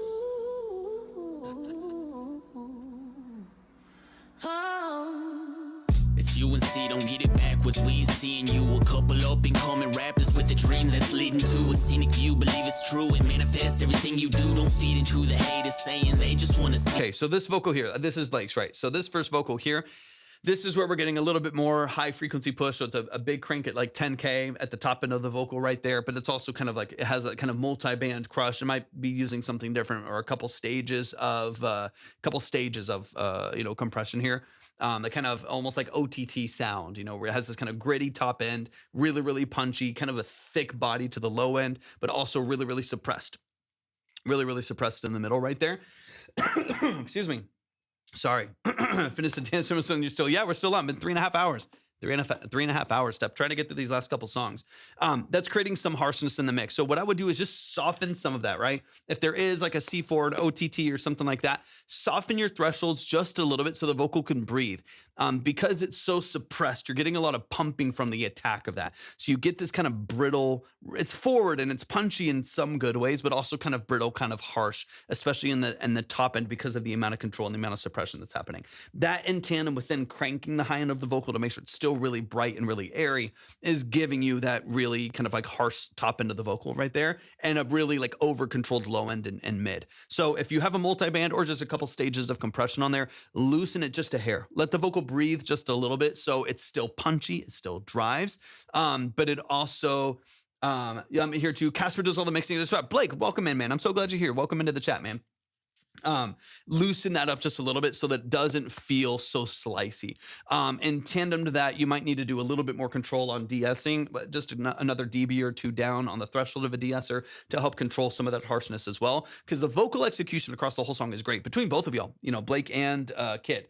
Both of y'all are doing a great job. Good vocal execution, good emoting. I like the energy of the song. I like the way that it fits with the production, so on and so on. Like, you're doing a lot of things right. You're doing a lot of the structure right. And so I don't want any distractions from that. I don't want anything about like the mix on either one of the vocals to pull you out of that emotion for a second, and pull you out of that feeling for a second just because something becomes harsh or becomes brittle to listen to, so on and so on. Blake, thank you so much for the follow, man. I appreciate it. You listen to just hip hop? No, not at all.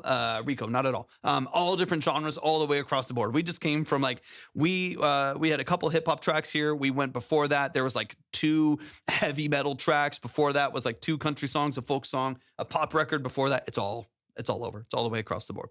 You lose dedication. Every day is the best way to see. But yeah, if we can soften this, just a little bit, as far as like some of those thresholds and some of those harsher moments in here, top end, you know, multi-band compression, loosen it just a little bit so this vocal can breathe, warm it up a little bit. It'll sound so much better. The other side of this, and I'll listen for a little bit on yours as well, Casper, to kind of see where you're sitting. Your vocal's a lot smoother and rounder at the top end. That's a little bit more where I want you to be, no matter what the vocal is. A little smoother, a little bit rounder at the top end, not nearly as brittle or harsh.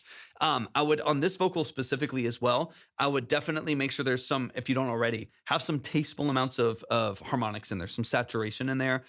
Even if you do it late in the chain, after everything's done, put it under a blanket of saturation, just enough to give it some harmonics. It'll soften that top end a little bit. It'll punch it through a little bit. It'll give it some body, some weight, since right now it feels a little carved, right? It's a little bit, like I said, over suppressed or a little bit carved in the EQ and compression space. So if you can soften that a little bit and at the same time give it some, you know, give it some punch and give it some body through some saturation would be fantastic. Fantastic. Extra tone. Oh, we're closed for today. I'll be back on tomorrow, Extra. We'll be back on tomorrow. I appreciate you tapping in, though. Welcome in. Improvement, the illusion of overnight celebrities just breeds confusion. Some people being used for their cheap amusement, and labels telling fables just to keep the music. We've been trying to build a community and fill it with unity. Cause once you sign a deal, you gotta deal with the scrutiny and everybody telling you how you should be. They say you should be this, you should be that. I refuse to let a suit in a hat choose my path. Using music to relax instead of juicing up the views and the stats. All right, let me get to the next section here. And I'm spaces. Made mistakes in the So past. you added these samples in We here. have had shortcomings. We shall make mistakes in the future. No mistakes, this ride's full of surprises. Empire's been built from minds duller than iron. I've been A lot rounder at the top end right there. Not nearly as much size. Still very, very compressed, which I don't mind. Very, very compressed. Really, really, really strong. Isaac, thank you for the heart me. Michelle, good to see you. Thank you so much for tapping in. Still, you know, punchy. Still got multiple stages of compression pushing it through, but a little bit softer, a little bit rounder at the top end right there. That's more what I would mirror with Blake's vocals. Thank you for the heart me, Michelle. That's what I would mirror with Blake vocals to make sure you still get some of that softness in there. At the same time, the vocal performance is punchy enough, right? We don't have to do a lot to add that grit and that tension. Just control through dynamic range, you know, control through compression. But you know, the vocal's already punchy. Y'all are already using a lot of like natural vocal compression, right? Like diaphragmatic support that's giving you the punch on the mic. You don't need to do a ton. Because the vocal's already really, really strong. So again, softness on the compression side, but this vocal is more what I would mirror just because of that roundness at the top end right here. It's not nearly as bright or brittle. It's a little warmer. It's a little darker, but it punches through with the structure of the production a little bit easier. They try to jet fuel my pies, but what's been at Good doubles on the vocal too. Good and on both vocals actually. Good accents, good in and outs. All that sounds great. stake only go up in flames by the pariah. My belief it's something high is what you think, but higher. His greatest creation was creating new inspire. Talking energy, undeniable. Want for more in masses. Breaking bread with whole communities. Told they useless and average. Tell me what I can and what I can't. Some rubber bands break when you stuff You hear it the too shift, tight, right? but this is fake, so don't play and know your place. Make your right, fuck out my face. You trying to Yeah, again, good emoting, good energy, good lyric structure. Like you're doing a lot of these things well, right? So I don't want you to hear, and most of the production I like too. Again, what you do with the fact that some of it's generated is up to you to decide if that's cool, if that's fine, if you're chill with that. I just usually want people to know. You know what I mean? I usually want to make sure, just in case that people aren't aware of what they paid for. I mean, I've had people come in, so y'all can be on guard, I guess, a little bit if it's something that you care about. I've had people spend, $500 on mixes, $400 on mixes, for like someone on Fiverr, $300 on a mix for someone on Fiverr, and they just ran it through AI, and the AI that they ran it through literally changed their voice, and they sent it back, and they sent it to me, and I was like, hey, this whole thing's AI, and they were like, I just spent $400 on an analog mix. I don't know what's going on. Doesn't even sound like me. So just be aware that it's out there. And again, it doesn't matter if you care about that or not. If it's something you take issue with, or it's something that you don't really care about, and you're just fine. If it sounds good, it sounds good. But that to me would, is just something you gotta kind of stay on your toes these days. I don't have the best ear for this. Yeah, it's not, and again, it only matters if you care about it. And not everybody does.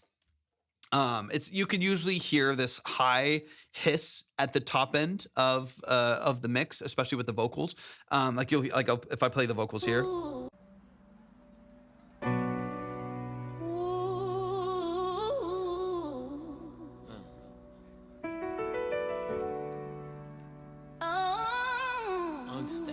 You'll hear this kind of, you know what I mean? It's got this kind of hiss to it. It's got this distortion to it. That's not just like harmonics. It's not just saturation.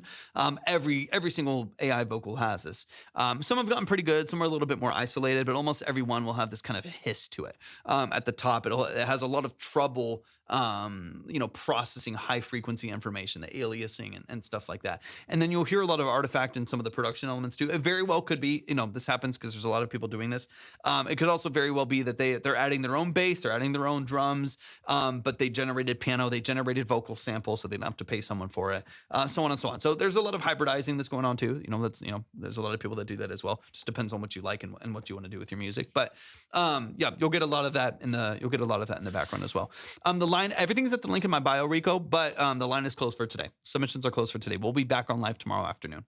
All right, let's get into this last part here. Side is glass with one ways and showerless. They dirty every vision, the blurry thoughts and devour us. Not yet. As a child, I always knew I wasn't loudest in the room. I doubted what I do, Last couple but now songs, I'm though. proud Last of couple how I songs. do it. I found out when you're blue, when you lose, just sounded stupid. Grew to view new opportunities, there's room for improvement. Hallelujah. All illusions, I'm a man of movement, north, south, east, west. The past is in the pouch and I'm cruising. That's a good mix. That's a nice. I mean, the overall structure of this is pretty well mixed, man. Like it's got a good balance to it. It feels vibrant. It feels punchy. You got a lot of things going for you, man. A lot of things going for you. You're doing a lot of things right. Again, the things that matter the most, the song itself, the emoting on the microphone, the emotion that you're singing with, the actual structure of the song, the blending of the two. Y'all are doing all of that right. This is just a balancing act between two different sources. Maybe, y'all know your deal better than anyone, but maybe two different environments, two different mics, two different vocals, obviously. Blending the two that's difficult. It's not an easy thing to do. So, hey, not at all, man.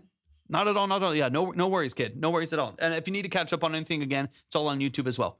It's all on YouTube as well. The way I hear music and ode to the legends, rulers. My measure don't have leisure for jewelers. The dress in my ledger, currency fluent. Destined to invest in the message, the best is spewing. Spreading truth across the record, infectious and never truant. The game is due some restitution. But one of the only other things that I wish was happening in kids was some of those doubles hitting outside.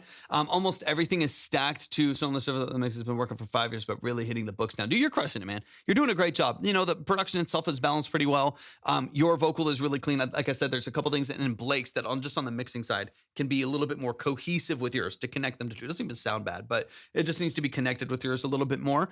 And then the other thing here is every once in a while, I wish that your ad libs, your in and outs, your stack vocals, your accent vocals, maybe I like some of the doubles you have with your vocal, but every once in a while, I wish those were a little pop of energy in the outside of the mix.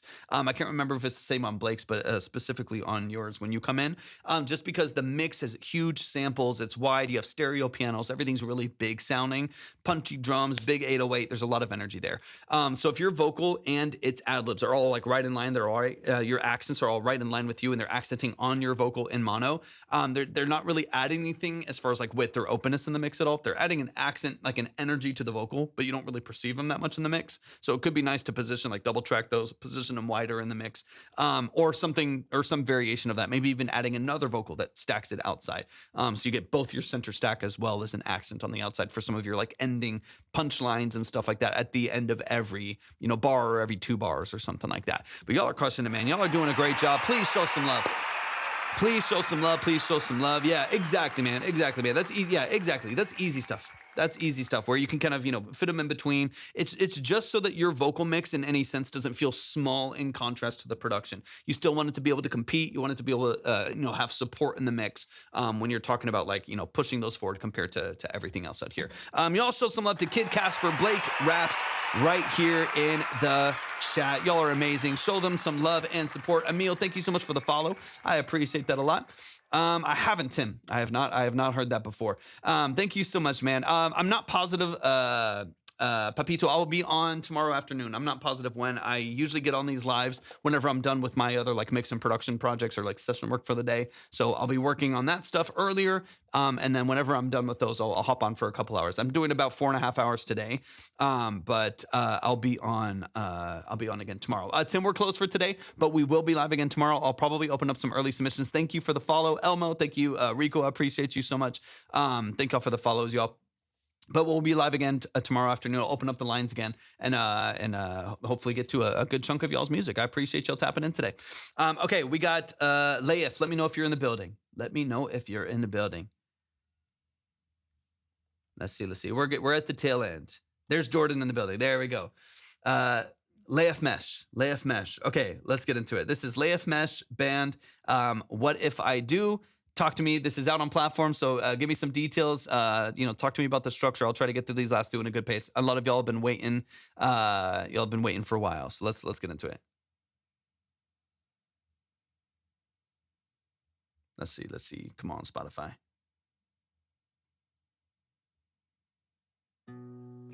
If I was as old as my soul, we'd have no light on. Talk to me a little about your process as far as like the role that you play and what I'm hearing here. We stay outside till the sun went down.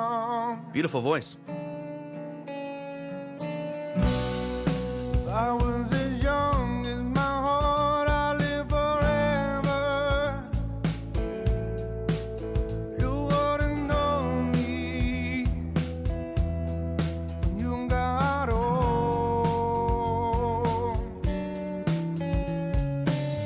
Awesome. That's cool. If I was as strong as my will, I'd be a hero. Then I fly all night in your sky.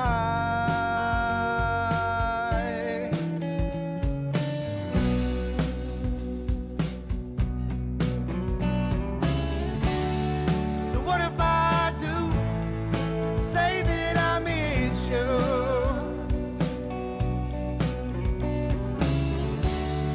And what if I do say that I need you?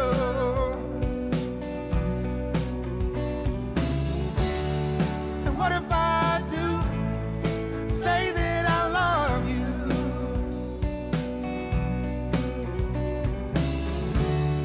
And what if I do? What if I do? Let's go. If I was as high as my hope, I'd be an angel looking over you Pakman, let me know if you're in the chat. You're up next. when you need. First of all, I'm just looking for advice. We produce all of our songs and thinking about finally hiring a producer to take it to the next level. Nice. I was as low Well, doing great. as my past, Perfect. I know you've been patient. I'm glad you're still here. Thanks for hanging out. We made it. We made it. We made it. Wouldn't be the same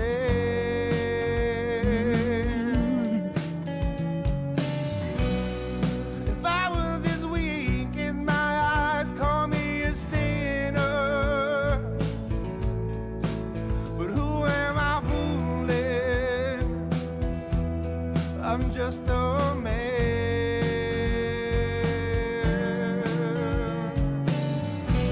Okay, cool. Little better pacing live. So what if I do say Like a couple that I BPM up. miss you?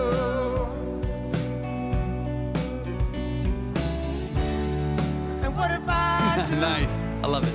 I love it. say Axis, that welcome I in. need you? Destiny or Destin, welcome in.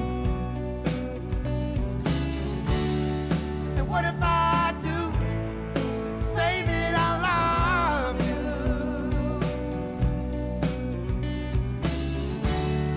And what if I Zara, we're closed for today, but we'll be open again tomorrow. So just make sure y'all are following, and then we'll open up the line again tomorrow afternoon.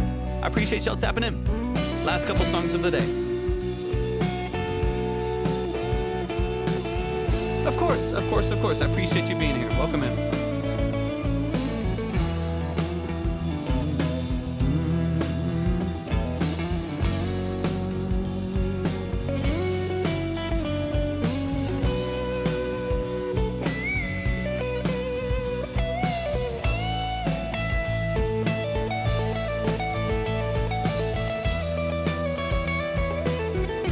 I'm Central Time, Emil. I'm Central Time. It's 9 p.m., 9:14 p.m. here.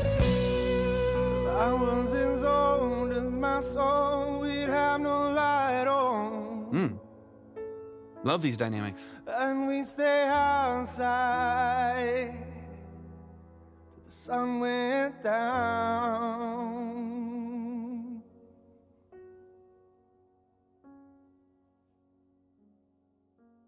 Beautiful, beautiful, beautiful. Y'all show some love. Show some love, show some love. That is the Leif Mesh Band. Let's dive into it. We're closer today, Ethereal. Thank you for tapping in. We'll be live again tomorrow. Again, I'm Central Time, so it'll be afternoon tomorrow.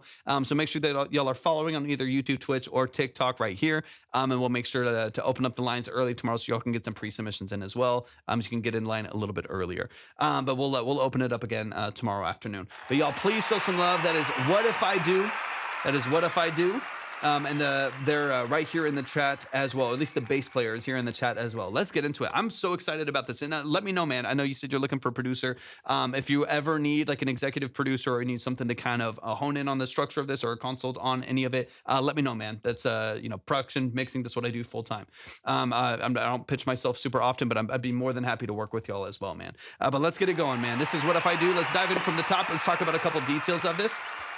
Looking for the right person? Yeah, of course, man. That's so much of building your creative catalog is about finding the right people, man. That's so much of it is that relationship that you build, the ability to communicate your ideas and actually have those ideas come to life is such a huge part of it, man. We are debating on tracking ourselves or going to a studio. This was tracked yourselves? I know this is a couple years old. This is 2023. Was this tracked yourselves?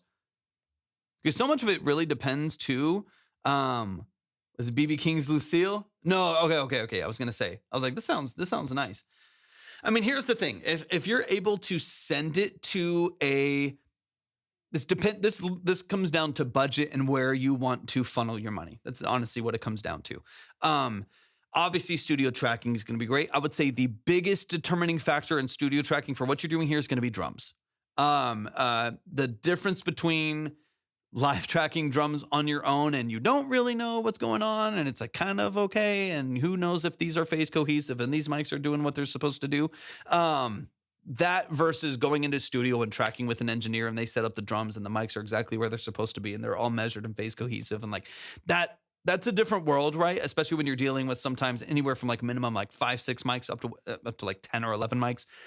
That's going to be, I think, one of the biggest determining factors in like, quality of production for for what you're doing. You can track a great vocal at home, a decent dynamic microphone or a decent condenser microphone, depending on what you have. Guitar, obviously, bass. If you're going direct with bass, or even if you're miking a cab, you can do that at home, and you can do that in a way that's pretty cohesive, and it'll be pretty good. Drums are the hard part, so I think it just depends on what I think I would prefer if you have the ability to, depending on your, again, I don't know a lot of the background, but depending on the drummer. Depending on how good the drummer is and tracking their own stuff, either one, sending the drummer to the studio so you can just do some session work there. Drummer goes to the studio, you spend 3 hours, or an hour, 2 hours, whatever you need to book, to track drums in studio, and then get the multi-track from that, get the mic tracks from that. Track everything else at home for free. Track everyone else, vocals and everything at home for free. And then touring sound. Oh, beautiful, beautiful, beautiful. That's the best. That's the best, because there's nothing worse than doing that live. So understanding, if you understand live sound and touring live sound, he's good to go. In that case, if everyone has the ability to, what I would do is track everything at home, hop on calls, do some Zoom, some Discord calls, or whatever you need to do, track together however you need to make it work. Track at home for free. And spend more money on a fantastic engineer in the space.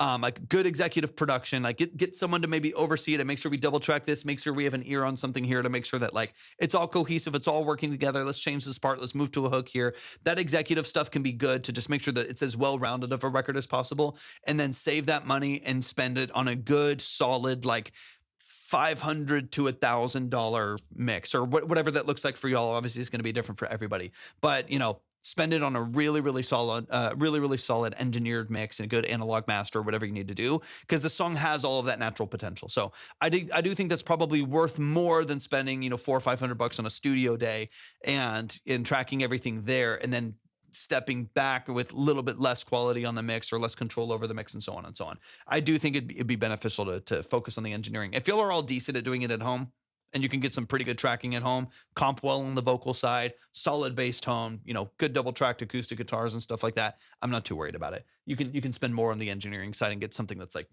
really pristine that y'all will all appreciate, and just let that part go. You don't have to worry about it. Alec, we're closed for today, but we'll be live again tomorrow. So definitely tap in. Not a music listener with real advice. Is it Travi? Is it Trovy, something? I'm missing the vowels, but thank you for tapping in. Thank you for tapping in. Also, if I'm not very coherent right now, it's also because it's been 4 hours that I've been live on here. But let's run it from the top, as we always do. Let's run it back from the top. Let's give it another listen, second, third listen here. Let's dive through some of the details here. But that's kind of my first gut reaction is with some of your questions and stuff here of wondering, like, do I track at home? Do we pay for studio time? Do we get the whole band in for session stuff? Really just depends on where you want to spend your money, right? You can spend it earlier in the source if that's more beneficial to you. I would only say that's more beneficial if you're not that good at capturing the source. If you're good at capturing your source, if your drummer is a live sound engineer, a touring engineer, you are, obviously, I can hear what you're doing. You're a good bassist, your guitarists are good guitarists, your vocalist knows how to track their vocals. Get it set up, maybe hop on some calls, set it up at home. You do all of that for free, pay for a great engineer, and then you're solid. Now, if any one of these people in the equation here, because there's many, if any one of the people in the equation of this band are, thank you for the follow as well, if I haven't said that already, are lacking in that area, like if your vocalist like doesn't have a good mic or whatever it may be, and everyone else is crushing it, if everyone else is like really, really in tune, they know exactly what's going on, your vocalist doesn't have the best setup, or they're not as confident comping in vocals, or like, actually getting themselves set up in the DAW and doing it all themselves. If that is the case, then maybe the vocalist pays for some studio time at a decent studio, 70, 60, $80 an hour at a decent studio for like 2 hours to just track and comp the vocal and the harmonies. And then that's all you spend on tracking on that side. But if they can track at home too, I see no reason why you shouldn't just, bias towards paying for the engineering and mastering. Okay, let's run it from the top. Let's dive into a couple details here. This is What If I Do. Thank you so much for sending this in. I really appreciate it, Jordan. Thank you for tapping in. If I was as old as my soul, we'd have no light on, It's a beautiful vocal. and we stay outside till the sun went down. Great trills on the vocal, great movement right there. Like, yeah, this is all great production structure here. Even though this is an older song, like y'all are doing a great job. Obviously, great musicians.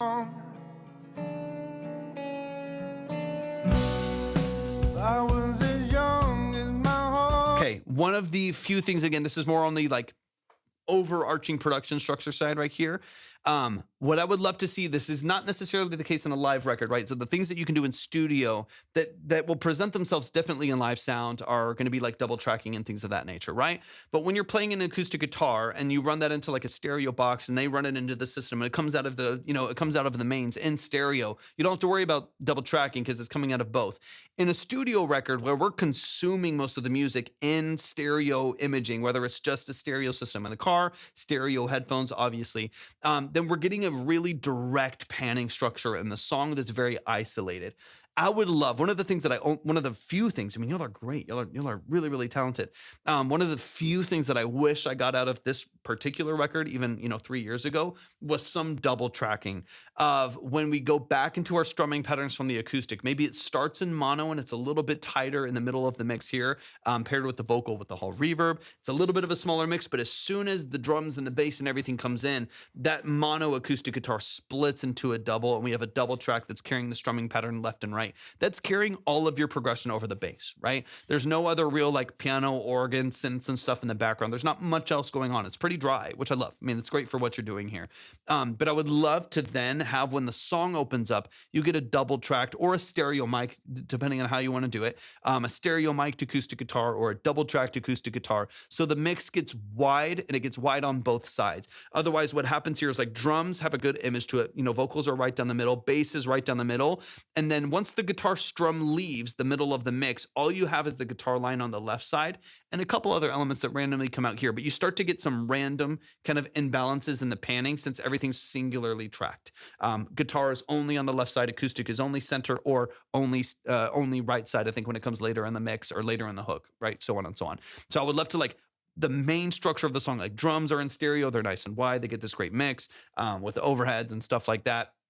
Bass and vocals are punchy right down the middle with the kick and snare. Acoustic is double track, so the whole mix is nice and wide. And then your lead, like top line elements, whether it's like some slides, it's the guitar, it's a little synth that comes in, whatever it is, some strings, those start to fill in those gaps, like the guitar that comes in on the left and so on and so on. That's one of the very, very few things that I hear because I love this production structure. Obsessed with the vocal. It's fantastic.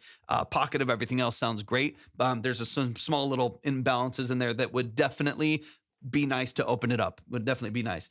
That's why we need a producer, dude. Yeah, I totally understand, man. Totally understand. As you're going through that walk, man, if you ever need anything, just let me know. Just let me know. Because right now, there's a complete bias this way. It's left for me. It might be right for you on the screen, right? But I'm not saying loser, but it's a bias this way, right? Acoustic guitar is here. Lead electric guitar shifts all the way to the left. Nothing else to fill out this information outside of the overheads for the drums, right? So there's now a bias. The whole mix kind of leans to the left a little bit. It's centered strong, and then information on the left. I hear a little bit of like hi-hats and like overhead energy over on the right side. Everything else is biased this way. And so that's where it's like, if that's a double tracked acoustic, the whole mix is warm and vibrant, has that chime to it. And then we just get a little bit of texture on the left side with the guitar.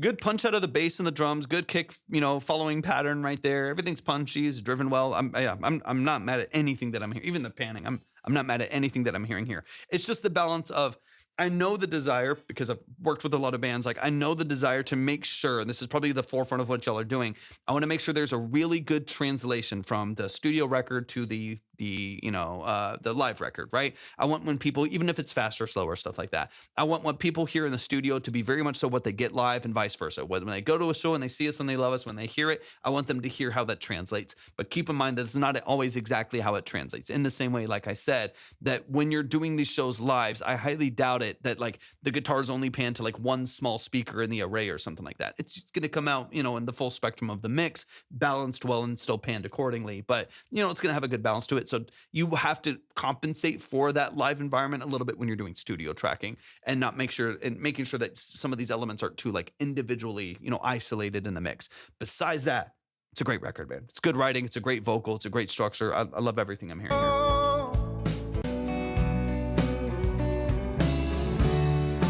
What if I Beautiful harmonies. If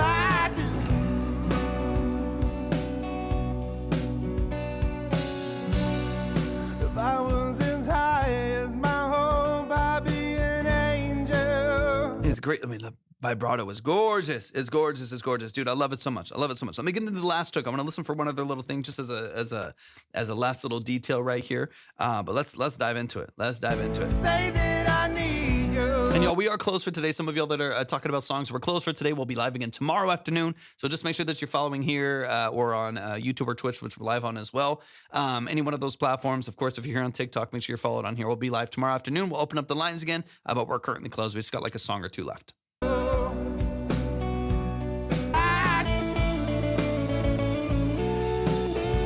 See, and then this guitar comes in beautifully. It's offset slightly from the middle of the mix. So this is what's helping kind of fill in right here. But once again, we've already had a full, electric guitar structure all the way on the left. Now this one's biased slightly this way. We've already got that bias to the left. So opening it up now, there's some information that comes in on the right side, just barely. But yeah, a little better balance than that. And I think this is all this needs. But y'all are great. I mean, this is such a great tone, such a great vibe. The aesthetic is great. Structure is awesome. All band members are great musicians. You can tell you know what you're doing. There's nothing about this that's like falling through the cracks. It's really, really well done. You should be very confident in what you'll have to offer. What you have to offer, 100%. Just want to hit this last hook really quick.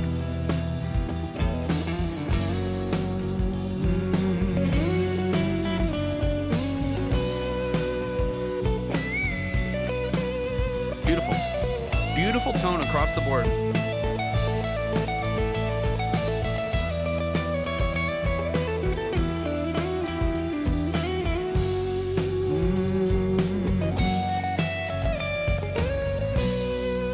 I was as old as my I want to hear that last hook, so came in a little bit earlier.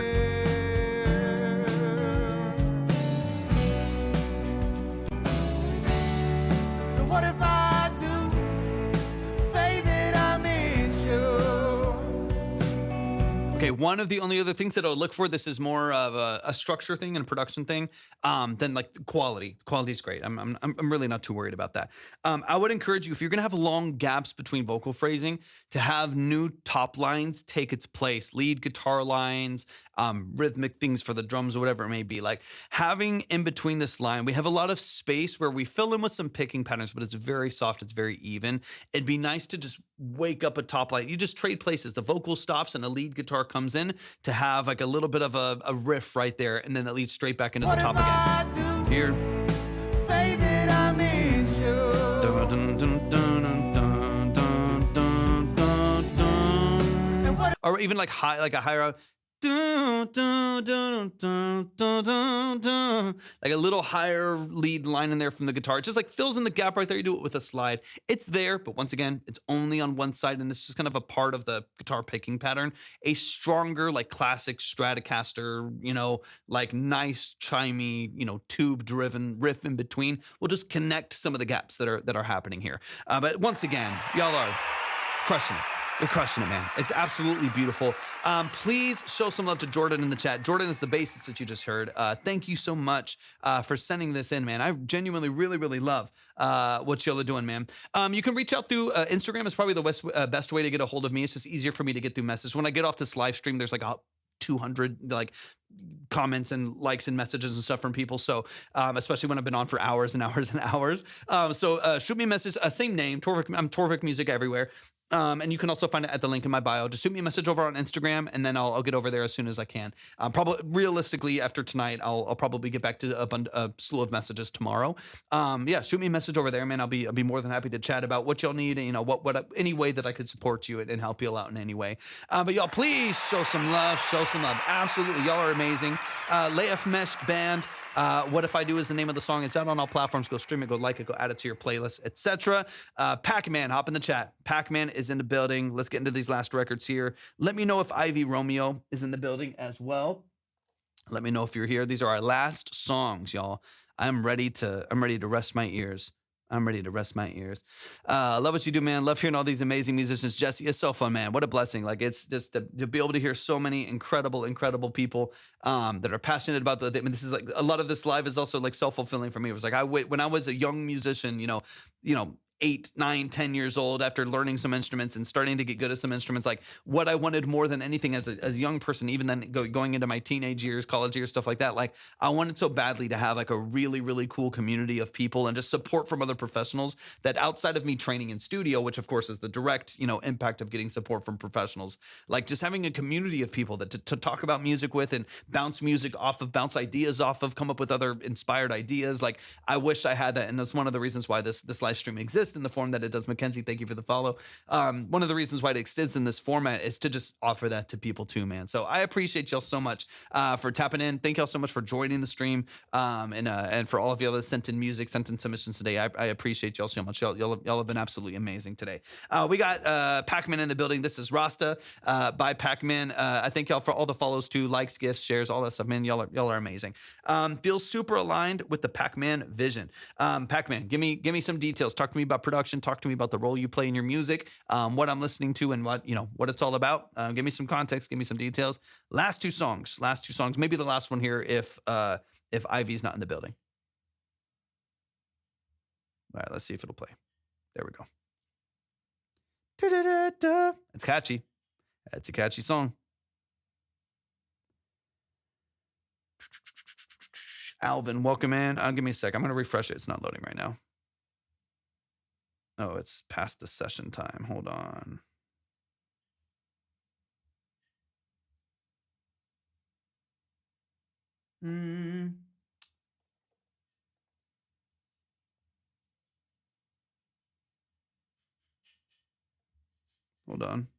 Hold on. It's giving me an issue. Let's see.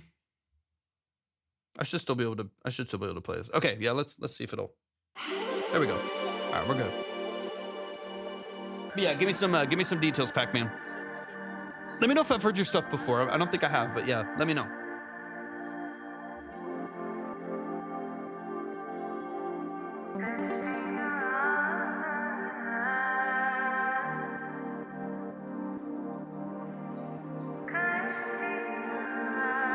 Is that lead arpeggio Polymax? I'm just curious.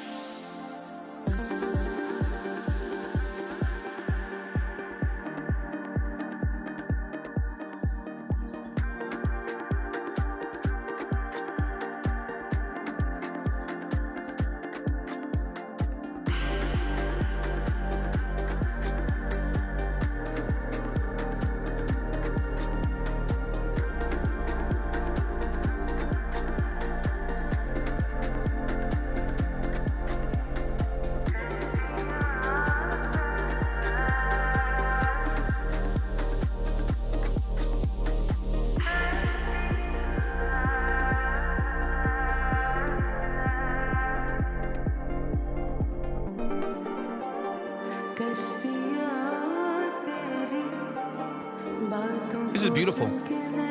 Love this.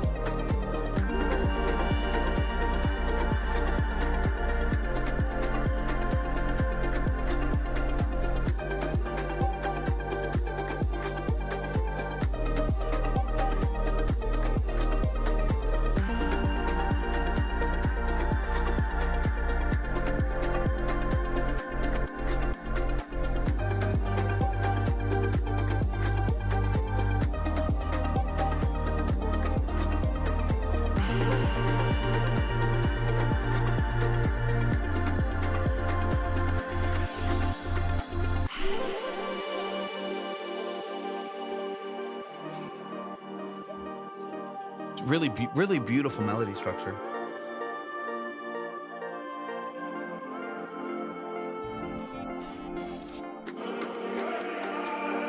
You produced all this, Pakman?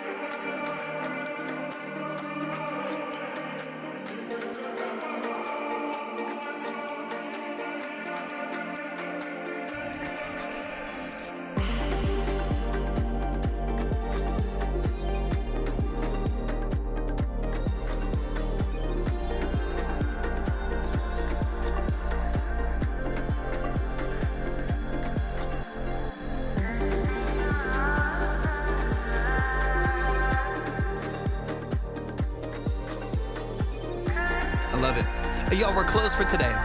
But we'll be live again tomorrow, so just make sure y'all are following. This is our last song. Where'd you get the vocals? Thank you for the follow. Appreciate it. Yeah, it'll be tomorrow afternoon. I'm not sure on the exact time, but tomorrow afternoon Central Time.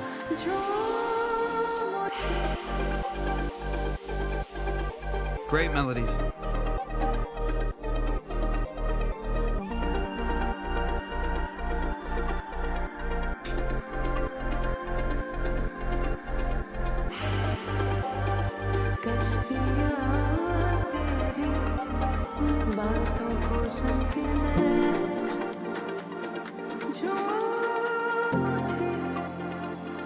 Love the chords.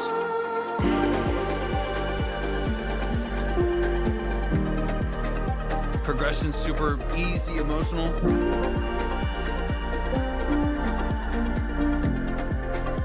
It's really warm, super inviting to listen to. Love those little high melodies. Sampled it off this older tune. So cool. So cool.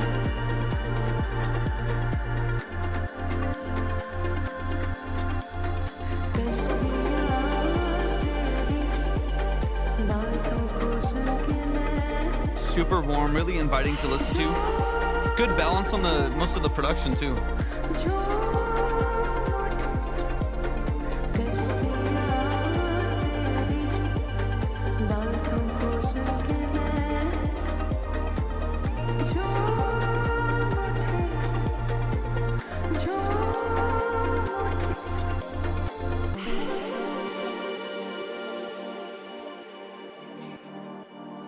Really pretty.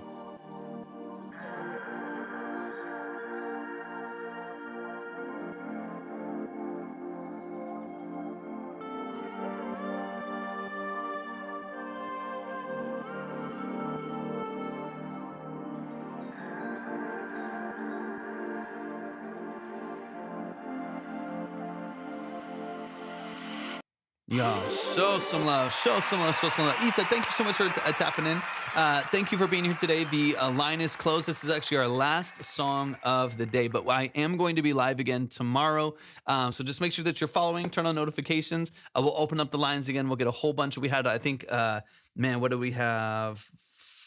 Like 27, 28 submissions today. We're going to get through a whole bunch of songs tomorrow, so definitely tap in.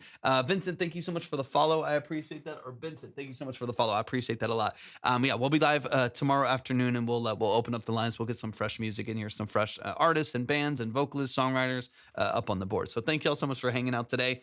Pakman, you're awesome. I really, really love you. Produced this whole thing. I love your production structure. I love the energy that you put into your music. This is really, really cool and really, really well done. I'm excited to break it down. I'm excited to get into the nuances of it. And now we're gonna get out of here. Well, this is our last song. We'll close it up, and then we'll be live again tomorrow afternoon Central Time. I just got to finish some production projects and mix stuff earlier in the day. After I'm finished with my work for the day, then we'll open up the lines again tomorrow and get to some great music. But thank you for Pakman for closing us out today. Thank you for your Pakman was one of the first to submit, but then also was one of the last to get heard. So I appreciate your patience, Pakman. It's I'm so glad that you're here. Welcome to the family. Let's get into it. Let's run it from the top, and let's dive in. Let's dive into this track really quick. We'll talk about a couple small details, but overall, this sounds beautiful. It's really well structured. It's spacious. It's airy. Environmentally, it has so much atmosphere. It has so much, it's meditative in a lot of ways. I really love this kind of like chill house vibe, right? Where everything just feels really, really natural and calm and easy to listen to. Beautiful job. Really, really beautiful job. Let's run it from the top. Let's dive into a couple details of it. But largely speaking, man, this sounds really, really well done.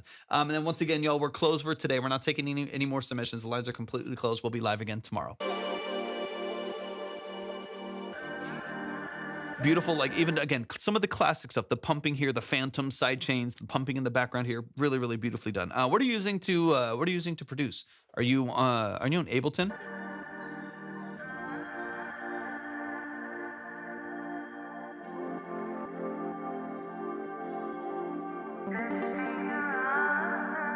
Ableton, hell yeah. I don't have it, but I know it. I know it. There's I don't know what it is, but there is a people make different decisions on different DAWs, and obviously people can use any DAW. I use Pro Tools, and I've used Pro Tools for forever. I've used Pro Tools since I was 12 years old.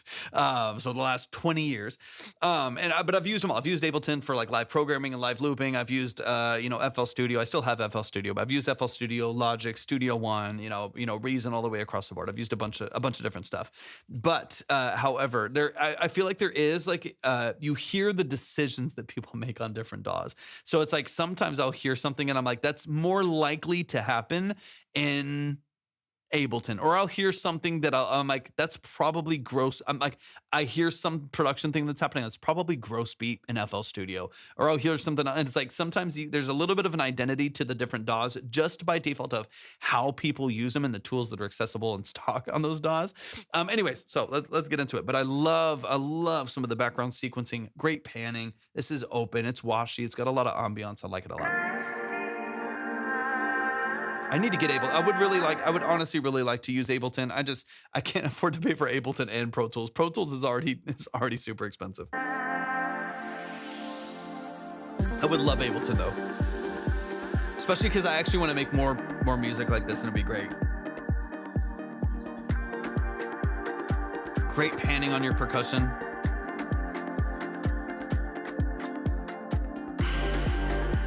And auto panning in the background as well on even your reverb. So there's a high vocal, you have like a kind of a thinned out filtered vocal sample in the background of this. That is the lead vocal sample, but it's set really far back with the lead vocal line.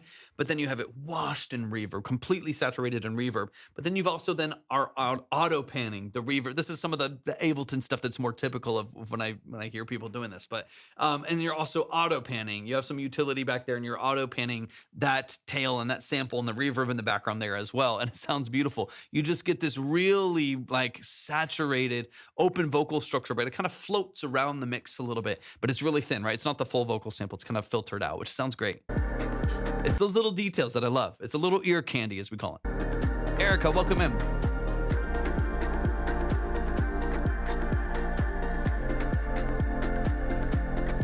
Same with the hats, shaker. Bouncing back and forth.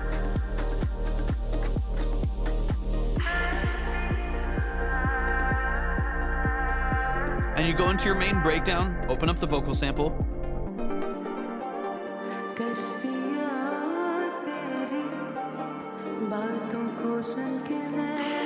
Beautiful. It's so cool. It's so cool.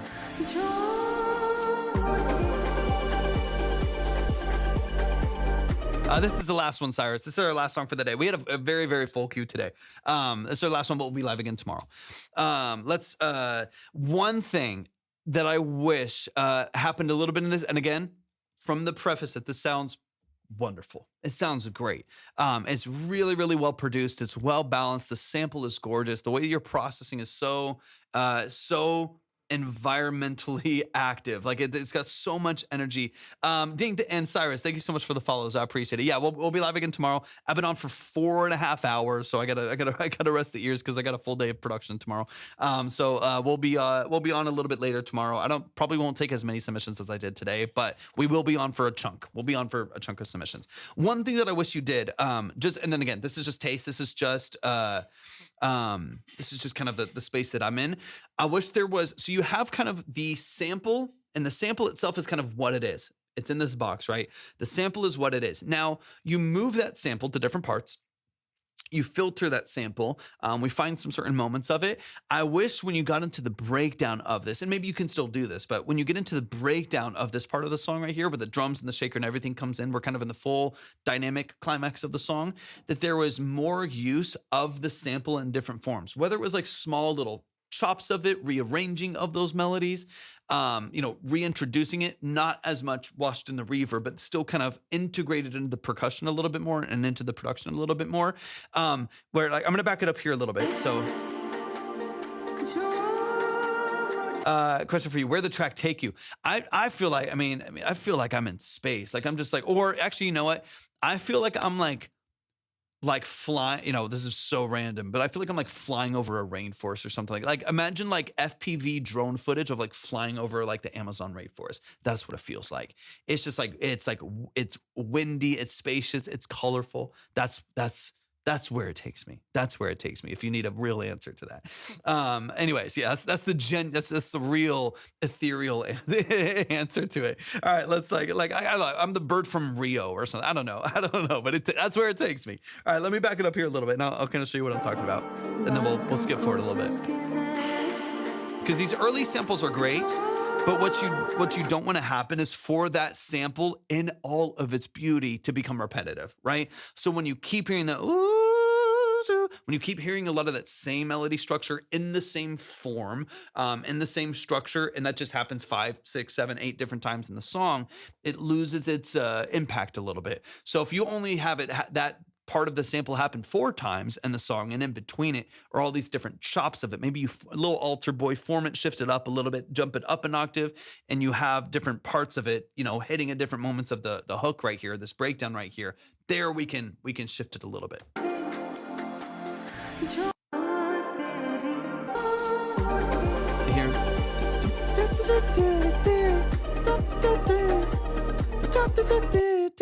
Like having some of those last little lines that you have in here, like on the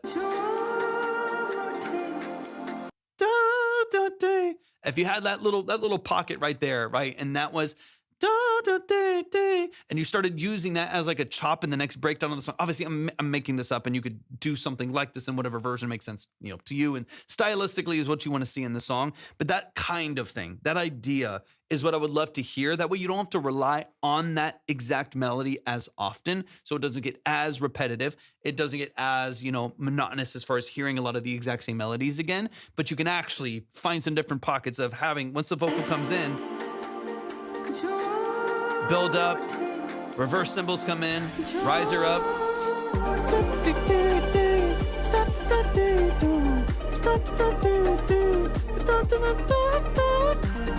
Whatever, again, I'm making it up with my shitty voice, but you get the idea, right?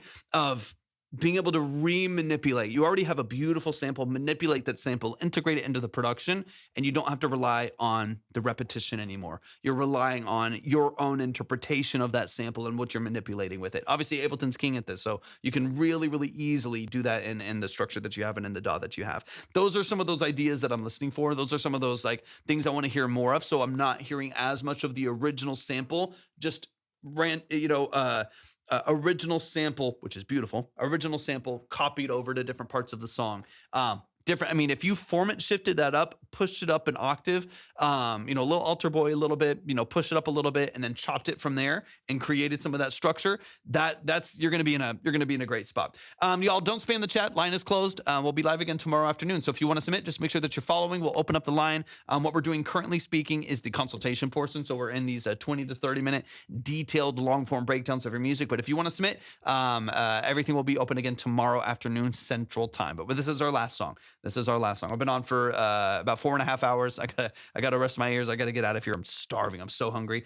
So I gotta get out of here. But yeah, you won't submit in the chat. Everything's at the link in the bio. But we are closed. We're closed for today. Okay, let me get a little bit deeper to the song. Let me get into the outro here.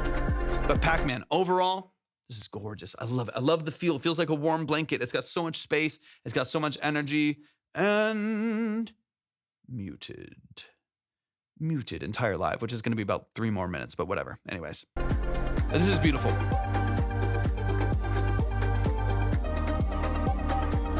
Even that, so you hear, there's a little guitar loop. Like, what if you, as an example, right? Just to toss it out there, what if you have that beautiful little funky, guitar loop in the background right there? That little texture right there is beautiful, and then you chop a portion of the sample, and then you play it on the keyboard, and then you actually match that melody with that vocal sample.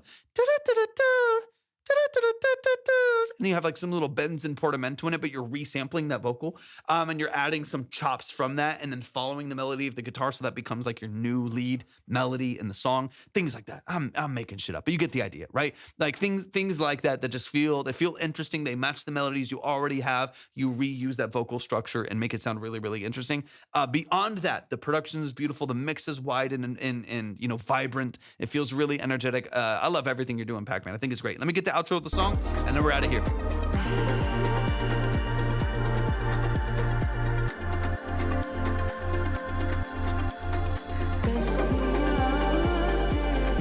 And then still layering this in every once in a while, still having this original sample surrounded by some of the chops of it, just so it's not too continuous.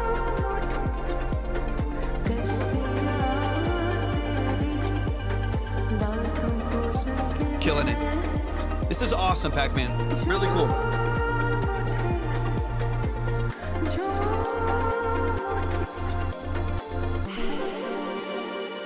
Love that arpeggio. Dude, of course. It's so good. It's so good. So spacey.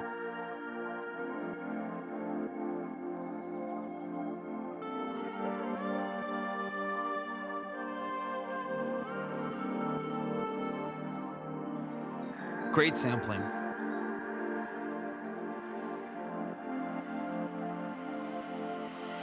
Yeah, absolutely gorgeous. Y'all, show some love. Pakman right here in the chat. Love and appreciate what you do. Everybody, make sure that you follow Pakman. Yeah, you're a beast, man. Really, really, really well done on the production side. Mix is really, really nice as well. And even the stuff that I'm talking about, some of that's just taste as well. But man, please show some love to Pakman. I'm going to get out of here, y'all. I love and appreciate y'all so much. Y'all have been absolutely fantastic today. Thank you so much. Thank you so much for every single one of y'all that came in and followed, listened to the music, supported the music, connected with people, all, the gifts, the submissions, everything, man. I appreciate y'all so much. Jetro, thank you so much for the follow. I appreciate that a lot. Y'all have been absolutely amazing today. We're going to get out of here. Quick reminder before we hop off.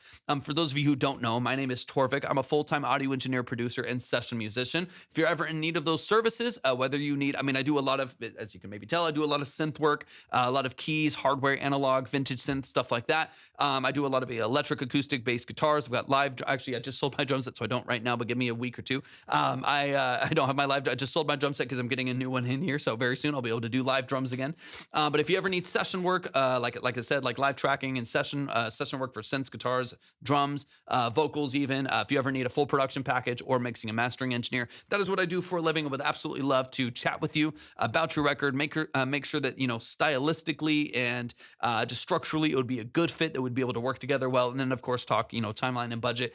If you are ever interested in those services, shoot me a message. I prefer Instagram just because it's easier for me to get to messages. TikTok gets kind of flooded at the end of the live, just with all of the different stuff that's going on here. So if you shoot me a message over there, I'll do my best to get back to you in a timely manner. But I love and appreciate y'all. Thank y'all so much for hanging out today. We'll be back live again tomorrow afternoon. So make sure that you're following. We're live on YouTube, Twitch, and TikTok. And we'll hopefully we'll see y'all very, very soon. Peace.